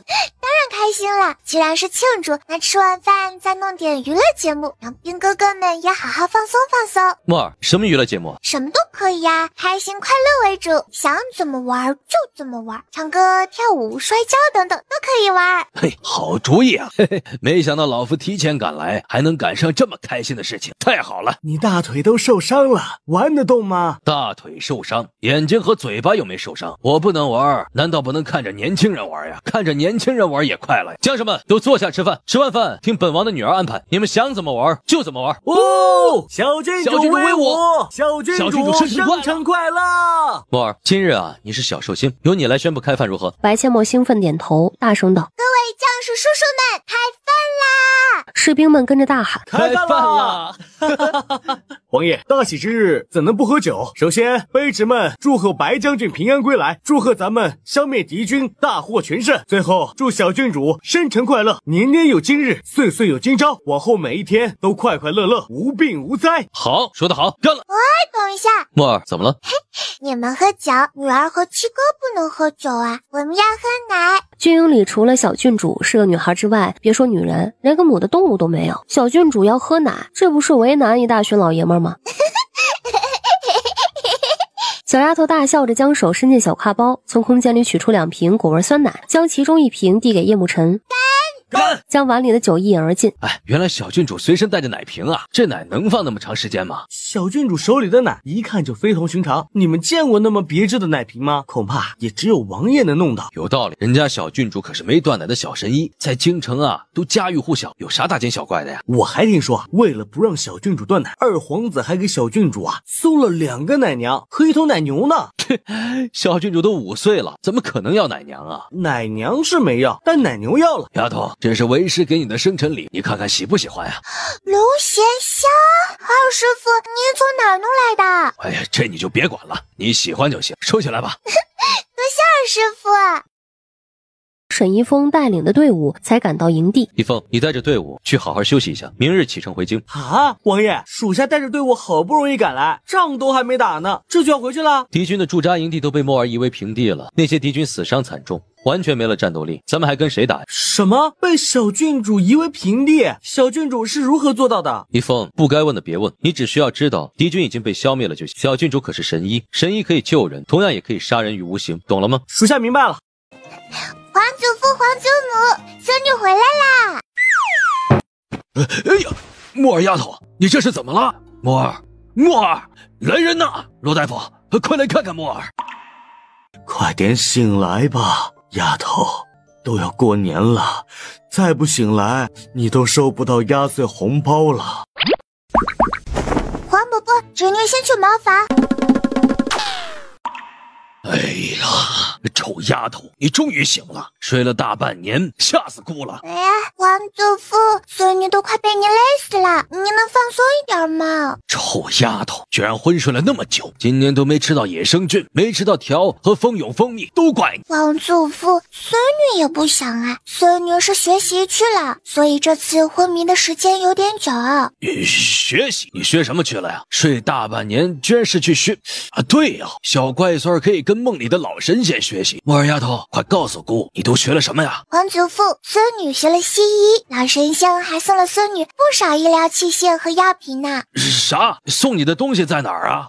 在我万能的乾坤小挎包里。太上皇只是笑了笑，觉得木耳说的实在太玄乎了，他根本不信。木耳丫头，你这是干嘛？快起来！皇祖父、皇祖母、皇伯伯、父王、母妃，还有2位师傅，谢谢你们这半年来的悉心照顾，木儿不孝，让你们担心了。小乖孙，快起来，不用这样。好孩子，你也不想昏迷不是？这不怪你，你能醒过来，皇祖母就已经很开心了。只要不是身体出了什么问题，去学习医术是好事，你不用自责。你这小丫头，十足的小财迷呀！朕才说你再不醒来，不能收压岁红包了，没想到这句话居然把你叫醒了。白千墨调皮一笑，并未做任何解释。墨儿，回房间去吧，为师给你把把脉。哎呀，对，把把脉，看看身体有没有什么问题。师傅，不用把脉，徒儿的身体没有任何问题，您就放心吧。师傅，八妹的身体的确没什么问题，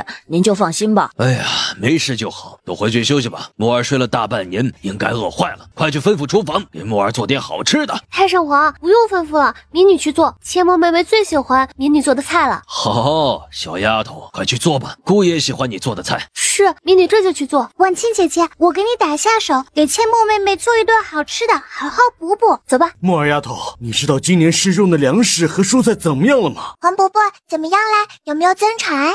当然增产，而且产量还不低，可以说是大丰收啊！还有那些蔬菜，好的不得了，明年可以让老百姓大面积种植了。哦耶！太棒了！黄伯伯放心，明年的种子侄女准备了不少呢，用不了几年，咱们南燕国的老百姓就能丰衣足食了。木儿丫头，你是朕的小福星啊！说真的，朕都想把御花园改成菜园子了，自己种菜自己吃。好主意呀，姑觉得可行。木儿去年不就把王府花园改成菜园子了吗？皇兄，这事你还是别考虑了。你要是去种菜，文武百官还不得让你耳朵起茧子呀？朕现在不考虑，等朕将皇位传给明儿，不就可以考虑了吗？你不考虑，姑可以考虑。反正姑现在也没什么正事可做，都快无聊透顶了。皇祖父，您要是无聊，等用完午膳，咱们去挖野菜如何？挖什么野菜呀？王府又不是没吃的，还需要去挖野菜吗？皇祖父，野菜呢，并不是只有吃饱饭的人才能吃，有些野菜相当美味，还有些野菜还有药用价值，吃了对身体好。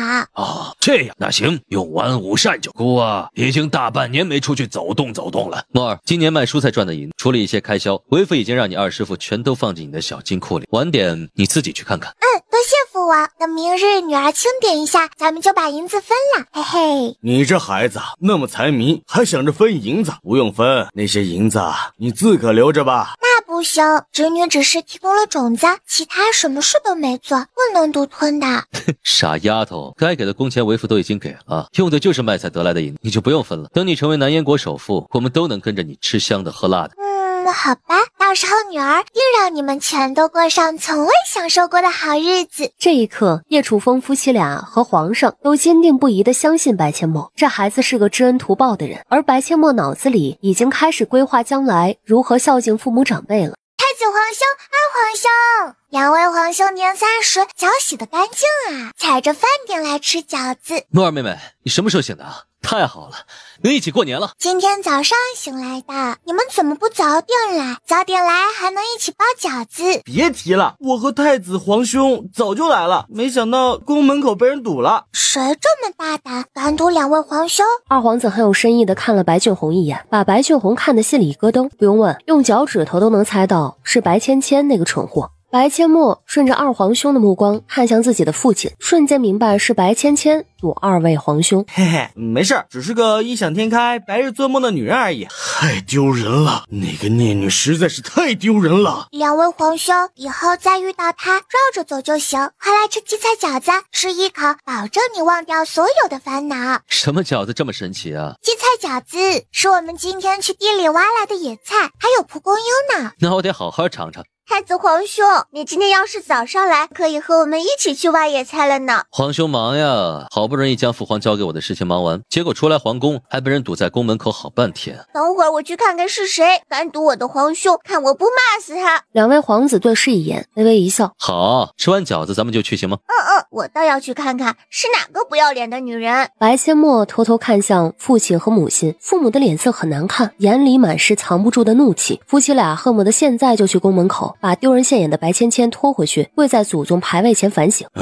这样的女孩怎么可能让她入宫？别说做某个皇子的正妃，就是侧妃、侍妾都不可能。品行不好，怎么可能进入皇家？白将军，有些事人教人教不会，事教人一次就刻骨铭心。别为了一点小事影响用膳的心情。皇上说的极是该让那个孽女受点教训。用膳，今晚吃的可是咱们亲手包的饺子，朕还是第一次体验自己动手包饺子，还是野菜馅的，味道一定不差。拿起一个都没蘸蘸料就塞进嘴里，好吃！这荠菜饺子朕还是第一次吃，味道真不错。皇伯伯，您尝尝培根卷蒲公英，味道也是一流啊。好，朕尝尝。不过什么是培根呢？皇伯伯，培根其实也是猪肉加工而成的，是侄女这次去学习带回来的。咱们南燕国没有培根哦。原来如此，难怪朕没听说过。将培根卷蒲公英塞进嘴里，嘿，这玩意儿口感还真不赖，越嚼越香。这个叫培根的东西到底是怎么做的？怎么会这么好吃啊？嘿嘿，皇伯伯，侄女也不知道是怎么做的，侄女连煎培根都煎糊了，不是做菜的料。朕还以为你无所不能，没想到你居然不会做菜。皇伯伯，不会做菜有那么好笑吗？侄女又不是超人，不过侄女不会的可以学，等侄女学会了就做给您吃。好，朕就等着你学会了，给朕尝尝，只要不把朕毒死就行。您放心，侄女儿应该没那么差劲儿，有机会侄女就跟婉清姐姐学做菜。殊不知在不久后的将来，白阡陌学做菜的时候直接把王府的厨房给点了。自那以后，王府上下直接不让白阡陌进厨房，皇上也就没能尝到白阡陌的黑暗料理，不过倒是尝过白阡陌泡的泡面。而宫门口，白芊芊还在饿着肚子等着太子和二皇子回宫。刚开始太子和二皇子还耐着性子跟他说上几句话，可白芊芊越说越离谱，甚至直接表白。太子恼怒的让他滚开，他还哭哭啼啼的抹眼泪，一副受了极大委屈的模样。兄弟俩甩开他时，他还假装摔倒，哭的那叫一个梨花带雨。太子还以为他真的受了伤，好心上前想要将他拉起来，没想到他直接往太子的怀里扑。太子一看到白芊芊想要扑进他怀里的动作，立马急速后退，白芊芊扑了个空，直接摔个狗吃屎。太子这下彻底怒了，根本就不管他哭不哭，带上二皇子大步离开。他之所以还在宫门口等，就是笃定了太子和二皇子很快就会回宫，而且他相信时间一久，太子殿下一定会被他给打动的。就算打动不了太子，退而求其次，打动二皇子也好啊。就在白芊芊等的在心里不停抱怨的时候，太子和二皇子带着小九和老六出现在他的视线范围之内。他赶紧整理了一下身上的衣裙，脸上挂着自以为很迷人的笑容，扭动着腰肢迎向太子和二皇子。兄妹四人看着白芊芊的动作，瞬间头皮发麻。白芊芊，你给本公主站住！九公主，怎么了？我做错什么了吗？你恶心到本公主了！白芊芊更加委屈了，满眼控诉的看向太子和二皇子。太子和二皇子只是一脸宠溺的看着小九和老六，连看都没看白芊芊一眼。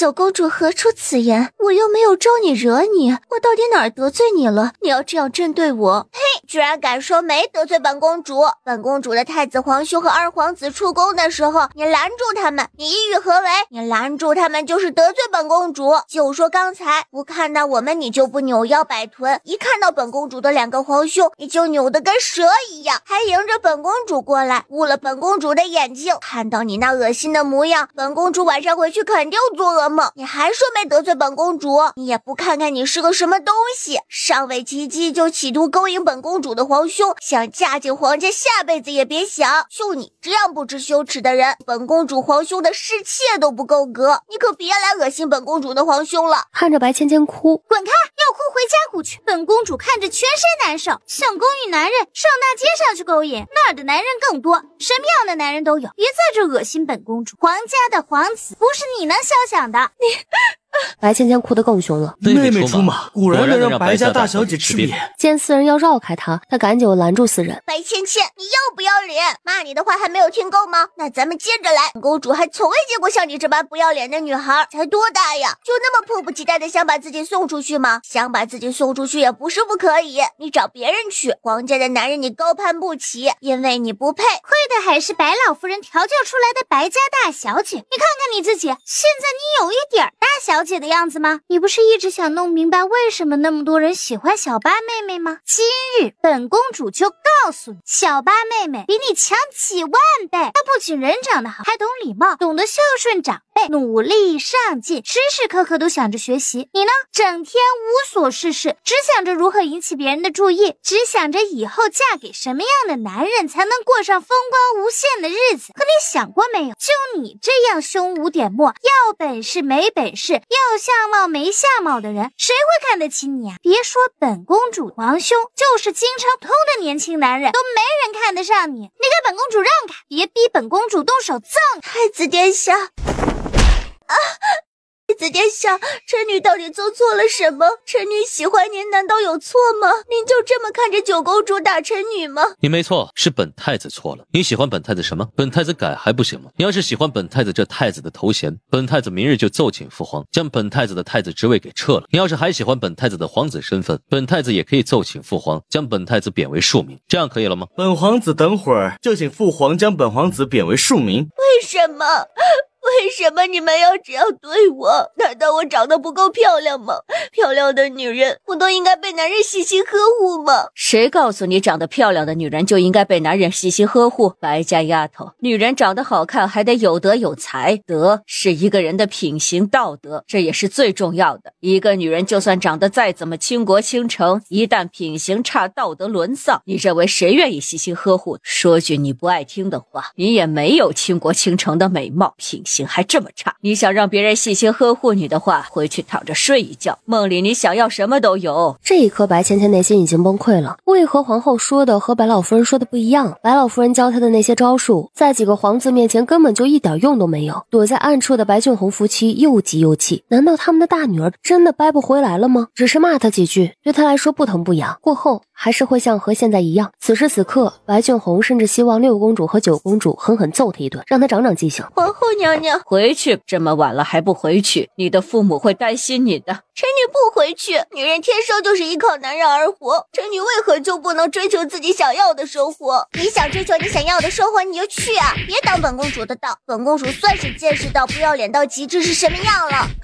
救命啊，九公主，你饶了我吧，我错了，我不该拦你的路，求你饶了我吧，太子殿下救我。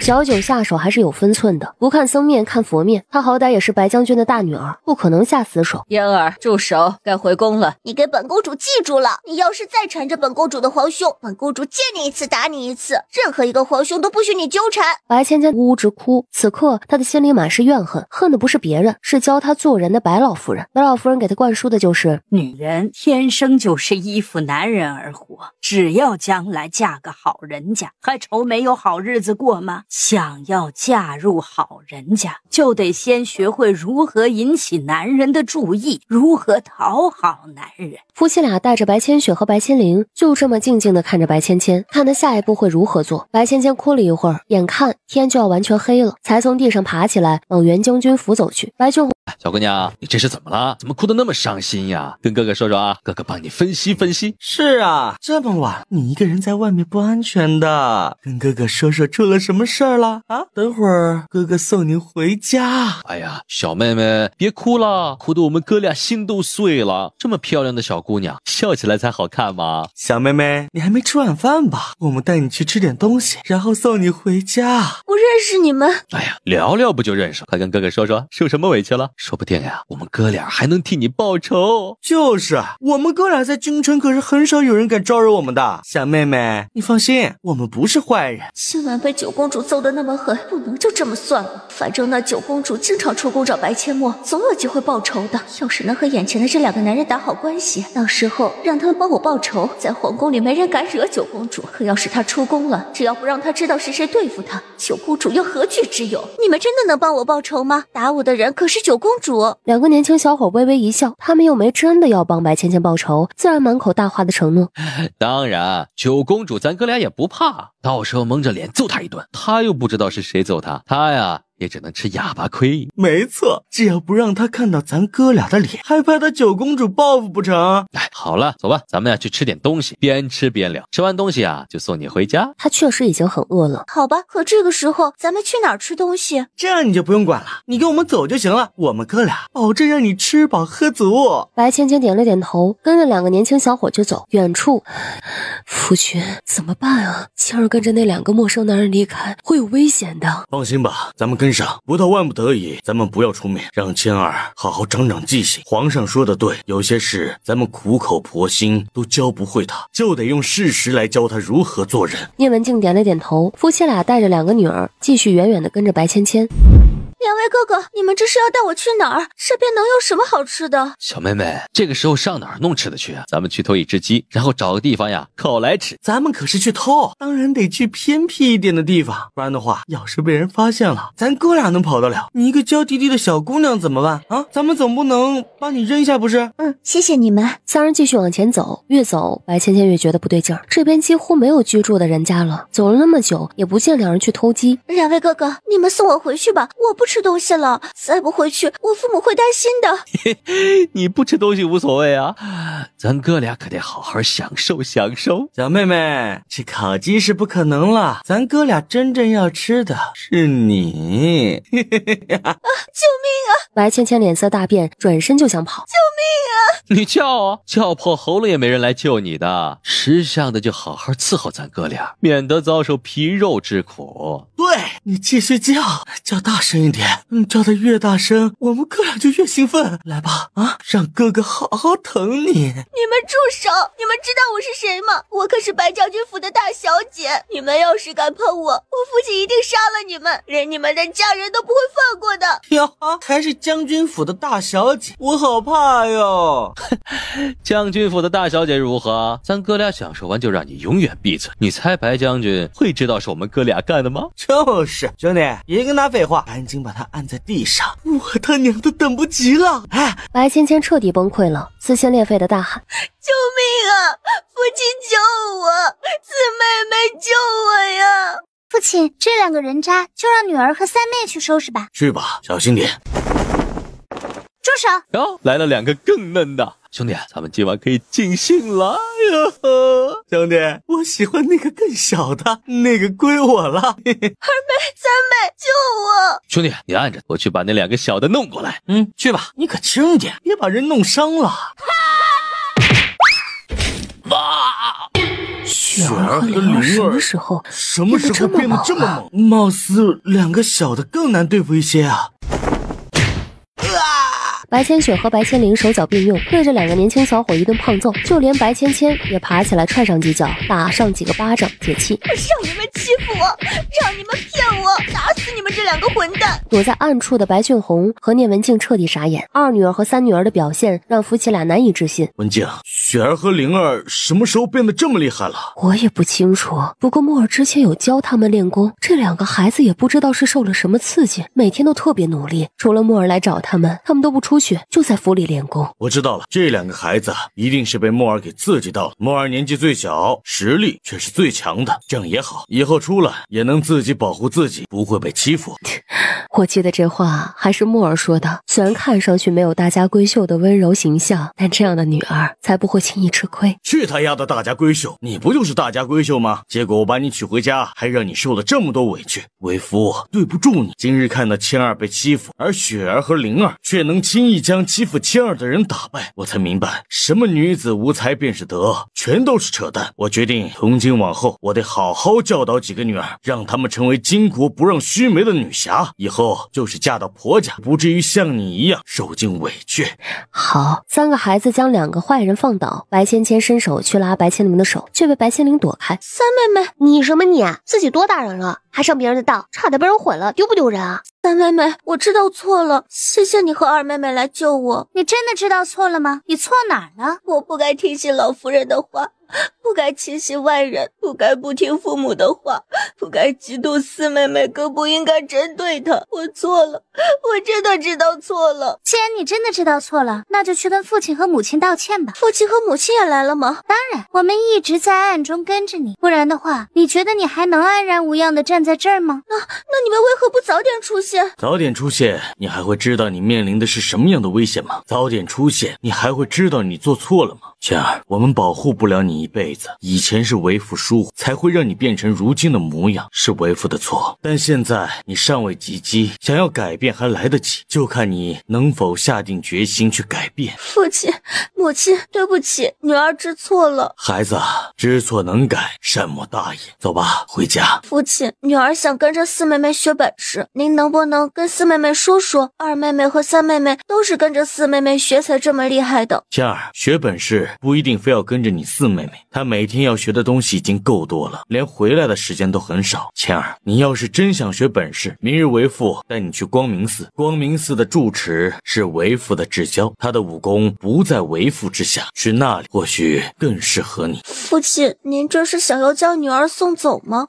倩儿，为父不是想把你送走，而是光明寺远离闹市，能让你静下心来好好修炼。孩子，你若继续留在京城，你确定你能静下心来练功而不会胡思乱想吗？白芊芊低下了头，她还真不敢保证，每天看到白阡陌有那么多人宠爱，她也不敢保证不嫉妒白阡陌。从小在白老夫人的熏陶下，她已经养成了自私自利的性格，在京城她也不敢保证她不会再犯。想了想，她点头答应。父亲，女儿愿意去光明寺，以后女儿一定静下心来好好的练功。四妹妹，对不起，我之前不该嫉妒你的，更不应该针对你的，我知道错了，我今天就要去光明寺了。四妹妹，以前是我不好，你原谅我吧。白阡陌一直盯着白芊芊的眼睛，见她也不像说谎。白芊芊，有些错并不是一句对不起可以抹去你对别人的伤害，每个人都要为自己的所作所为付出代价。今日不管你是不是诚心诚意的来道歉，想让我原谅你不是不可以，但绝不是现在。等你从光明寺回来，你若真的改变了，不再那么自私自利，好好孝顺父母，我可以原谅你。四妹妹，我该走了，你多保重。去吧，希望你是真的做出改变，否则你以后失去的不仅仅只是3个妹妹，你好自为之。我知道了。沃儿，你吃过饭没有啊？母亲，我已经吃过了。我父亲还没回来吗？没有，也不知道经历这次事情，倩儿能不能真正改变。母亲，发生了什么事？聂文静将昨晚白芊芊遇到的事情说了一遍。母亲，顺其自然吧，他若真能改变，说明昨晚的事情真的让他吸取了教训，若还是改变不了也没办法，人各有命，他的未来是什么样，取决于他如今的选择。唉，他呀，要是有你一半懂事，母亲就放心了。好啦，别想了，您休息一下，女儿出去看看。四妹妹，你知道吗？白芊芊今日离开京城去光明寺了。我知道，大早上的她就去王府和我告别了。昨晚要不是父亲带着我们跟着她，她就被人毁了。希望她经历这件事情后能真正的醒悟。如果这种事还教不会，那以后她的下场可想而知，谁都帮不了她。不想她的事情了，走吧，我让厨房烧了水，咱们姐妹3人给母亲洗个脚去。大小姐，奴婢去给将军夫人洗脚，您陪2小姐和3小姐聊天吧。不用，我们要亲自动手。给母亲洗脚，母亲的贴身丫鬟呢？三姐姐，下人洗和咱们洗是2回事，咱们给母亲洗脚那是尽孝。哦，我知道了，可母亲就1双脚，咱们姐妹3人怎么洗啊？这还不简单，2人给母亲洗脚，1人给母亲捶捶背不就好了？好，走吧。你们3个这是要干嘛？哼，母亲，四妹妹说要给您洗脚。哎呀，不用，洗脚有丫鬟呢，你们去玩吧。母亲，您就让我们3姐妹尽孝吧，您坐着就行。白千雪给她揉肩，白千灵和白千墨给她揉手，叶文静满脸都是幸福的笑容。此刻她多希望白芊芊也能像这3个女儿一样孝顺懂事。啊哈，跑起来，进山去玩了。狼群和白千墨一行人疯狂跑到鹰嘴崖山脚下，才停下脚步。2只金鹰正往白千墨所在的位置俯冲而下。我去，快散开！2只金鹰落在白千墨和叶慕辰的面前，他们的脑袋不停地往2个孩子怀里钻。好啦，好痒啊！别撒娇了，以后有空我就经常带你们出来玩。切，我信你个鬼！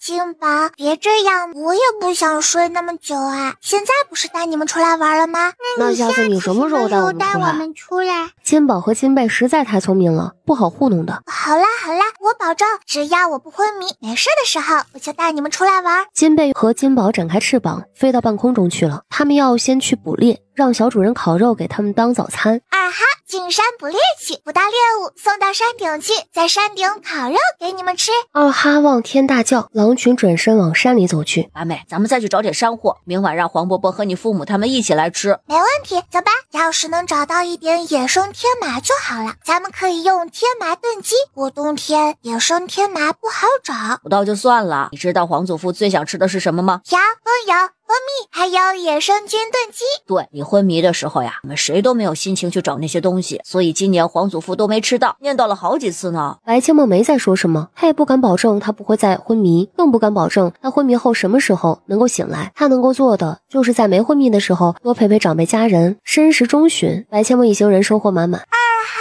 回家！一声响彻山谷的狼叫声回应着白千墨。排队，爸爸要点兵了，看看你们到齐了没有。二哈带着狼群排成3排，坐在白千墨面前。1、2、3、43、44、45，怎么多了6只啊？加上去年下的崽也没那么多啊。二哈，是不是你拐来的？二哈低叫一声，微微点了点头。我去，二哈你还有这本事啊！亏死了呀！墨儿，这不是多了6只吗？怎么还亏死了？普儿要是知道二哈还有拐别的狼的本事，普儿早就带他出来玩了，现在估计都能有上百只了。丫头，你知道你这些好大儿一年要吃多少肉吗？咱们王府一年养的猪自个儿都没吃几头，全让你这些好大儿给吃了。嘿嘿，有机会带他们打仗去，不能白吃白喝。八妹，那咱们明日再去别的山上，让二哈多拐几只狼回来。明日不出来了，等过了年30再说。反正只要有二哈，附近山上的狼都会是我的，就让他们在山上吧。明日咱们就在王府与狼群一起训练，我都好久没有和狼群打架了。听你的。墨儿，现在回去还不能把狼群带进城，会吓到老百姓的。你让二哈再去别的山上拐几匹狼，咱们天黑后来接他们。二哈，你们现在还不能回去，你去别的山上再去拐几个同伴回来，天黑后就到城门口等我来接你们进城。记住啊，不许攻击人和家养的牲畜，否则3天不给你肉吃。去吧，记住天黑就回来。二哈点了点大脑袋，嗷呜大叫一声，带着狼群往鹰嘴崖旁边的山上跑去。皇祖父，孙女回来啦！明天咱们就可以吃野山药炖排骨了。臭丫头，出去玩都不跟皇祖父说一声。皇祖父，孙女出去的时候您还没起床，孙女想让您多睡一会儿。哦，对了，孙女告诉您一个好消息。什么好消息啊？孙女的狼群队伍壮大了，二哈近日在山里挂了好几匹狼呢，而且现在还在山里，等晚上回来应该会更多。木儿丫头，你的意思是现在狼群还没回来？对，孙女让二哈又去拐别的狼群了，要晚上才回来。天才狼呀！我还真没想到这二哈还有这本事呀！那是必须的，二哈可是您的大宠孙，要是连这点本事都没有，还养着他们干嘛？而且年后孙女想让大师兄把狼群带去战场上，让他们发挥一下他们的作用。让你大师兄带去，他们能听话吗？应该问题不大，过完年就让大师兄来和狼群接触。墨儿，你让大师兄带出去问题倒是不大，可狼群的食物才是真正让人头疼的事情。如果自己不去，让大师兄带着狼群去打仗，那么狼群吃的还真是一个大问题。自己倒是可以放空间里，大师兄总不能每天给狼买肉去吧？而且那么多士兵吃炖肉都困难，而狼群天天吃肉确实不合适，看来还是得自己带着去才行。那就暂时不考虑这个问题了，狼群就是在家里也不是没用，可以做我们的陪练啊。这事以后再讨论，先去洗手，准备用膳。在城门口等了约莫1炷香的时间，二哈才带着狼群出现。此时狼群的数量增加到了57匹，早上出去的时候还不足40匹呢。二哈来到白阡陌面前，用他的大脑袋不停地蹭白阡陌，甚至伸出舌头去舔白阡陌的小脸。不准舔！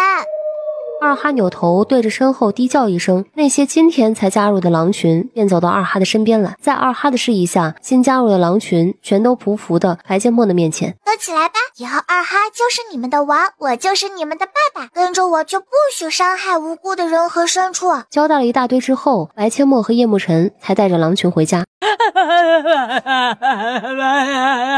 母亲，墨儿一回来您就叫，您想干嘛？将军，老奴若猜的没错，老夫人是想求得四小姐原谅，想让四小姐帮她治疗，不想这样一直躺在床上。老夫人僵硬的微微点头。母亲，墨儿已经说了，您的病她治不好，您想求得她的原谅不太可能。当初您把她扔在荒郊野外，被王府七公子救回来时，全身冻伤，昏迷了几天，才将她从鬼门关给拉回来。您觉得墨儿会轻易原谅您吗？您那可是要了她的命啊！老身可是她的亲祖母，打断不连着接，那件事情都过去那么久了，那就不能放下了吗？老身现在都病成这样，他就没有一点同情心，给老身治疗一下怎么了？难道他就是要眼睁睁的看着老身死，他才甘心呐？白老夫人是后悔，但此刻她心里的想法，要是让白俊宏知道，恐怕就连白俊宏都不得不佩服她的不要脸。摊上这样一个娘，白俊宏也是无奈。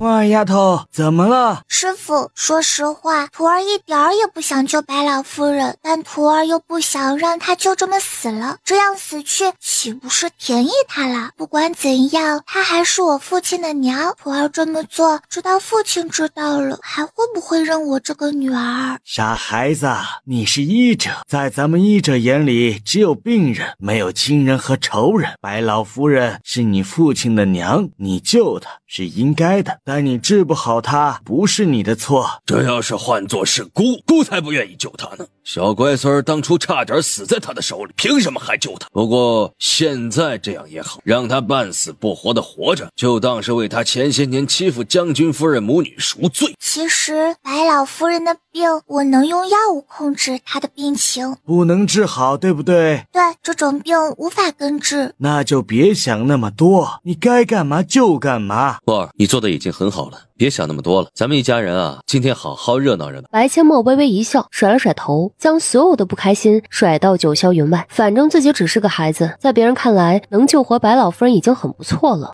来到白老夫人的房间，白阡陌手指搭上白老夫人的脉搏，下一秒，白阡陌脸色变了变，已经感觉不到白老夫人的脉搏跳动了。七哥，快抢救！不停地做胸脉按压，然而却无济于事。1刻钟后，他和叶慕辰都满头大汗。七哥，放弃吧，没用了。八妹，七哥，我们已经尽力了。我知道。七哥，在我眼里，白老夫人只是病人，意思不言而喻。白老夫人的死跟个不认识的陌生人死在他面前没什么区别，他没有开心，更没有难过，他只是在心里暗道：白阡陌，害死你的人也随你去了，他受尽折磨而死，你应该安心了。走出白老夫人的房间，父亲，女儿已经尽力了，请节哀。白俊宏一怔，快步走进老夫人的房间，看着躺在病床上的老夫人没了气息，他眼眶微红，叹了一口气。母亲一路走好，以后再也不用受罪了。走出房间，孩儿累了吧，快去休息一下。白阡陌微微点头，带着叶慕辰去找白千雪和白千灵。两姐妹知道白老夫人死了，也只是微微一愣，随后便是一脸平静。如今只要是白阡陌不喜欢的人，两姐妹都会与其保持距离。接下来就是准备白老夫人的后事。白俊宏派人去光明寺接白芊芊，白芊芊却不愿意回来，只是让去接她的人带话回来。他已经在白老夫人活着的时候表过态，活着不相见，死了也不会来看一眼。白俊宏无奈，只能操办了白老夫人的后事。白阡陌虽然人在袁将军府，却很少在人面前出现。对于他来说，白老夫人不是祖母，而是仇人。出殡前，白阡陌都只是躲在两个姐姐的房间里练功。白老夫人的葬礼并没有多隆重，叶文静自始至终没有掉一滴眼泪。办完白老夫人的后事，白阡陌回到王府，继续跟着程元海学习阵法和机关术。小八妹，今天天气很好，快出来，我们去逛街。丫头，这段时间你和你七哥都在努力学习，是该出去走走了，去玩吧，好好放松放松。多谢师傅。傻孩子，谢什么谢啊？去玩吧。小八妹，咱们好久没有出去逛街了，今日咱们去逛街吧。父皇给了我不少银子，我请你去吃好吃的。是吗？伯伯给了你多少银子啊？200两的银票呢。还真是可以买很多好吃的啦。咱们去约宋姐姐和我的2姐3姐一起逛街。好啊。吃，你就知道吃。你弟弟小，你就不能让着他点儿？你个小赔钱货，要你有何用？一个赔钱货，还想吃这想吃那，你好意思吗？哭什么哭？把眼泪给我憋回去！你有什么好委屈的？祖母，弟弟抢我的窝窝头，他自己又不吃，他抢过去咬一口就扔了，这么浪费，您也要惯着他吗？他咬了一口扔了又如何呀？他扔的是洪家的东西，不当你来指手画脚。祖母，那可是孙女的早饭，从早上起来您就让孙女干这干那的，孙女都没时间吃上一口，这会儿才拿出来就被弟弟抢去扔了。我也是您的亲孙女，您这样偏心未免也太过分了。你嚷嚷起来了是吧？你弟弟可是我们洪家唯一的男丁，不是看你还能干活，你以为你还能继续留在洪家？你弟要为洪家传宗接代，你能为洪家做什么啊？还不快滚去干活！这个老巫婆太可恶了，孙女就不是人了吗？要让孙女干活，不让孙女吃饭，这个老女人简直和白老夫人有的一拼。要不是白老夫人重男轻女，原主也不会被活活冻死。可恶，太可恶了！见女孩还愣在原地，一脸心疼的看着被扔在地上还被踩了一脚的窝窝头发呆，抬手又要扇他的孙女。住手！女孩就不是你的孙女了吗？女孩就不是人了吗？没有女人，她将来能生出孩子来。你也是女人，你怎么就不说你自己是赔钱货？没有女人，你孙子是从石头缝里抱出来的吗？小姑娘，我教训我自己的孙女，碍着你什么事儿了？你跟她有什么关系吗？这个小贱蹄子犯得着你为她出头啊？我跟她当然有关系，因为我也是女孩。你说女孩是赔钱货，你是什么？老赔钱货吗？你什么你？难道说你不是女人？真是搞笑！我还是第一次听见有人骂自己是赔钱货的。从空间里取出一把酸酸糖，他倒是要看看那个胖得跟球一样的男孩被老女人宠成什么样。白阡陌将酸酸糖分给大伙。来，喝可了吧，杏寒颗糖，这糖可好吃了。白阡陌还将酸酸糖分给了面黄肌瘦的女孩，却唯独没给胖男孩。胖男孩馋得都流口水了，可白阡陌就是不给他。他看向自己的姐姐，他的姐姐紧紧攥着酸酸糖，怯生生地看着他的祖母。老女人狠狠瞪了女孩一眼，伸手就要去抢她手里的酸酸糖。白阡陌闪身挡在女孩面前，将女孩手里的酸酸糖抢过来，拨开糖纸，直接将糖塞进女孩的嘴里，眼睛也瞬间湿润了。从小到大，有什么好吃的都被他的弟弟抢走，他还是第一次吃到糖，而且还是这么美味的糖。把你的糖给我！凭什么？可小男孩太想吃了，跳起来就要抢叶慕辰手里的酸酸糖。叶慕辰随手一挥，便将胖男孩推到一旁，一屁股跌坐在地上。哎呦，孩子，你怎么样了？有没有摔伤啊？祖母，我要吃糖，他把我的糖给吃了，你让他赔给我。有没有一点同情心呢？你没看到我孙子哭得那么可怜吗？啊，你都这么大了，就不能把你那糖给他吃吗？啊，凭什么？你孙子比本公子小一点，他就有理了？他是你孙子，又不是本公主的孙子，本公主凭什么让给他？这糖不用银子买的吗？哎呦，小公子啊，一看你的穿着就是大户人家的孩子，根本就不缺银子，你就给他一颗吧。不给。老女人不敢再多说什么，转头恶狠狠地看向她的孙女儿，抬手一巴掌要扇过去。白千墨拉了女孩一把，女孩险险避开老女人的巴掌。都怪你这个该死的小蹄子，就一颗糖，你就不能让给你的弟弟吗？怎么就没被毒死呢？闭嘴！亏你好意思在大庭广众之下骂你的孙女，她的糖凭什么要让她让给你孙子？你算个什么东西？你孙子又算个什么东西？哼！你以为你孙子是个宝，所有人都得让着他？就这样的草包，离开你，出去早晚会被人打死。有你这么当祖母的吗？你自己看看，孙女瘦得跟竹竿一样，孙子胖得跟个球一样，怕把你孙子撑死啊！你孙女难道就不是你的亲孙女吗？哎呦，我的个乖乖，重男轻女到这个地步的，我这辈子就见过2个，其中一个就是你。哎，小姑娘，你怎么就这么恶毒啊？我孙子也没吃到你的糖，你怎么可以这样咒他？有钱人家的孩子就可以这样欺负我们这些小老百姓的吗？啊，哼，倒是说说我们怎么欺负你了。群众的眼睛是雪亮的，大家评评理，是我们欺负他，还是他欺负他的孙女？哎呦，这女孩生在他们家呀，还真是倒了8辈子血霉了。女孩就不是人了，她也是女人，她自己怎么不省下来给自己孙子吃啊？就是偏心男孩一点还说得过去，偏成这样的我还是第一次见。这俩孩子带出来，不知道的还以为这小姑娘是男孩的丫鬟。这小姑娘瘦成这样，一看就是长期受虐待，吃不饱穿不暖。要这样虐待小姑娘，干嘛还把她生下来？这样的人家，以后谁嫁到他们家，谁倒霉啊！大家可得记住了啊，这家人姓洪，可千万不能和这家人扯上关系啊！就这样的人家，把女儿嫁过去还不得被欺负死啊？脑袋被驴踢了才会让女儿嫁到这样的人家。墨儿妹妹，我想帮帮这个小姑娘。宋姐姐，你想怎么帮？这小姑娘看起来老实本分，我想让她跟在我身边，做我的贴身丫鬟。白千墨点了点头，想到宋锦化很快就要大婚了，这个女孩跟着他，将来也能培养成他的心腹，在皇宫生活，没2个心腹还真不行。小姐姐，你愿意跟我们走吗？离开你祖母，做我宋姐姐的丫鬟，以后你就不会吃不饱穿不暖了。我不敢。你敢跟别人走，你试试看，老身不打死你！赶快给老身滚回去干活！女孩身躯一颤，转身就要回去。白千墨一把抓住了女孩的手腕，不用怕，只管做出选择。如果你愿意跟着我宋姐姐，保你平安无事。小姐姐不用害怕，跟我们走的话，她不敢对你怎么样的。但若你继续回去那个家里，你的下场最终恐怕不是饿死，就是打死，又或者是累死。你自己想清楚哦，机会只有这一次，要不要逃离魔爪，看你自己如何选择。我跟你们走，就算是做牛做马，只要给我饭吃，我也愿意跟你们走。好，既然你做出了选择，从现在起你就是我的人，站到我身边来。你敢过去，老身现在就打死你！你打一个试试。从现在起，他就是太傅府的人，敢动他一根汗毛，本公子让你后悔来到这个世界上。他走了，家里的活谁干？不准走！你好大的胆子，本小姐的人你也敢骂？不想活了吗？哎呀，我不活了！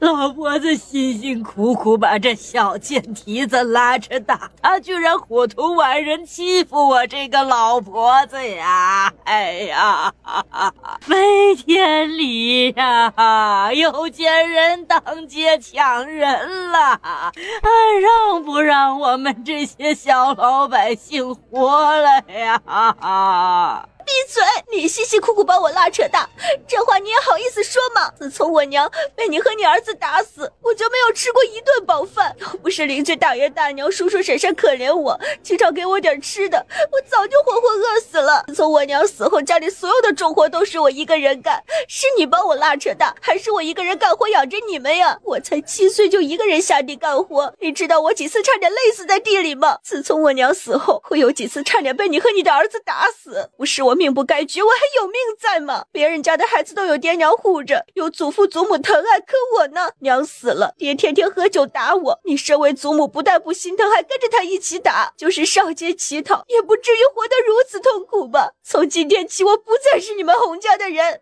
我就是死在外面，也和你们洪家没有任何关系。宋景华原本还想给老女人一些银子，把女孩买过来。此时听到女孩撕心裂肺的嘶吼，他连一个铜板都不想给了，因为他不配。本小姐今日还真是长见识。本小姐告诉你，他从现在开始就是本小姐的人。你要是再骂一句，本小姐撕烂你的嘴！老妖婆，你给我听好了，快带着你那猪一样的孙子埋溜滚蛋，否则别怪我把你和你孙子打成猪头。小九，他那孙子胖得跟猪一样，再打还是猪，只能说你把他打漏气了。小八妹，打漏气是何意？怎么个漏气法？看他孙子现在的样子，像不像个充了气的球？哈，我明白了，你直接说打破了，我就能明白了吗？我哪知道你理解能力这么差。行了，现在就把他和他孙子给打漏气，等看着他们我就难受。这要是把他的宝贝金孙给打坏了，以后洪家还不得断子绝孙啊！老女人赶紧从地上爬起来，拉着他的孙子转身就跑。小九可不会让他这么轻易的就跑掉。可老女人不敢逗留，太傅府的人可不是她敢惹的。她爬起来，拉起她的胖孙子赶紧跑，生怕再被踹一脚。你叫什么名字？恩人，我不想姓洪，不想提起以前的名字。既然以后跟着恩人，还请恩人赐名。那你以后就叫梨儿了。你今年多大了？回恩人的话，我今年13岁了。13岁的女孩看起来还不到10岁的样子，洪家还真是够狠毒的。走吧，我带你先去吃点东西，咱们边吃边聊。来，我给你介绍一下，你的主子是太傅府的大小姐，以后在她面前你就叫她大小姐，你自己也得自称奴婢。这位是王府的7公子，这位是王府的8小姐，是皇上亲封的5福郡主，这位是6公主，这位是9公主，这位呢？走吧，咱们先去吃点东西，然后带她去买2身衣服，回去可以慢慢学。墨儿妹妹，你想吃什么？说好了，今天是我请，宋姐姐你可不许跟我抢，谁请都一样，要不然还是去马行街，从街头吃到街尾。白切墨伸出小手，手指搭上了梨儿的脉搏。墨儿妹妹，怎么了？去找一家粥铺，咱们坐下来慢慢说。前面不远处就有一家。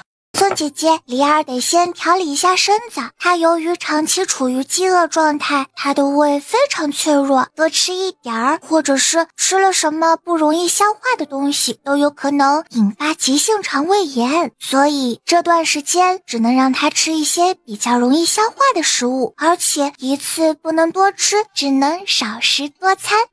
我先给她开个药方，调理一段时间后，她就可以正常饮食了。好，我记住了。天哪，这也太惨了！梨儿姑娘，你能跟我们说说你家的情况吗？原来梨儿从记事起，她的爹爹就是整天好吃懒做，还天天喝酒，而她的娘每天要下地干活，回来还要忙前忙后照顾洪家人，而她的爹和祖母对她的娘稍有不顺心便非打即骂。在洪家母子的摧残下，她的娘在6年前因劳累过度病倒，可洪家母子依旧让她带病下地干活，最终死在地里。娘死后，祖母还想给她那好吃懒做整天醉醺醺的儿子续弦，找个女人回来伺候他们一家子。可他们家在村里名声早就已经臭得不能再臭，就是死了男人的寡妇都不愿意多看他爹一眼，找不到愿意照顾他们一家的女人，所有的重活都落在了梨儿的身上。老女人重男轻女，对孙子宝贝的含在嘴里怕化了，捧在手心里怕碎了，可对孙女儿就非打即骂，动不动就不让梨儿吃饭。邻居们虽然很同情梨儿，时不时的给她塞点吃的，可也没能让她真正吃饱。不仅如此，她的弟弟被祖母宠得无法无天，只要看到梨儿手里有吃的，不管是不是她想吃的，她都要抢过来。不好吃的东西她咬一口就丢在地上，还用脚去踩2脚。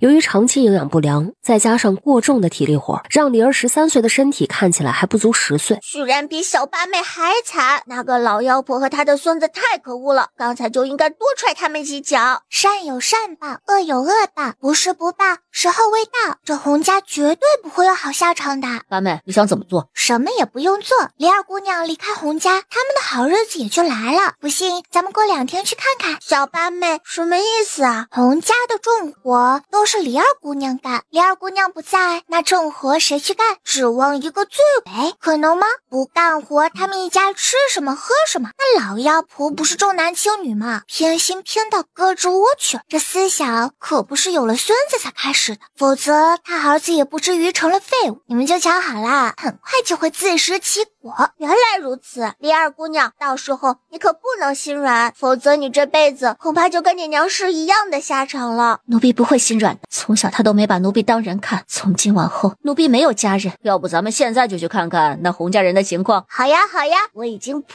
不及待的想看看洪家鸡飞狗跳的模样了。不着急，咱们先去给李二姑娘买2身衣服，去看洪家人的笑话。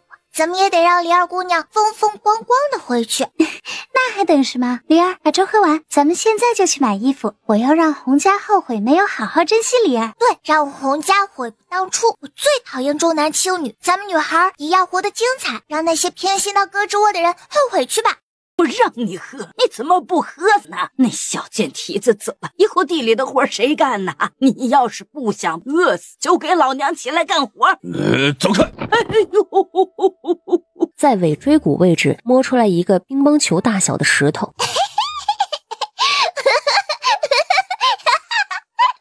我就说嘛，善有善报，恶有恶报，不是不报，只是时候未到。你们看看，报应来得如此之快。这一下尾椎骨估计得骨裂。小九、老六他们也忍不住笑了起来，就连在那老女人身边看热闹的胖男孩也拍手笑了起来。老女人差点气得灵魂出窍，恶狠狠地看向篱笆外，下一秒却愣住了。她眼睛死死盯着灵儿身上的新衣裙，那衣裙一看就不是普通老百姓能穿得起的料子。她孙子身上的衣服是洪家能拿出来最好的布料做的衣服，可也比不上灵儿身上的料子好。她从记事起到现在几十年了，也没穿过什么好布料。洪家也不是她这辈子才重男轻女，而是祖祖辈辈都是重男轻女。老女人也是在她男人死后，她才开始这样作死的。以前她男人还在世的时候，至少3天就要打她一顿。或许是她心里不平衡，儿媳妇进门后，她就天天刁难儿媳妇，甚至比她的婆婆有过之而无不及。老女人挣扎着想从地上爬起来，尾椎骨处疼得她冷汗都冒了出来，实在太疼起不来。你还笑，还不快去把你爹叫醒啊？你是想挨饿吗？爹，快醒醒，小贱蹄子回来了。白切莫一行人脸色瞬间阴沉下来，这家人还真是让人毁三观。醉鬼再次甩手，将胖男孩甩到一边，去端一盆冷水把他浇醒。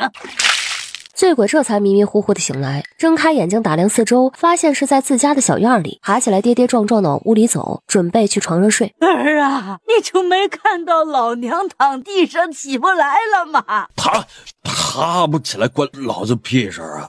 你也不看看你长什么样，又老又丑，老子才不会服你。你这爱见刀的，你睁开眼睛看清楚，我是你娘！一晃三摇的往屋里走去，根本就不管地上的老女人。哎，乖孙儿啊，快来把祖母扶起来，祖母起不来了。胖男孩还算听他的话，走过去扶他。胖男孩弯腰去扶老女人，结果祖孙俩都摔在地上，2次受伤，老女人疼得眼泪都出来了。白切莫一行人再次笑出了声。小贱蹄子，还不赶快过来扶我一下啊！呸！你以为你是谁？和你已经没有任何关系了。想让我扶你，下辈子都不可能。那你回来做什么？回来看我们的笑话吗？还真说对了，就是回来看你们的笑话的。想看看你会遭到什么样的报应。老女人气得七窍生烟。走吧，咱们该去逛街了。反正她也起不来了，再看下去也没什么意义。哦，对了，我们还得去官府一趟，让官府出个李二姑娘与洪家断绝关系的证明，不然到时候这家人还是会不要脸的跑去太傅府闹事。李儿满脸感动，看了生活了13年的小院一眼，跟着宋景华离开。官府很快就给李儿出了个与洪家断绝关系的文书。掌柜的，你们这儿收药材吗？收，拿过来给我看看。年轻人啊，你这些药材也就那株野山参值点银子，只是这株野山参呢挖的不是时候，所以啊价值也就大打折扣。这一篮子药材啊，我只能给你5两银子。这么好的野山参，还有其他这么多药材，居然只给5两银子。大哥哥，不介意我看看你背篓里的药材？不介意。白切莫从背篓里拿出那株野山参，仔细打量。品相不错，只是挖的不是时候，不过问题不大。大哥哥，给你20两银子，你将这些药材卖给我如何？20两？你说的是真的吗？当然是真的，这些药材值这些银子。小姑娘，这是诚心来找茬是吧？掌柜的，你看我像是来找茬的吗？我也是大夫，我就不能买点药了？哼，就你还是大夫，你咋不说你就是那没断奶的小神医啊？你怎么知道我就是没断奶的小神医？你见过我？不应该吧？我对你没印象啊，我已经很久没出门了呀。切，你要真是没断奶的小神医，那我就是小神医他父啊。小姑娘，你还是赶紧离开，哪儿来的回哪儿去，别打扰我做生意啊。七哥，他居然冒充父王，你说怎么办吧？你跑一趟顺天府，让府尹大人来一趟。是，主子。这下有好戏看了，有人要倒大霉了。难不成这小丫头还真是没断奶的小神医啊？不可能吧！我虽然没见过小神医，那也听别人说过，小神医随身携带奶瓶。这小丫头身上哪有奶瓶？武小磊带着顺天府尹来到了药铺。草民拜见府尹大人。下官拜见6公主、9公主，见过7公子、小郡主。您真是小神医啊！我的娘哎！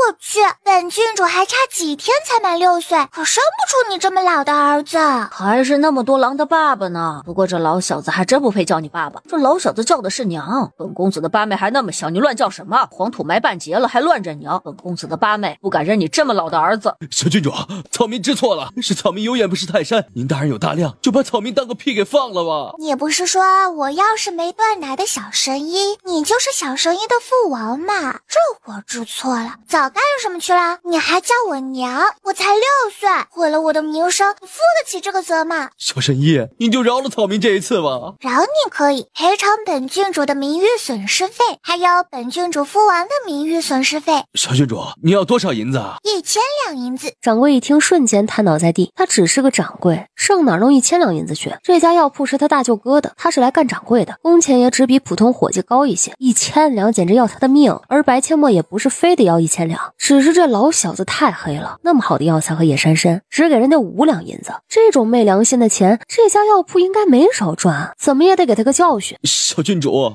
草民实在是拿不出那么多银子，您就饶了草民一命吧。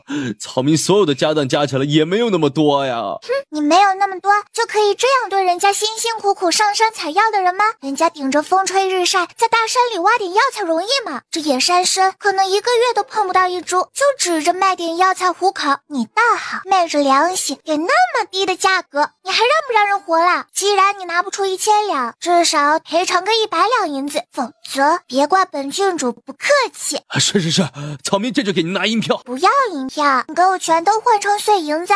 是，草民这就去拿银子。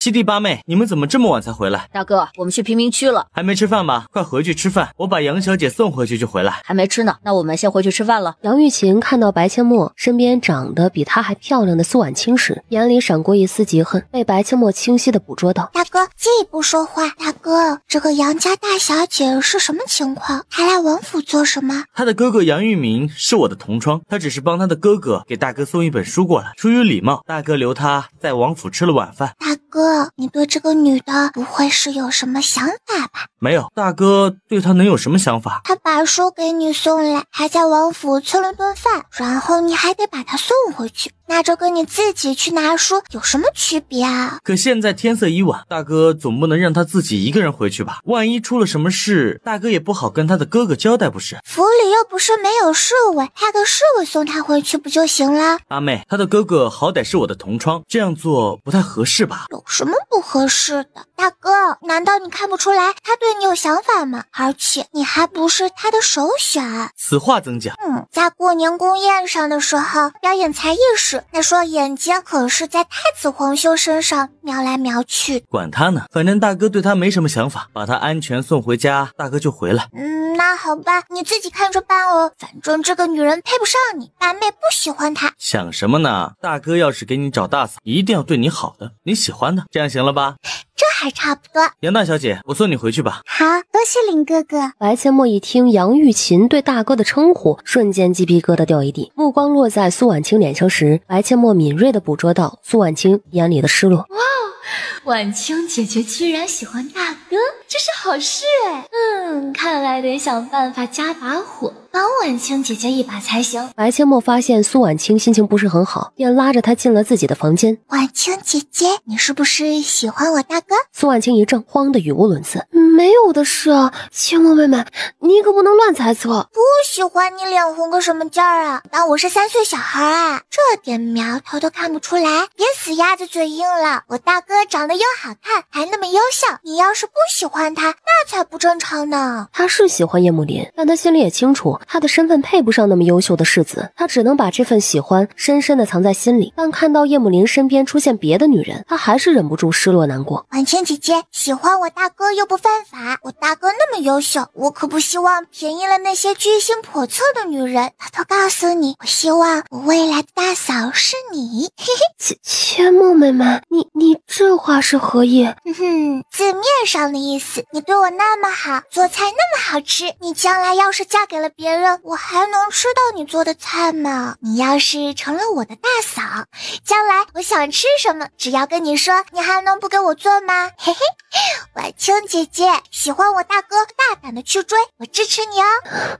可是我和你大哥身份差距太大，我和他门不当户不对，什么门不当户不对啊？那照你这么说，谁能跟太子皇兄门当户对？我告诉你，两情相悦才是最重要的。只要功夫深，铁棒磨成针。你只管放心大胆的去追求，有我帮你，你还担心什么？我还是不敢，我怕最后连留在你身边的资格都没有。你能不能自信点啊？跟我在一起那么长时间，这点自信都没有吗？有我在，怕什么？行了，听我的，大胆的去追求你的幸福，我就是你坚强后盾，为你扫清一切障碍。好，我试试。这才对嘛！喜欢我大哥就要大胆的表露出来，不然谁知道你的心思啊？说不定我大哥也中意你呢。嘿嘿。八妹，你在吗？快出来，大哥中毒了！什么？怎么回事？八妹，大哥中了媚药，人在哪儿？在正厅。墨儿，你来了，快来看看你大哥。八妹，大哥，这是冰袋，你先拿着，一定要保持清醒，我去准备给你洗胃。好。大哥，是谁给你下的毒？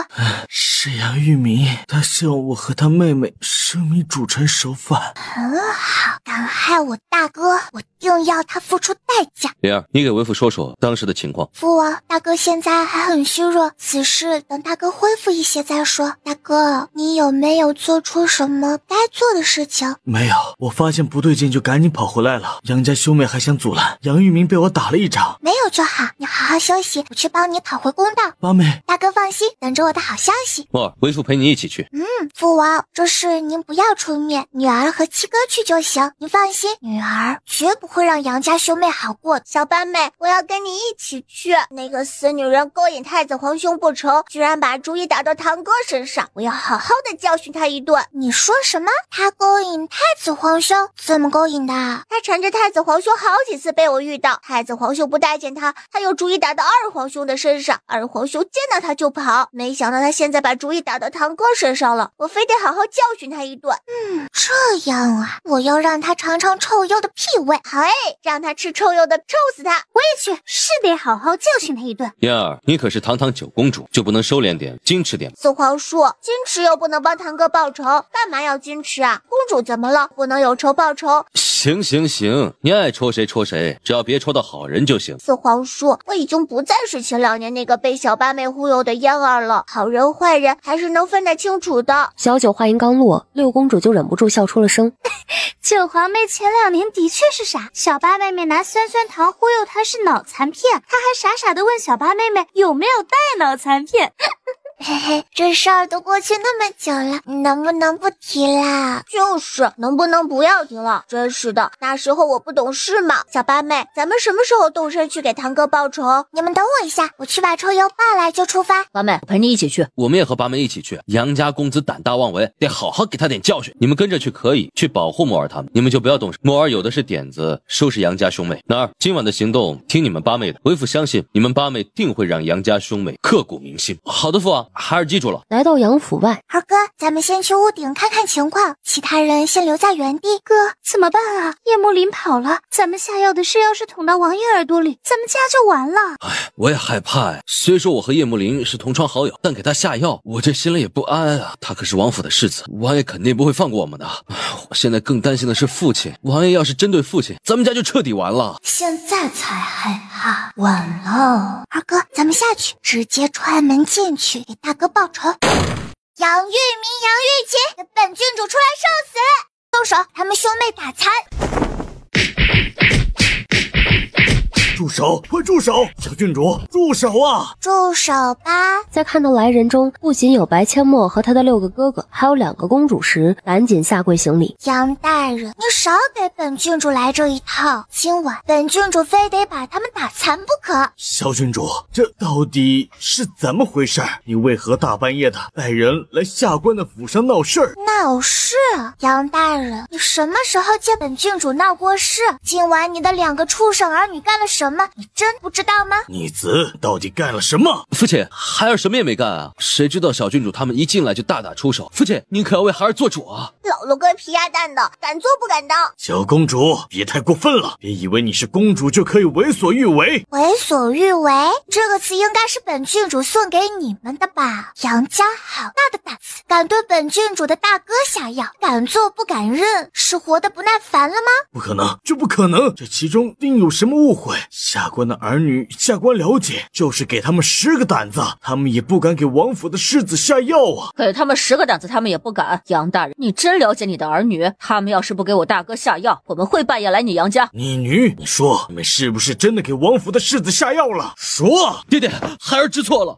完了，杨家的天要塌了呀！杨大人，您可知他们兄妹给我大哥下的是什么药？给我大哥下的是媚药。幸好我大哥自制力强，没有和你女儿发生什么。就算真的发生了什么，那也是你的女儿自己作死，想让我大哥负责，门儿都没有。杨大人，你的儿女都已经成年，每个人都要为自己的所作所为负责。混账东西，谁给你们的胆子敢给王府世子下药？明儿，你们怎么可以做出这样的事情？王府世子是你们能得罪的吗？杨大人，你这话说的，我大哥要不是王府的世子，就可以随便下药了呗。臣妇不是这个意思。本郡主不管你是什么意思，你的儿女做了错事就得付出代价。混账东西，还不快点来给小郡主道歉！给我道什么歉？他们是给我下药了吗？小郡主，那你说要如何处理此事？这个媚药的副作用对身体伤害相当大，我大哥可是还没成亲生子呢，至少也要赔我大哥30万两银子。杨大人差点一头栽倒在地，30万两，这不是要他的命吗？小郡主，30万两，小官真拿不出来呀。30万两已经是底线了，要是纳到本郡主的黄伯伯那里，可就不是30万两银子那么简单了。当初柳家赔偿本郡主的可是50万两黄金。柳家的下场他可是亲眼所见，可是30万两银子是他半辈子的积蓄啊。虽然他家也有产业，但和柳家没有可比性，半辈子才攒下那么些积蓄啊。小郡主，下官家里真拿不出那么多银子，求你高抬贵手，放2个孩子一马吧。拿不出来是吧？那就别怪本郡主下狠手。哥哥姐姐们，给我打，打到不能自理为止。一行人摩拳擦掌，挽着袖子准备大打出手。别，小郡主，有话好说，有话好说。本郡主没跟你好好说吗？再给你最后一次机会，这笔银子你赔还是不赔？赔，下官赔。只是小郡主能否宽限下官几天？下官家里真没那么多银票啊。3天够不够？能多宽限几天吗？2天。开口求情就只给2天了。幸好刚才让小郡主少要点银子的时候，他没加银子，否则哭都没地方哭去。2天就2天，写个欠条吧。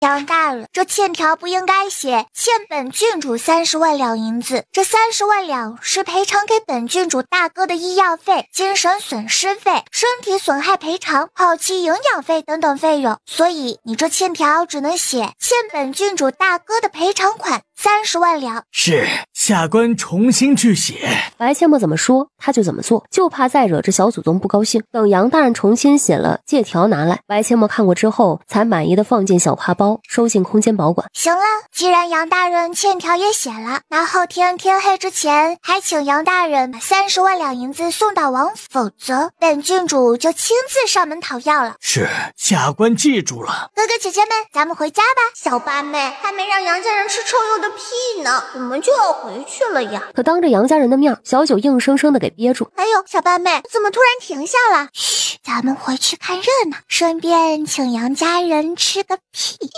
还以为小八妹忘了呢。你们2个混账东西，老子辛辛苦苦半辈子就这样被你们毁了。你们惹谁不好，偏偏去惹王府的世子，你们是嫌命太长了吗？父亲，孩儿知错了，都是孩儿的错。太子殿下和二皇子根本就不待见妹妹，孩儿这么做也是为了咱们杨家的未来考虑啊。孩儿只是想，王爷一家在皇上心里分量如此之重，妹妹要是嫁给王府世子，将来对我们杨家肯定大有帮助啊。愚蠢，没有十足的把握，你们怎么就敢给世子下媚药？世子可是练武之人，会武功的人，意志力岂是普通人能相提并论的？白阡陌一听这话，怒火蹭蹭往上涨。你们2个蠢货，下药不知道分量重一些，现在偷鸡不成蚀把米，以后王府的世子还会让你有接近他的机会吗？记住，以后别再做没有把握的事情。今日这仇你们都给老子记住，找机会再报不迟。白阡陌一行人脸全都黑了，一个个怒气冲冲。刚才打得太轻了，就应该直接打残。七哥，我来收拾他们。哥，带着所有人下去，我马上下来。臭鼬一旦释放臭液，不适合看热闹了，咱们得有多快跑多快。儿子，快放屁！臭鼬尾巴一翘，一股奇臭无比的液体喷射而出，刚好落在杨家人的头上。白阡陌迅速将瓦片盖上，飞身下了屋顶。快跑，先离开这里，不然等会儿臭味散发出来，咱们也要受罪。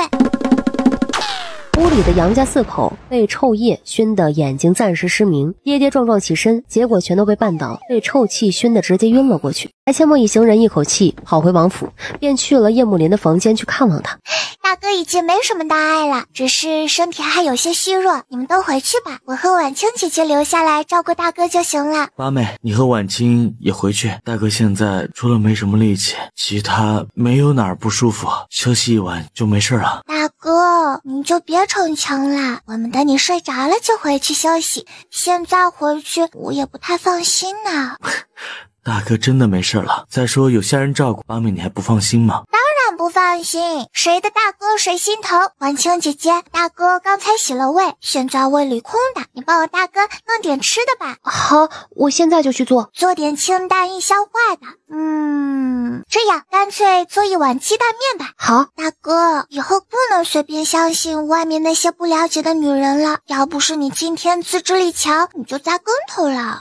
八妹说的对，以后大哥离那些女人远远的。嘿嘿，大哥，看我的婉清姐姐又能干又漂亮，做菜还那么好吃。你觉得她做我的大嫂怎么样？八妹，你可不能瞎说，这2年我一直把婉清当妹妹，兔子还不吃窝边草呢，你就别瞎操心了。什么嘛，这叫肥水不流外人田。婉清姐姐那么漂亮，做菜又好吃，我要是你啊，才不会让这么优秀的姑娘便宜了外人。再说了，婉清姐姐是我从提古城拐回来的，就喜欢吃她做的菜，而且她对我那么好，将来她要是嫁人了，我想吃她做的菜怎么办啊？但如果她成了我的大嫂，嘿嘿，那我想吃什么她都会给我做，什么时候吃就什么时候吃。